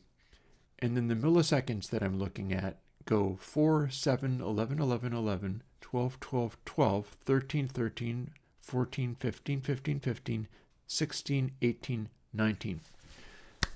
So these should be in a sequence where it sounds like the body size of the guitar goes up as you go farther. That's what I was looking to do. That's what that was about. Now we've got a little bit of searching and replacing to do. Because we can. So a little more find and replace, but this time instead of what you might expect, we're going const int d4, and we're replacing that simply with short. And what you'll find is once I've done this, I can just drag, I can drag them over to some of it. And I see a way that I can add the break. So I'll do that. First things first. Got to do this. Selected text only. Replace all. Boop. All of a sudden, that's what I need to see up here. Replace all of these, and I will, boom, have the final results exactly the way I need them. There is one caveat, which is that I'm defining all of the sizes as way larger than I need. But I'll get to that. I'll probably end up picking out the one that I like best and using that as the base model. Then, one further detail, I need to have all of this have semicolon, break semicolon in there. But what I've got is semicolon, space, double slash. So if we do semicolon, space, double slash in the selection, which you can kind of see on screen, and instead it goes to semicolon, space, break, semicolon, not break, 3K, break freaky, semicolon, double slash, again in selected text only. This is going to stick in that break. It'd probably even be color-coded the way it is in the other place. Selected text only, beep. And this is the stuff that we need to drag and replace this other stuff with. So I will start doing that one line at a time.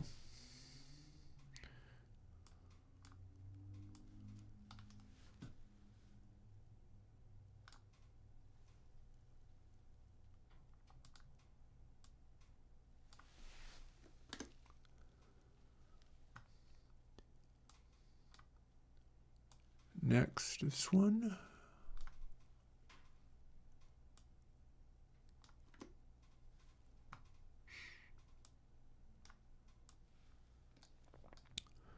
We're always replacing the much larger one that was in its way.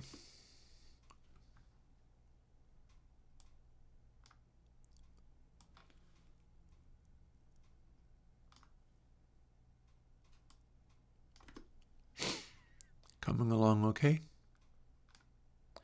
And then I'm going to save it to the SD card and bring it over to the dev computer, and then we start to rock. The reason I'm dragging it rather than copying it is because then it won't leave one in its place. So I don't have to keep track of how many I've done, I just have to keep track of the one that I'm on. Drag it to the next place that has one of these previous ones with the little comment just after it, and replace it outright. Stick it right in there, and then delete that bit and onwards.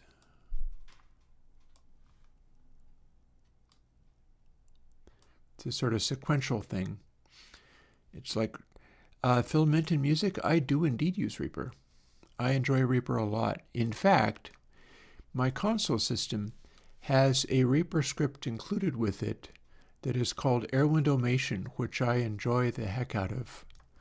I worked up a way of doing a script where you can color code things in Reaper, assuming like I have it based on Mac colors for the track colors, but you can color code things in Reaper and have them assigned to a control surface. So like one of your controls is like red or orange or yellow or green, and you set things to that color, and then the same fader controls all of the things in the group and sets them to be a comparable volume, so that if you go from one thing in the red category and then you make 6 tracks that are in the red category, they're all going to be stepped down in order to balance. I enjoy my Airwindows a huge amount. And it's all thanks to Reaper. You gotta love Reaper. Can't say enough good about Reaper. Also, it lets me do a double precision bus, and I enjoy that a lot too. Let's see, we're coming along real good. Look at that, we're up to 13. By this point, the previous version of it all was unaccountably large rooms that didn't sound like a guitar at all. I don't. What I do is I use the console system, and then I have to use the faders on the control surface to control the fader control in console. So I don't actually use the faders in Reaper itself are always just unity gain. Aha. We got there. Let's save this directly to the SD card, because this is gold. I am actually using zipper noise-free faders in the console system. I pretty much set them up like that on purpose. Save. And over to Shuttle.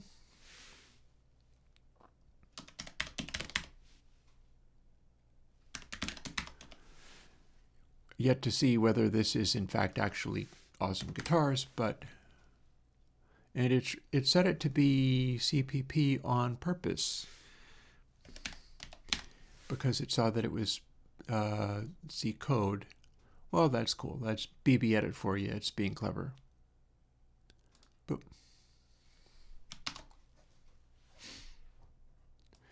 And now we can put that away because we've done that work. And switch over to here.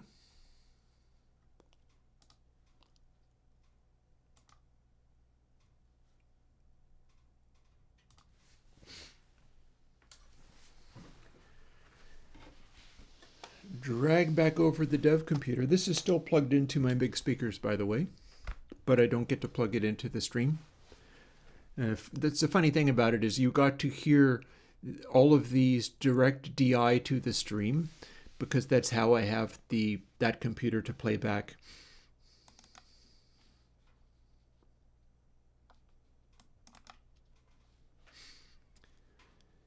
And now we just select this stuff. Look at the different highlighting in Text Wrangler. And we're going to replace all of these.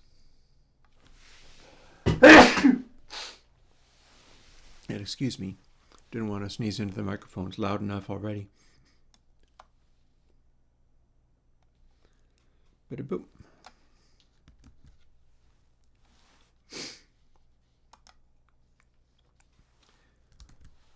Quit out of there. See if this builds. It's not going to start out, but as soon as I select a different thing to it, as soon as I assign one of these clear coats, it'll be off and running. And the maximum sizes of all of these things, I'm probably not going to run into problems with M being 11, but it's probably worth looking at. So I'm going to scoot back to the other computer with this little SD card, just so that I can open it on the big screen, because it'll make it a little bit easier to scan. I'll show you what I mean.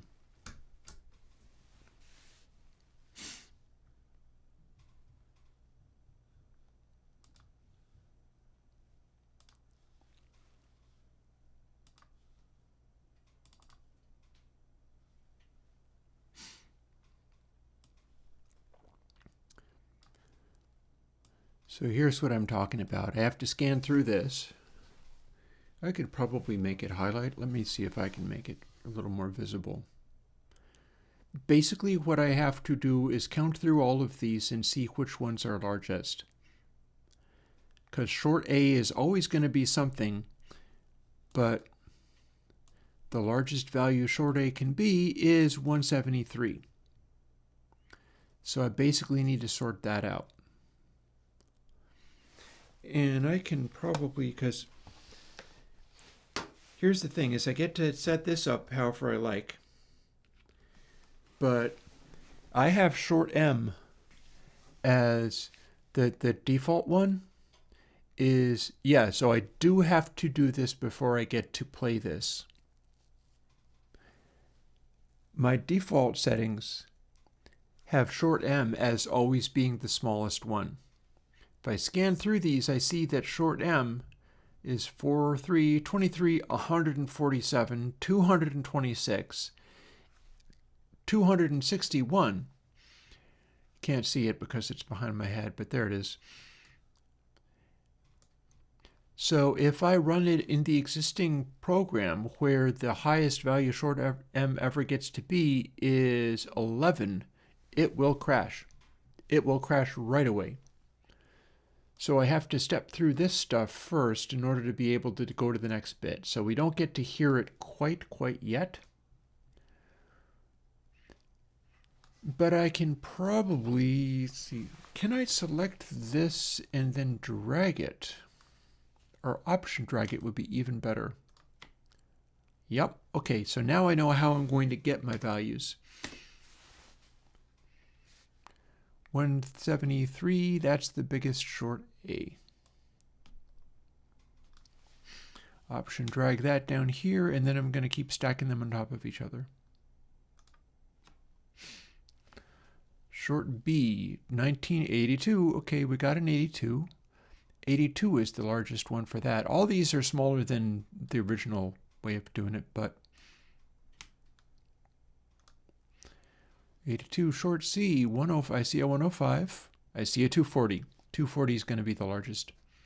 They do bounce around a little bit. That's because we're doing the new form of generating these values.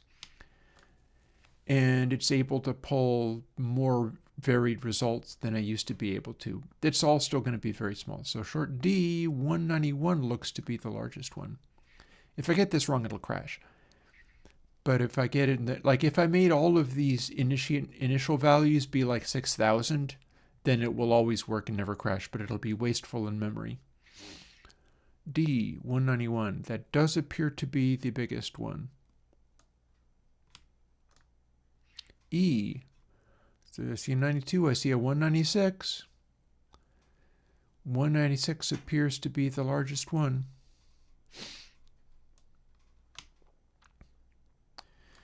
And drag that in. This is going to set the initial values for how big the arrays get to be. It's not using them in a even way, mind you.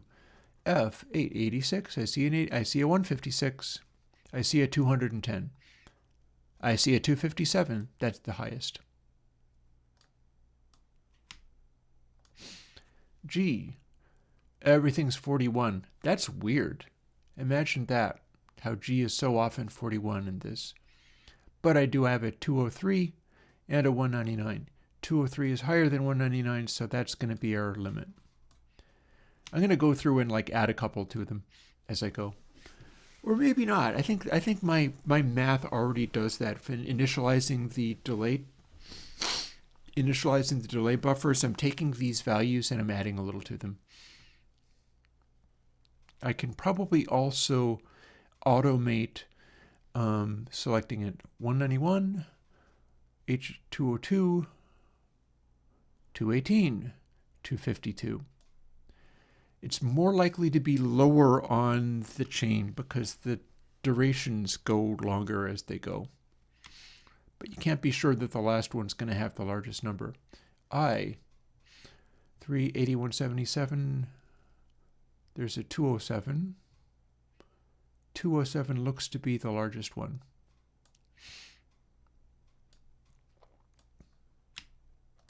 There's not that many of these. I'll be done with this soon. 47, 16, 177, that's pretty good. 203, that's also pretty good. 203 appears to be the largest short J, so we're going to do that one.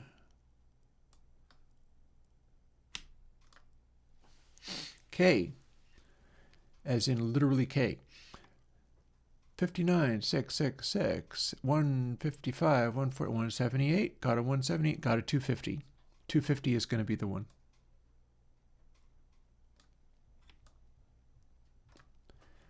L, there's a 151, there's a 169, there's a 180, there's a 220. I believe 220 is going to be the largest short L. Again, the original one had such restricted variation in them that like short N, the maximum value for that is 3104. But then short M, the maximum value for that is 11. It was always the smallest one. This doesn't really, and short I, the smallest one, it was 24. That was also always a smaller one. Short O was 55 compared to short N, which is 3104. So this one varies more than the previous one did. The previous one had more regularity in how those delay lines were arranged. And this, not as much. So short M, I see a 147, I see a 226, I see a 261. That's going to be the biggest one. Option drag, and here we go. M and then N. So N, 118, 174, 235. Looks like that's going to be the largest N. Got there. Yeah. Oh, I see a 161. I think that's the highest one. Yep. We get all these funny numbers distributed interestingly. And then P is literally the last one I got to work through. So 161, 155, and 156. Looks to me like 161 is the largest that this value goes to.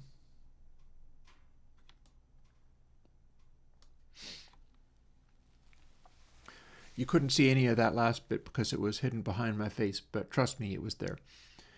So now I have a neat little list of short A through short P, and it is the longest delay in any of these settings. So all of these delay buffers are then restricted by that. And in fact, I can type it into, well, no, maybe not.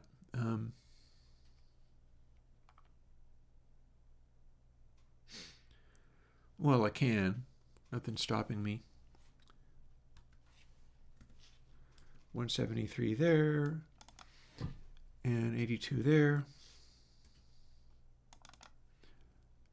240 there, 191 there. I think this is just a list of all the longest delays. E 196 there. F was 257. G is 203. H 252. These are very tiny little delays. It's just that they combine together. I 207. And we don't actually end up using what's in this define here. J203. Because we're also setting pre-clear code to -1 on reset, meaning that they will be assigned to something else. So these could all be 0 for all the difference it would make. But I'm setting it to the largest available value. K, let's see, K250. If we took this setting, it probably wouldn't sound good. L220. M is 261. Big change from the 11. N is 235. Big change from 3104. And O is 161. And P is also 161 apparently, huh? Okay, yeah, that's not wrong. That is correct.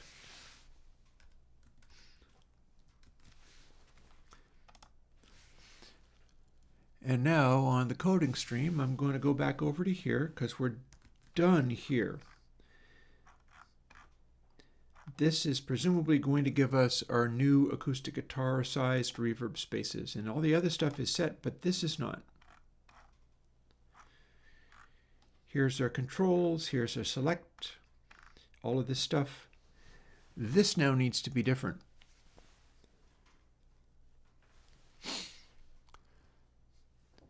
Const int d for a. So what we do is we look at how that needs to be formatted.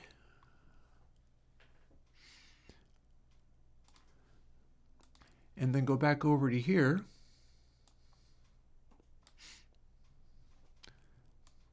And in fact, let's make this be more convenient size. They are going to end up vertically arranged.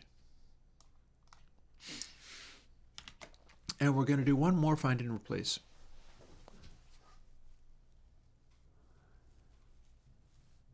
And that's going to change short to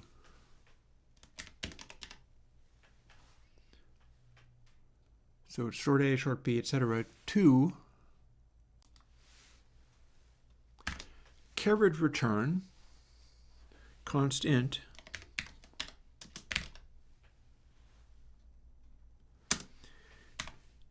d4. And that's going to change this into, no, that still looks pretty good. It needs to do the thing, and then equals 350, and then semicolon. So there will be a space on the end of all of these, but there's no harm in that. Voila. Replace all. Boop. Ta-da. And now I can just paste that straight in where it's needed. From there to there. So we'll hit save on awesomeguitars.txt again. Drag this over to the development computer again.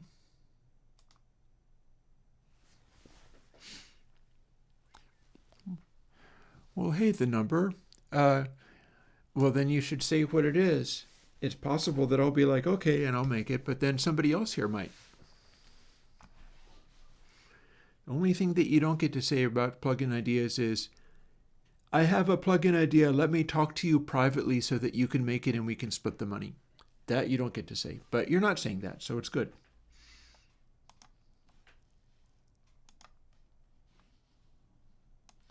Because you wouldn't believe how many people come with that.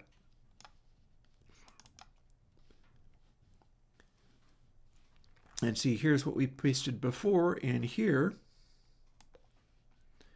is what we need to paste right there. And that will give us everything we need.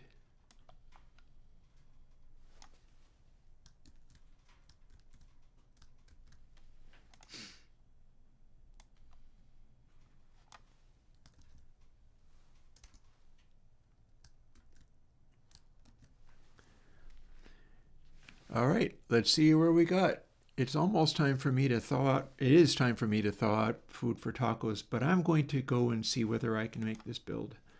Looks like I have made it build. Let's find out what we've got. And whether it works or whether it just breaks. Because that is a possibility. But I think it's fairly likely it's not going to. I think we're probably onto something.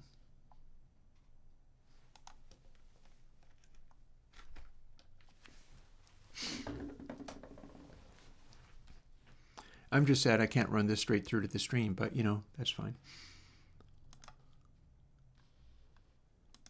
Guitar Strat, then DiMarzio.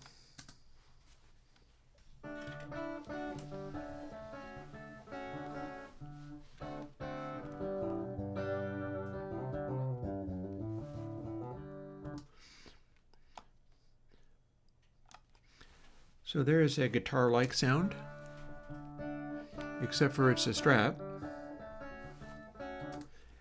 Does this make that sound more like an acoustic? We're about to find out. Oh no, I have to make it double. Let's make that be a new document, and then we'll stereofy that. Boop. For that matter, let's normalize it so that we can hear it a little better. Here we go.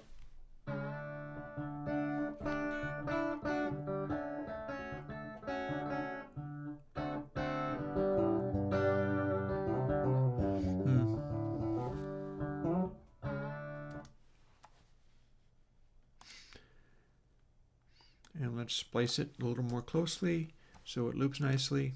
And now let's try it, because now we're normalized and now we have a working thing maybe. What do we got?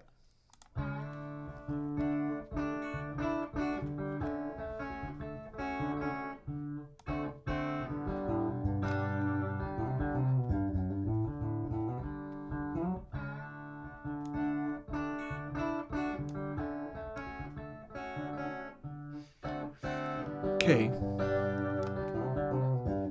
Now this is purely electric,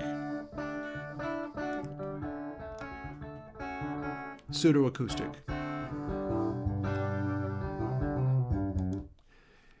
I think this is gonna work. I don't know whether it's the most effective way of doing this, but for the person who asked for it, I think this is gonna get in there. You probably want to put it in a pseudo room while you're at it. So the number, look into my discontinuity plugin. You might be a little bit surprised. But it doesn't come off like complex digital distortion. It comes off like distance in air.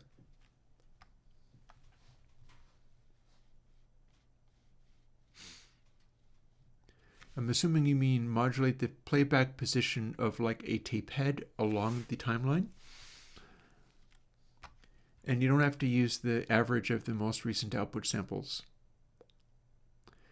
But that is indeed a thing, and it does something. It does something nice. You should try to experiment with that yourself. It did nicely for me in discontinuity. I've made use of that. Not exactly that, but that is the kind of thing you're talking about. What you are talking about does a fairly decent job of imitating the sound of air distortion.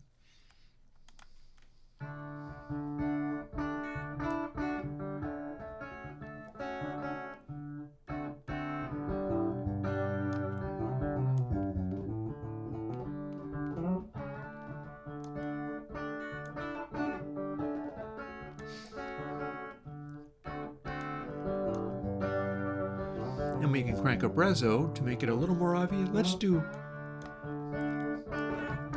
full wet and listen to all of them. So here's the smallest.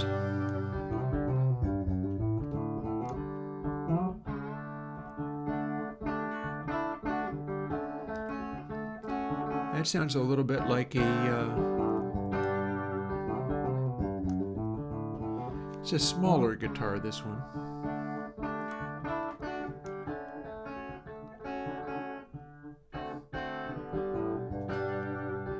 That one's a little bit setting back.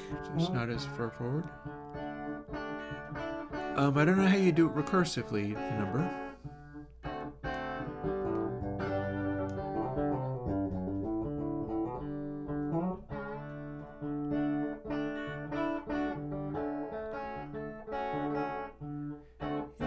That's fairly respectable. Ooh, a dreadnought.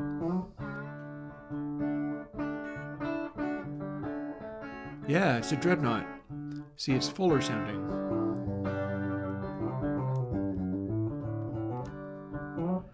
Smaller.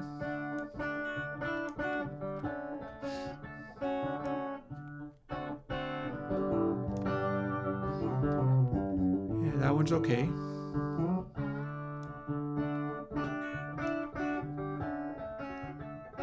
Ooh, that's a nice articulate one. Number 7 here seems nice.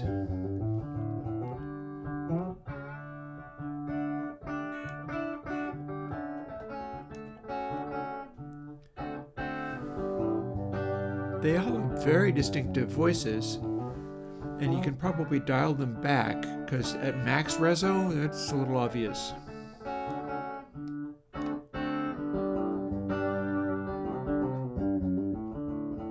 Yeah, I got another dreadnought.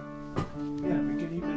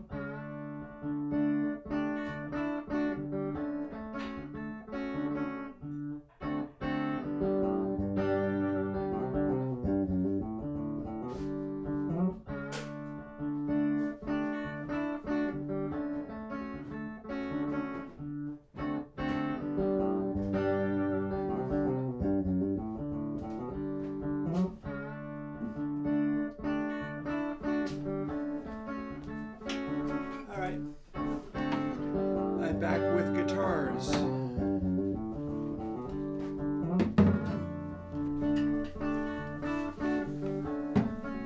Let's see how these things compare to a real guitar.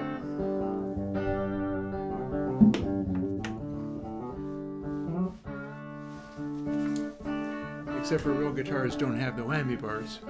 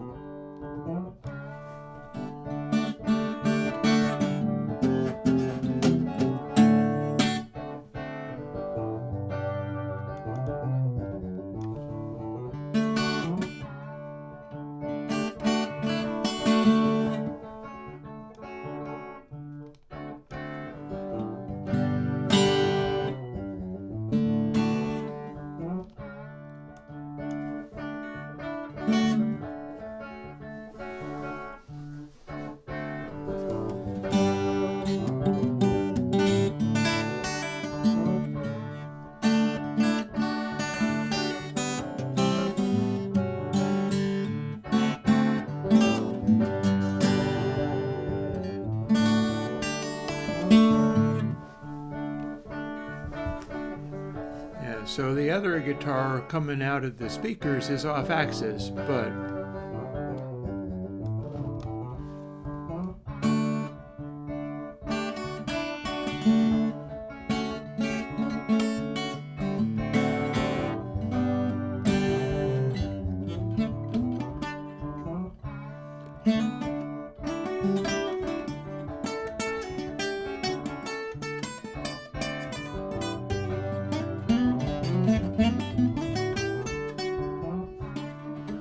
gotta fix the action on this thing, man.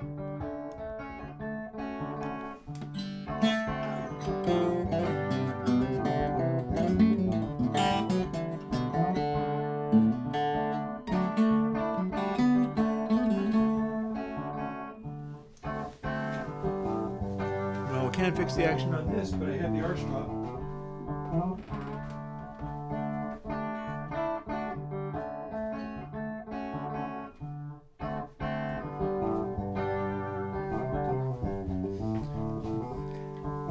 Old arch top is probably even more out of tune.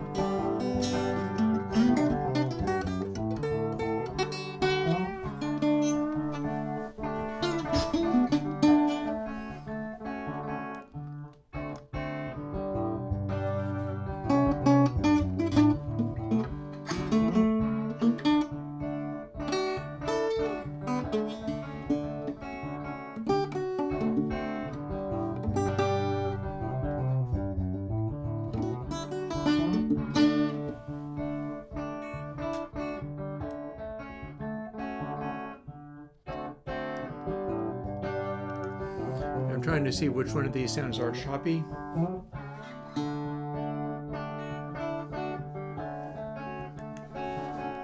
Because arch top, that one might sound arch toppy.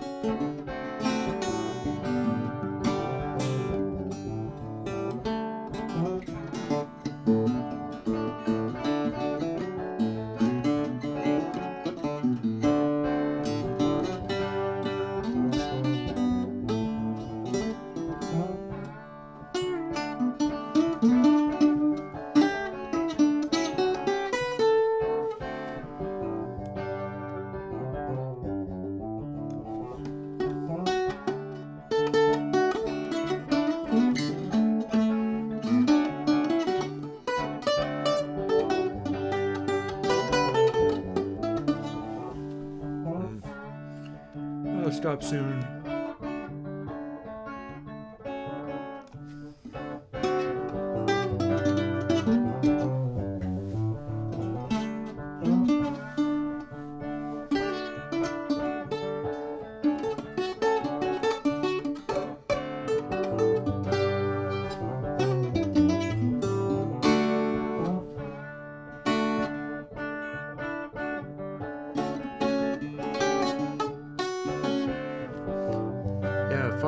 Five is closer to an arch top in its like mid-ranginess.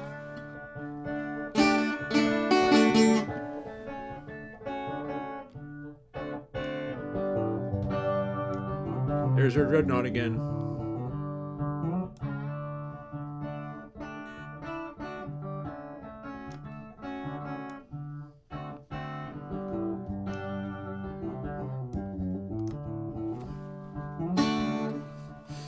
I'll put the guitar back, satisfied.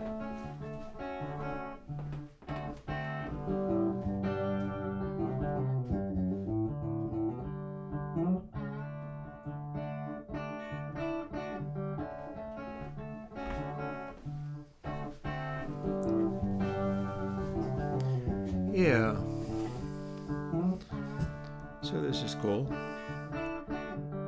I think I'm not going to need some of these extra controls. Like, I don't think filter is going to help.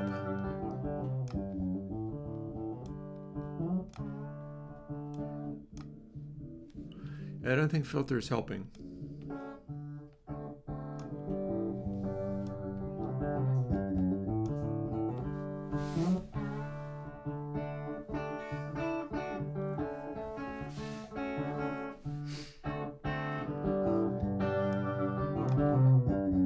And I don't know if D-Res is really giving us anything good here.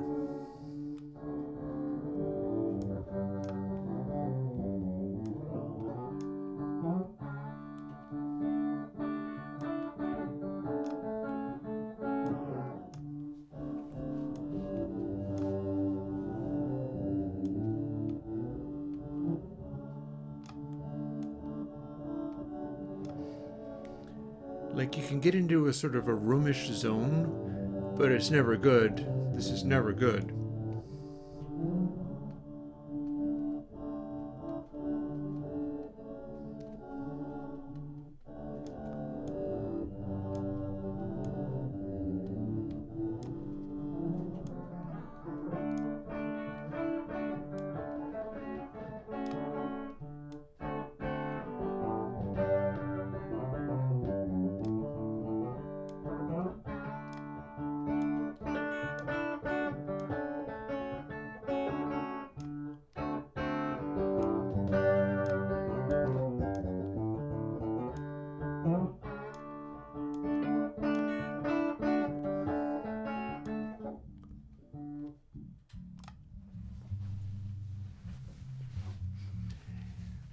Yeah, at no point are these reverb features that are mostly special effect reverb features ever helping. I think they need to go. I think we need to skip the filter, and we're also going to skip the D-Res and have it just set to this. What that is doing is it's making it possible for it to adapt to higher sample rates properly. So it's not like I'm removing the Bezier undersampling, because that's what's going to compensate for sample rates. But D-Res, useless D-Res, not doing anything good at all. So I am that certain of that we're not going to bother, we're not going to save that. And we're ready to move on with this. So let's see, we will assume that 0.5 is our base dry wet, simply because it's probably going to usually give a decent sound. I don't know what would be good to start off with. We'll start off with 5 and see what that's like.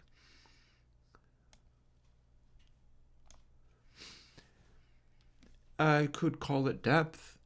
We could call it depth rather than dry wet. It is dry wet, but functionally it'll work as depth. Especially since the 0.5, it's out of phase. So this is designed for taking low frequencies coming off of the electric guitar and like muting them somewhat, having them become smaller like it's coming out of a smaller wooden box. So I'm going to say depth is a good call for that.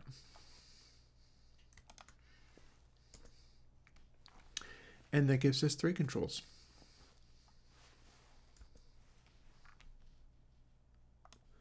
It's a nice tidy little sucker. 3 controls there. This part's already done. This stuff's sitting there being just fine. Don't need this filter. This filter's going away.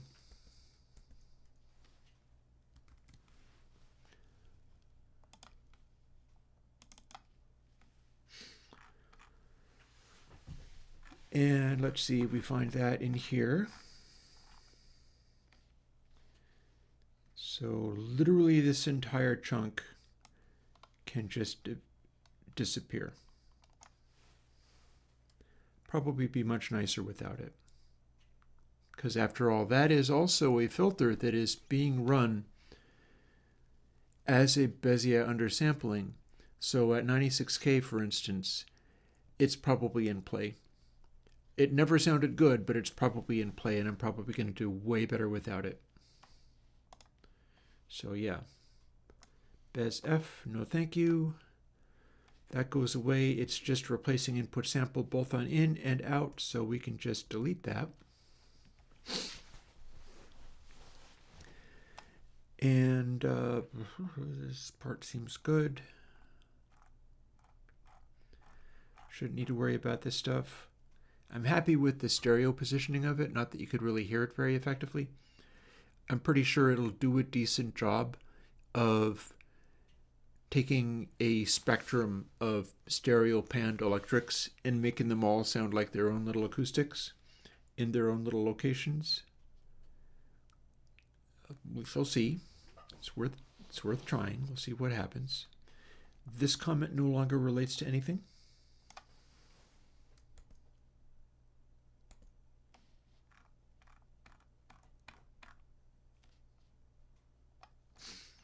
That, on the other hand, is fine.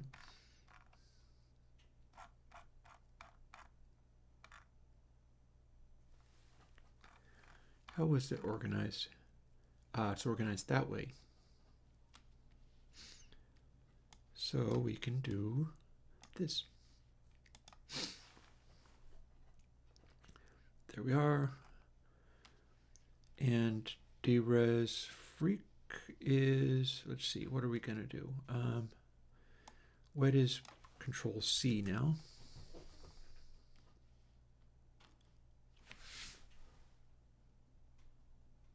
Oh, hang on a moment. No, that's correct. And that is because DRes is going to be 1 to the power of 2, meaning it's going to be 1.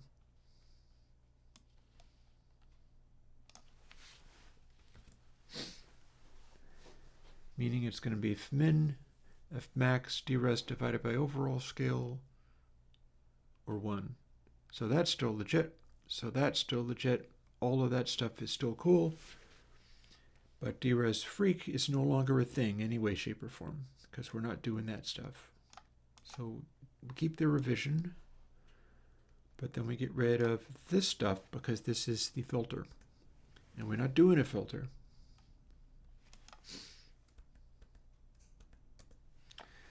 And regen is still good. We're still going to use wet that way. Did we ever end up... We didn't, did we? We were going to have wet taper in such a way where you could go to full dry, yes. But then at 50% setting, it was going to be offset a little bit. And the way we do that is the same way that we did this. Just like that.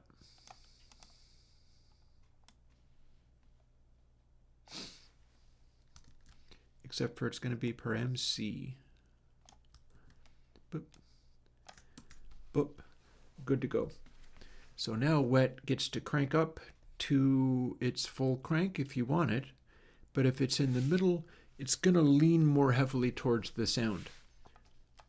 And that should be good. Let's take one of the space out. That stuff's all fine. Don't need to worry about that. That should be fine. That's fine too. Bez F isn't a thing anymore. We're not going to have that anymore. And that's how easy it is to take it out. In fact, we can even take out that bracket and have it just be the one statement.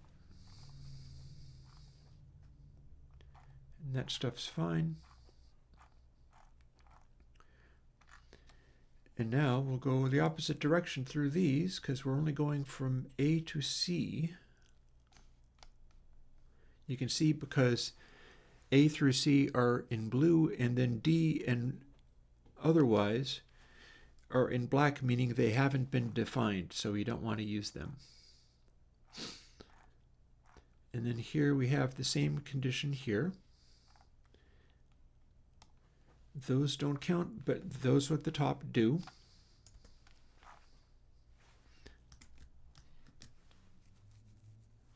And that should just about do it.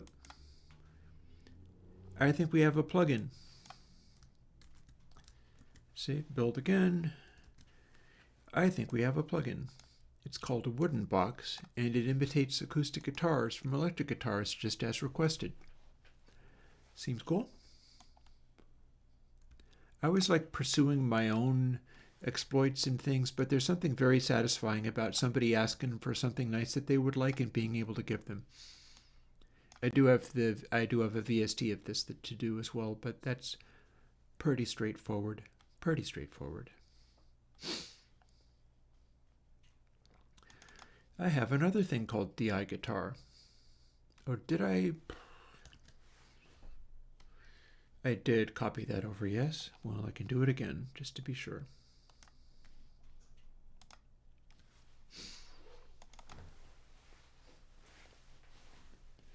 So a DI guitar, which is not playing anything very interesting, but I presume it is a DI guitar at least, so there's that. What's it doing? Okay, that's a track from, I think, one of my jams. I think that was the one with Colin Benders or something, or another Colin Benders related thing where I just, or it's from one of my tracks.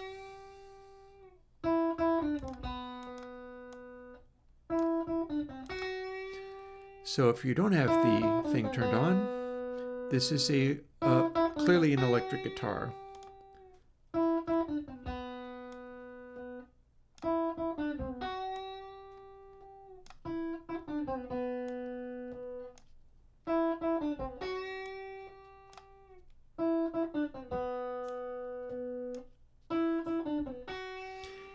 Yeah, we have sort of different sonorities popping out.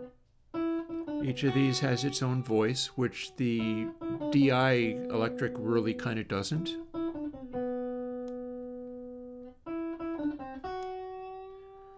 But each of these does have its own voice.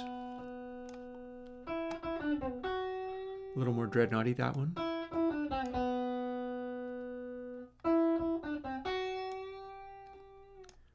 That sounded fairly acoustic. Also, all of my settings are lower than 0.5 now. Let set it to default.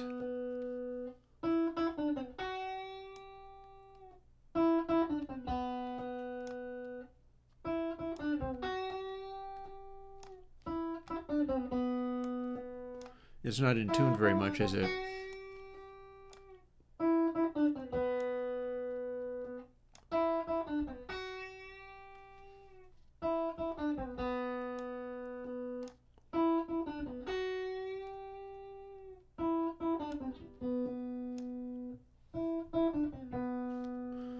We could lose that last bit.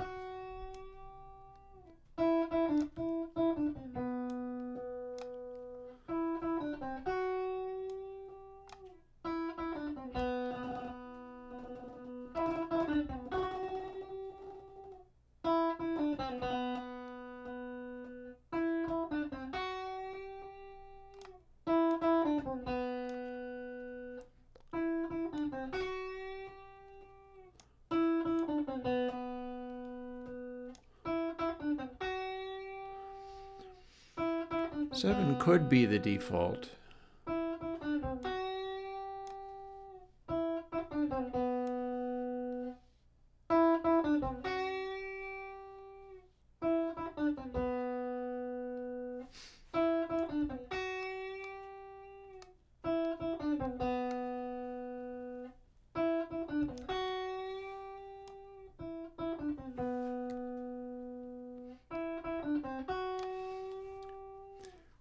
Little quick snapping back and forth between it and the default. Guitar. Acoustic, supposedly. Seems to chip. So there is very little point in bothering with other things like drum kits and such, but let's try some other kinds of guitars. For instance, let's quickly turn this to stereo. And then let's bounce around using the effect.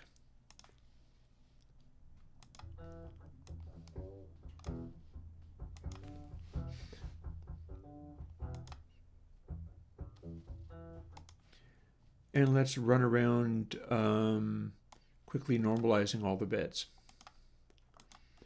Normalize. Normalize, we're not going to save it. We're just going to make all the bits equal loudnesses and then get to listen to them at a reasonably full volume.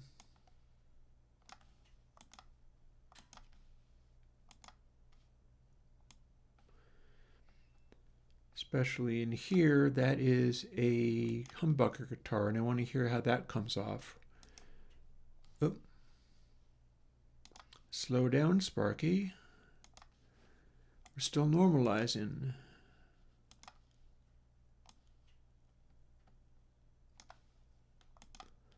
You gotta normalize everything, right? That one doesn't need because that one's already distorted. There we go. So previously in Airwindows wooden box,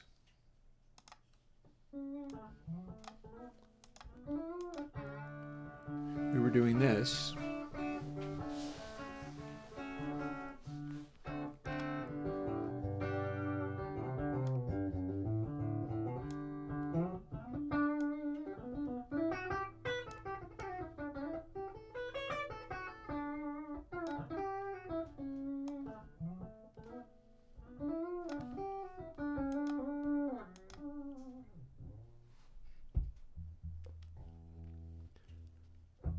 Humbucker guitar.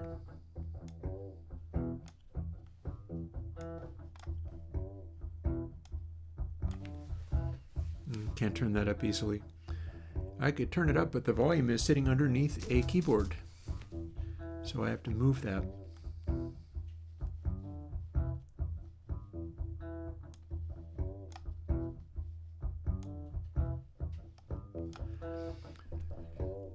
So this is raw humbucker guitar.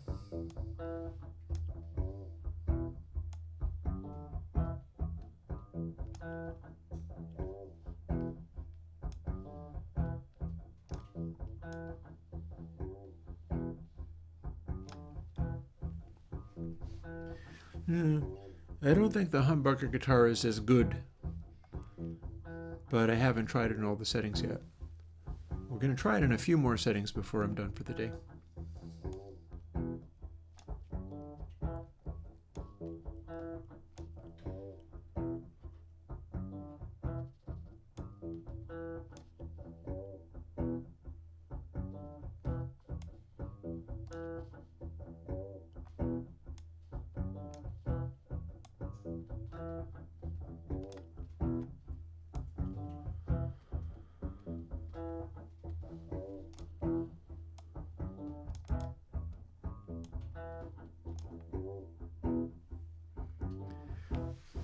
Okay, we've lost some of the lows out of that one, and that one might just be a little more persuasive as far as being a humbucker guitar.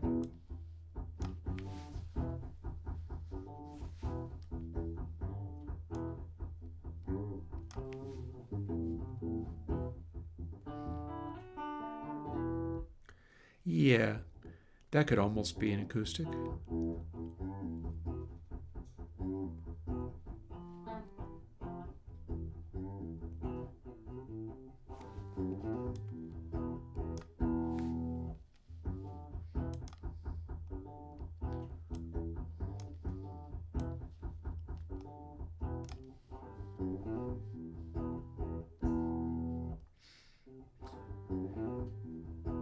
It's all at a rather low volume, and I can't do anything about that right now.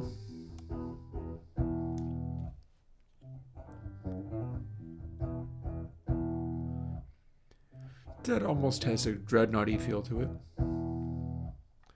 Certain thump to it. Because remembering,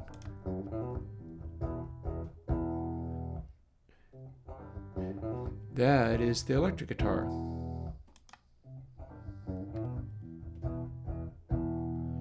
So it almost has the vibe.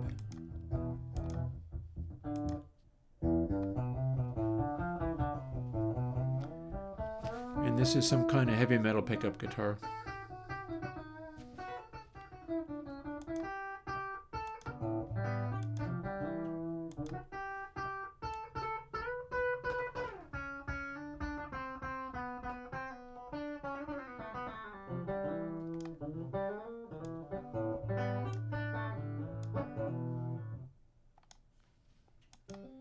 Well, that ran out of steam.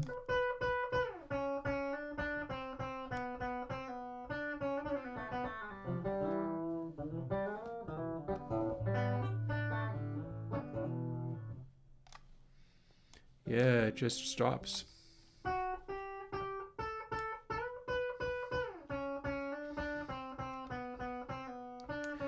Depth does seem to sit right that way.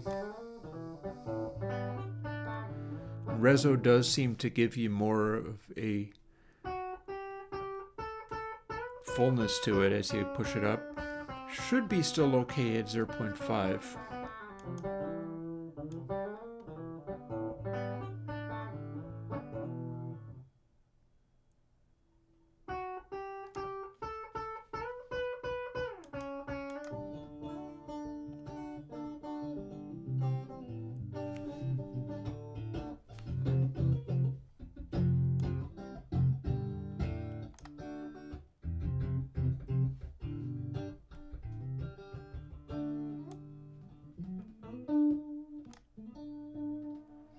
Softer.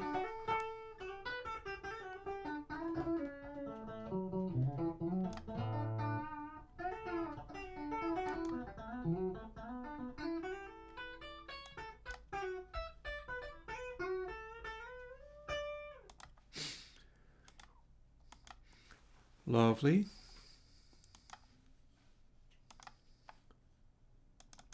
Synth tones. What do we got here? Proteus harp, but as a guitar? We'll find out.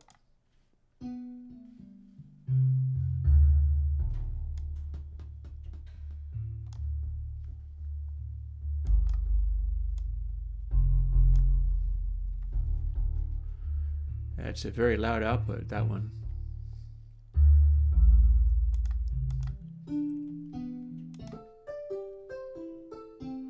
Let's select this section. Hey, Conrad.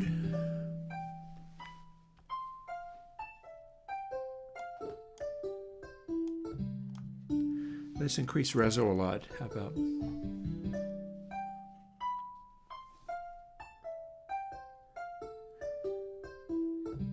I think that is, in fact, helping it sound a little bit more like a harp.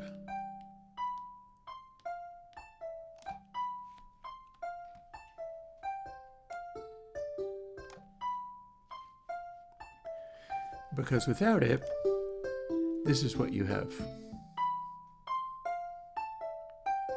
And that sounds a lot more like a rompler. There are mono versions of some of the plugins. If you're an audio unit user,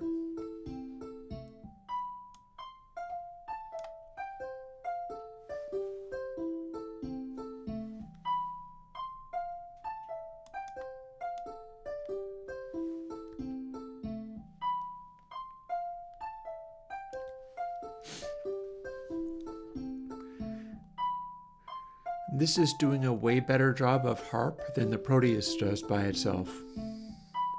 And I've only listened to 2 sections.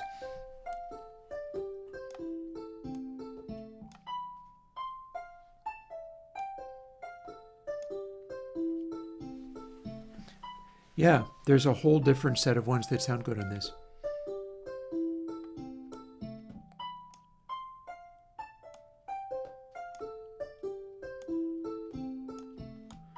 I wonder if any of them sound like a big harp.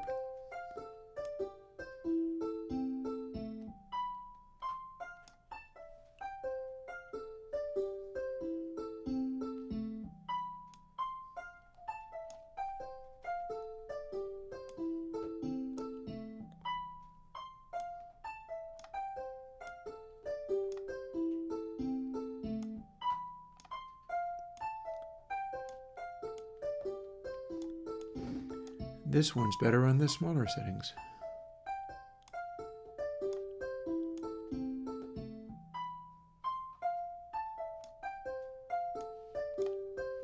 With plenty of reso.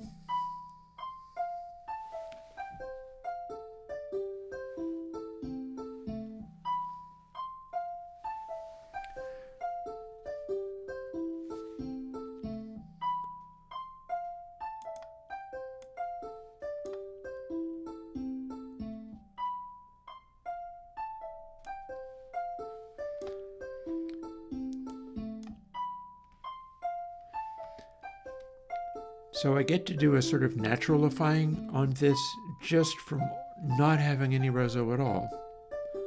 But then we can also boost.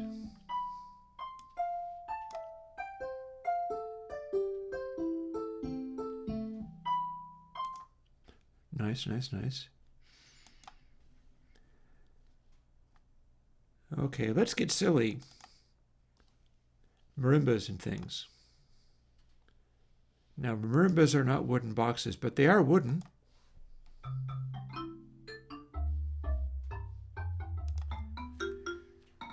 So here is the unaltered.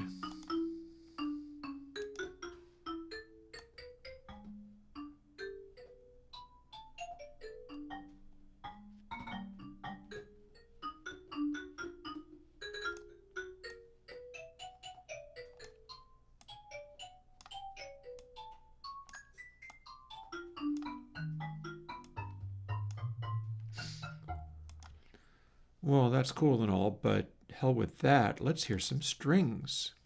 Strings are meant to be wooden, aren't they? Let's find out what we got here. And then it's going to be about time for me to go and have tacos.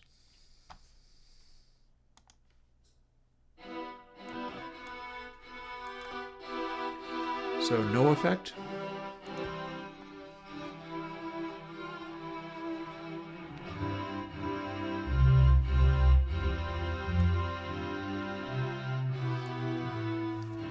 Let's assume we want some balance between dry and wet because that will cut lows.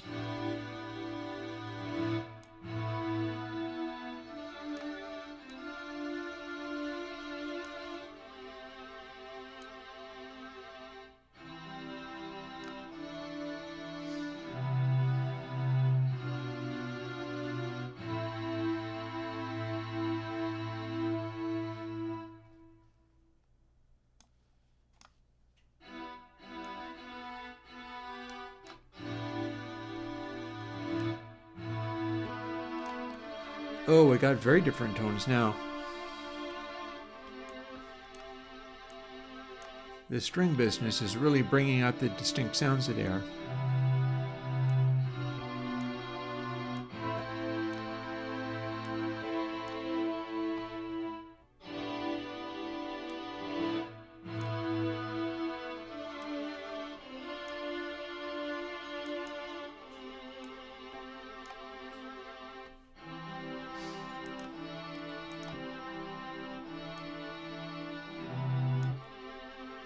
Vibrato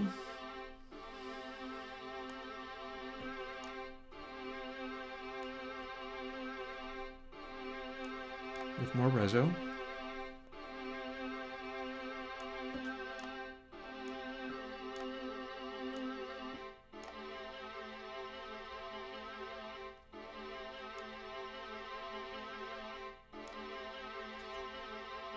Yeah, 10's not bad.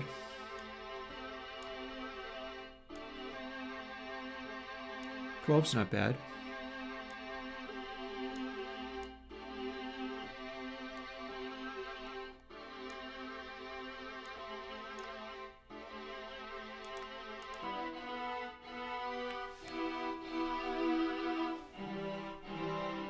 Yeah, that sounds kind of like rosin on strings.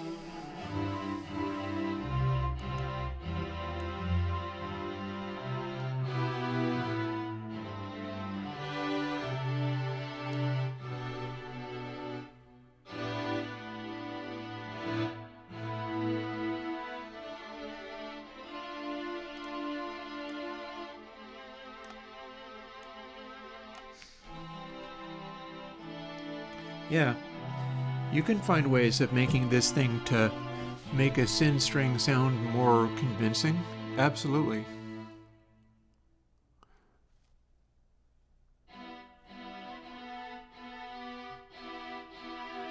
Not that my playing is great, not that the Proteus is great, but that's not so shabby.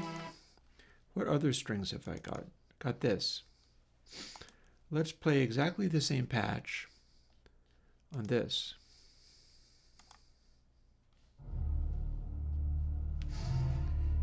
Deep, deep strings.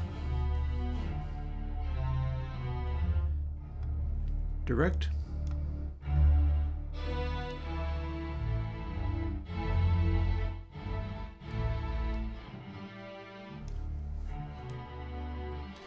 Seems like my 0.5 settings are pretty good.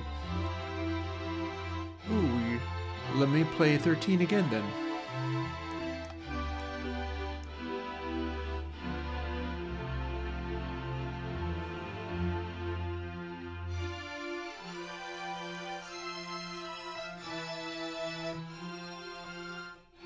Ooh, let me play that again.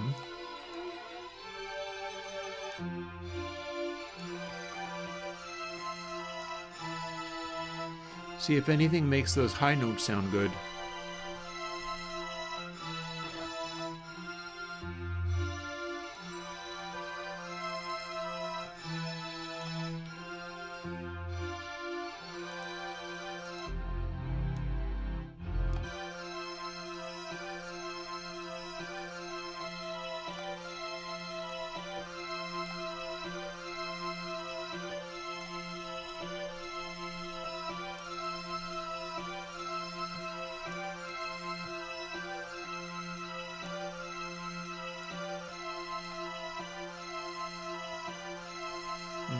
Ten's very string-like. 11's very celestial.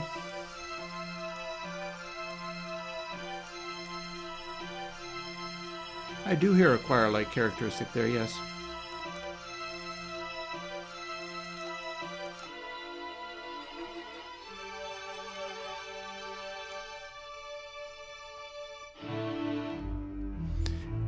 No, because you're only hearing bleed through the microphone, sadly.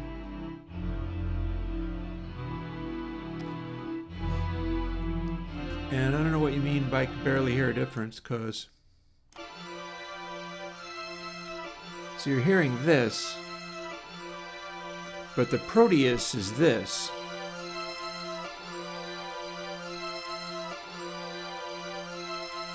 And then wooden box. That's actually doing weird things with the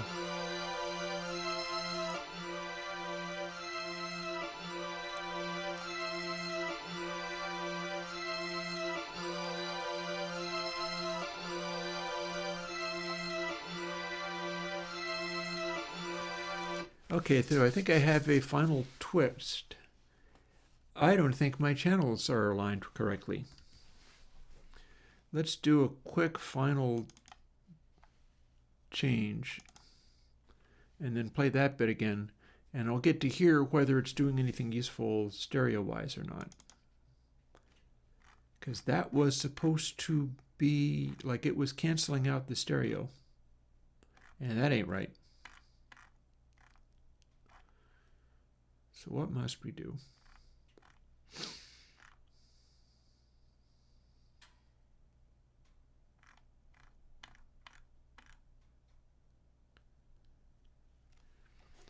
I believe our feedback is correctly aligned.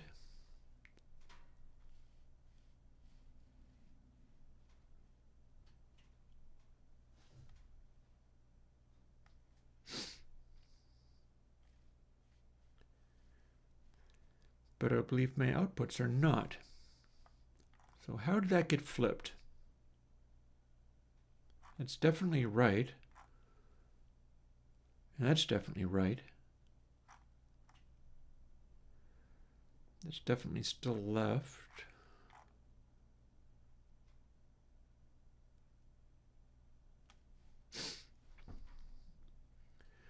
Well, that has to be swapped somewhere. I don't know quite how that happened.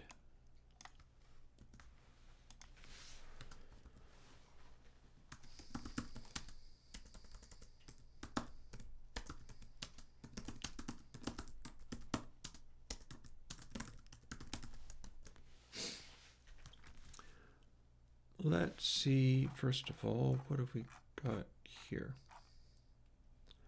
No, dry sample is still being input sample L.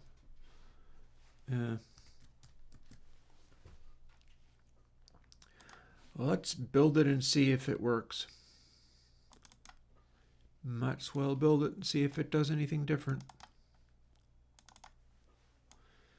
So to components, option, older, desktop, option, older.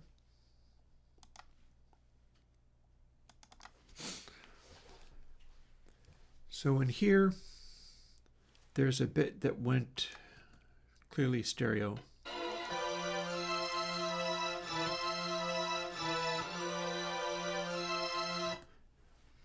That bit was strongly on the left over my speakers that you can't hear because you have a mono microphone. But what happens when we do Wooden Box again?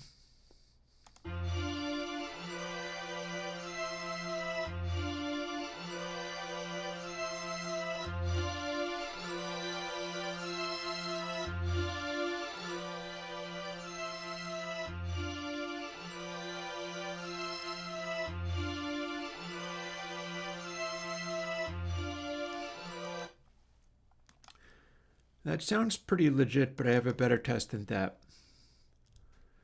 This beginning drum thing will be ruthlessly revealing of whether I've got it hooked up right or not. Let's find out.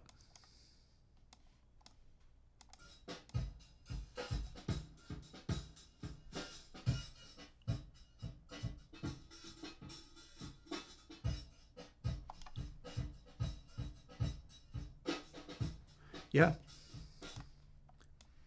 we're good.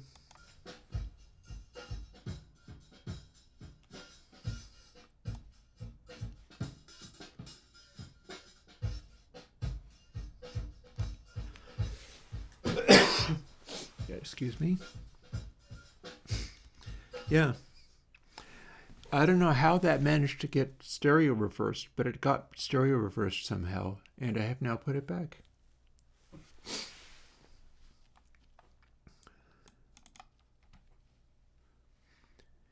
B3, except for it's a wooden box.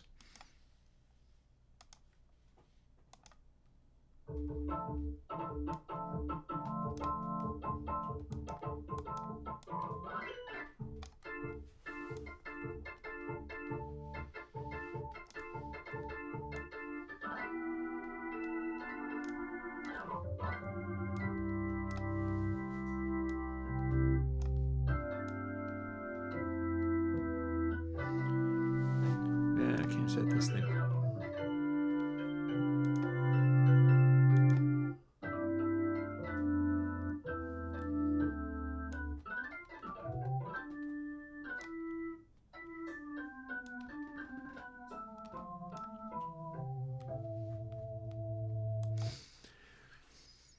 I feel like in general it's able to get there. Oh, here's a hilariously bad one. Human voice, which isn't anything like a human voice. And then I'm going to go and have my tacos because it's been a long day.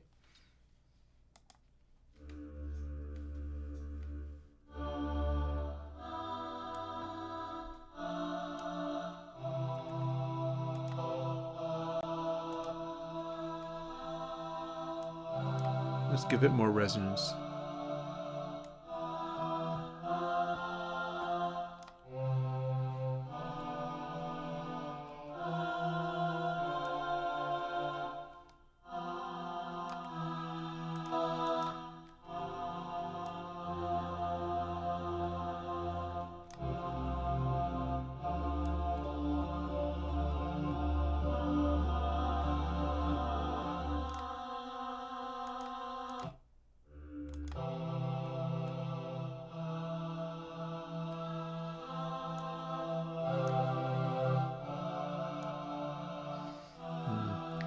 Definitely better at that middle point.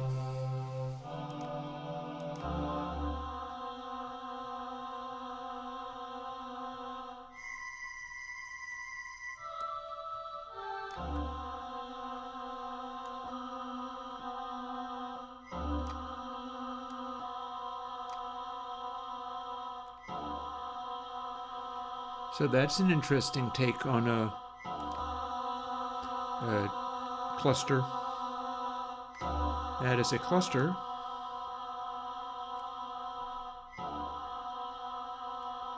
And we can make that cluster sound a lot like sort of a congealed sound.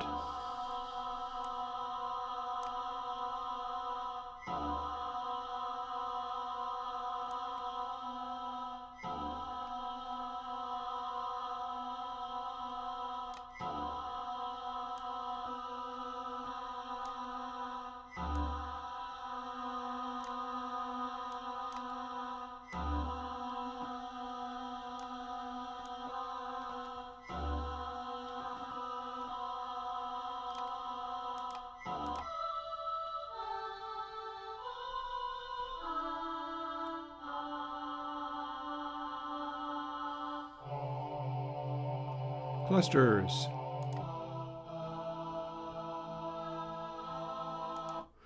Proteus human voice is not nice. It's kind of terrible. You know what?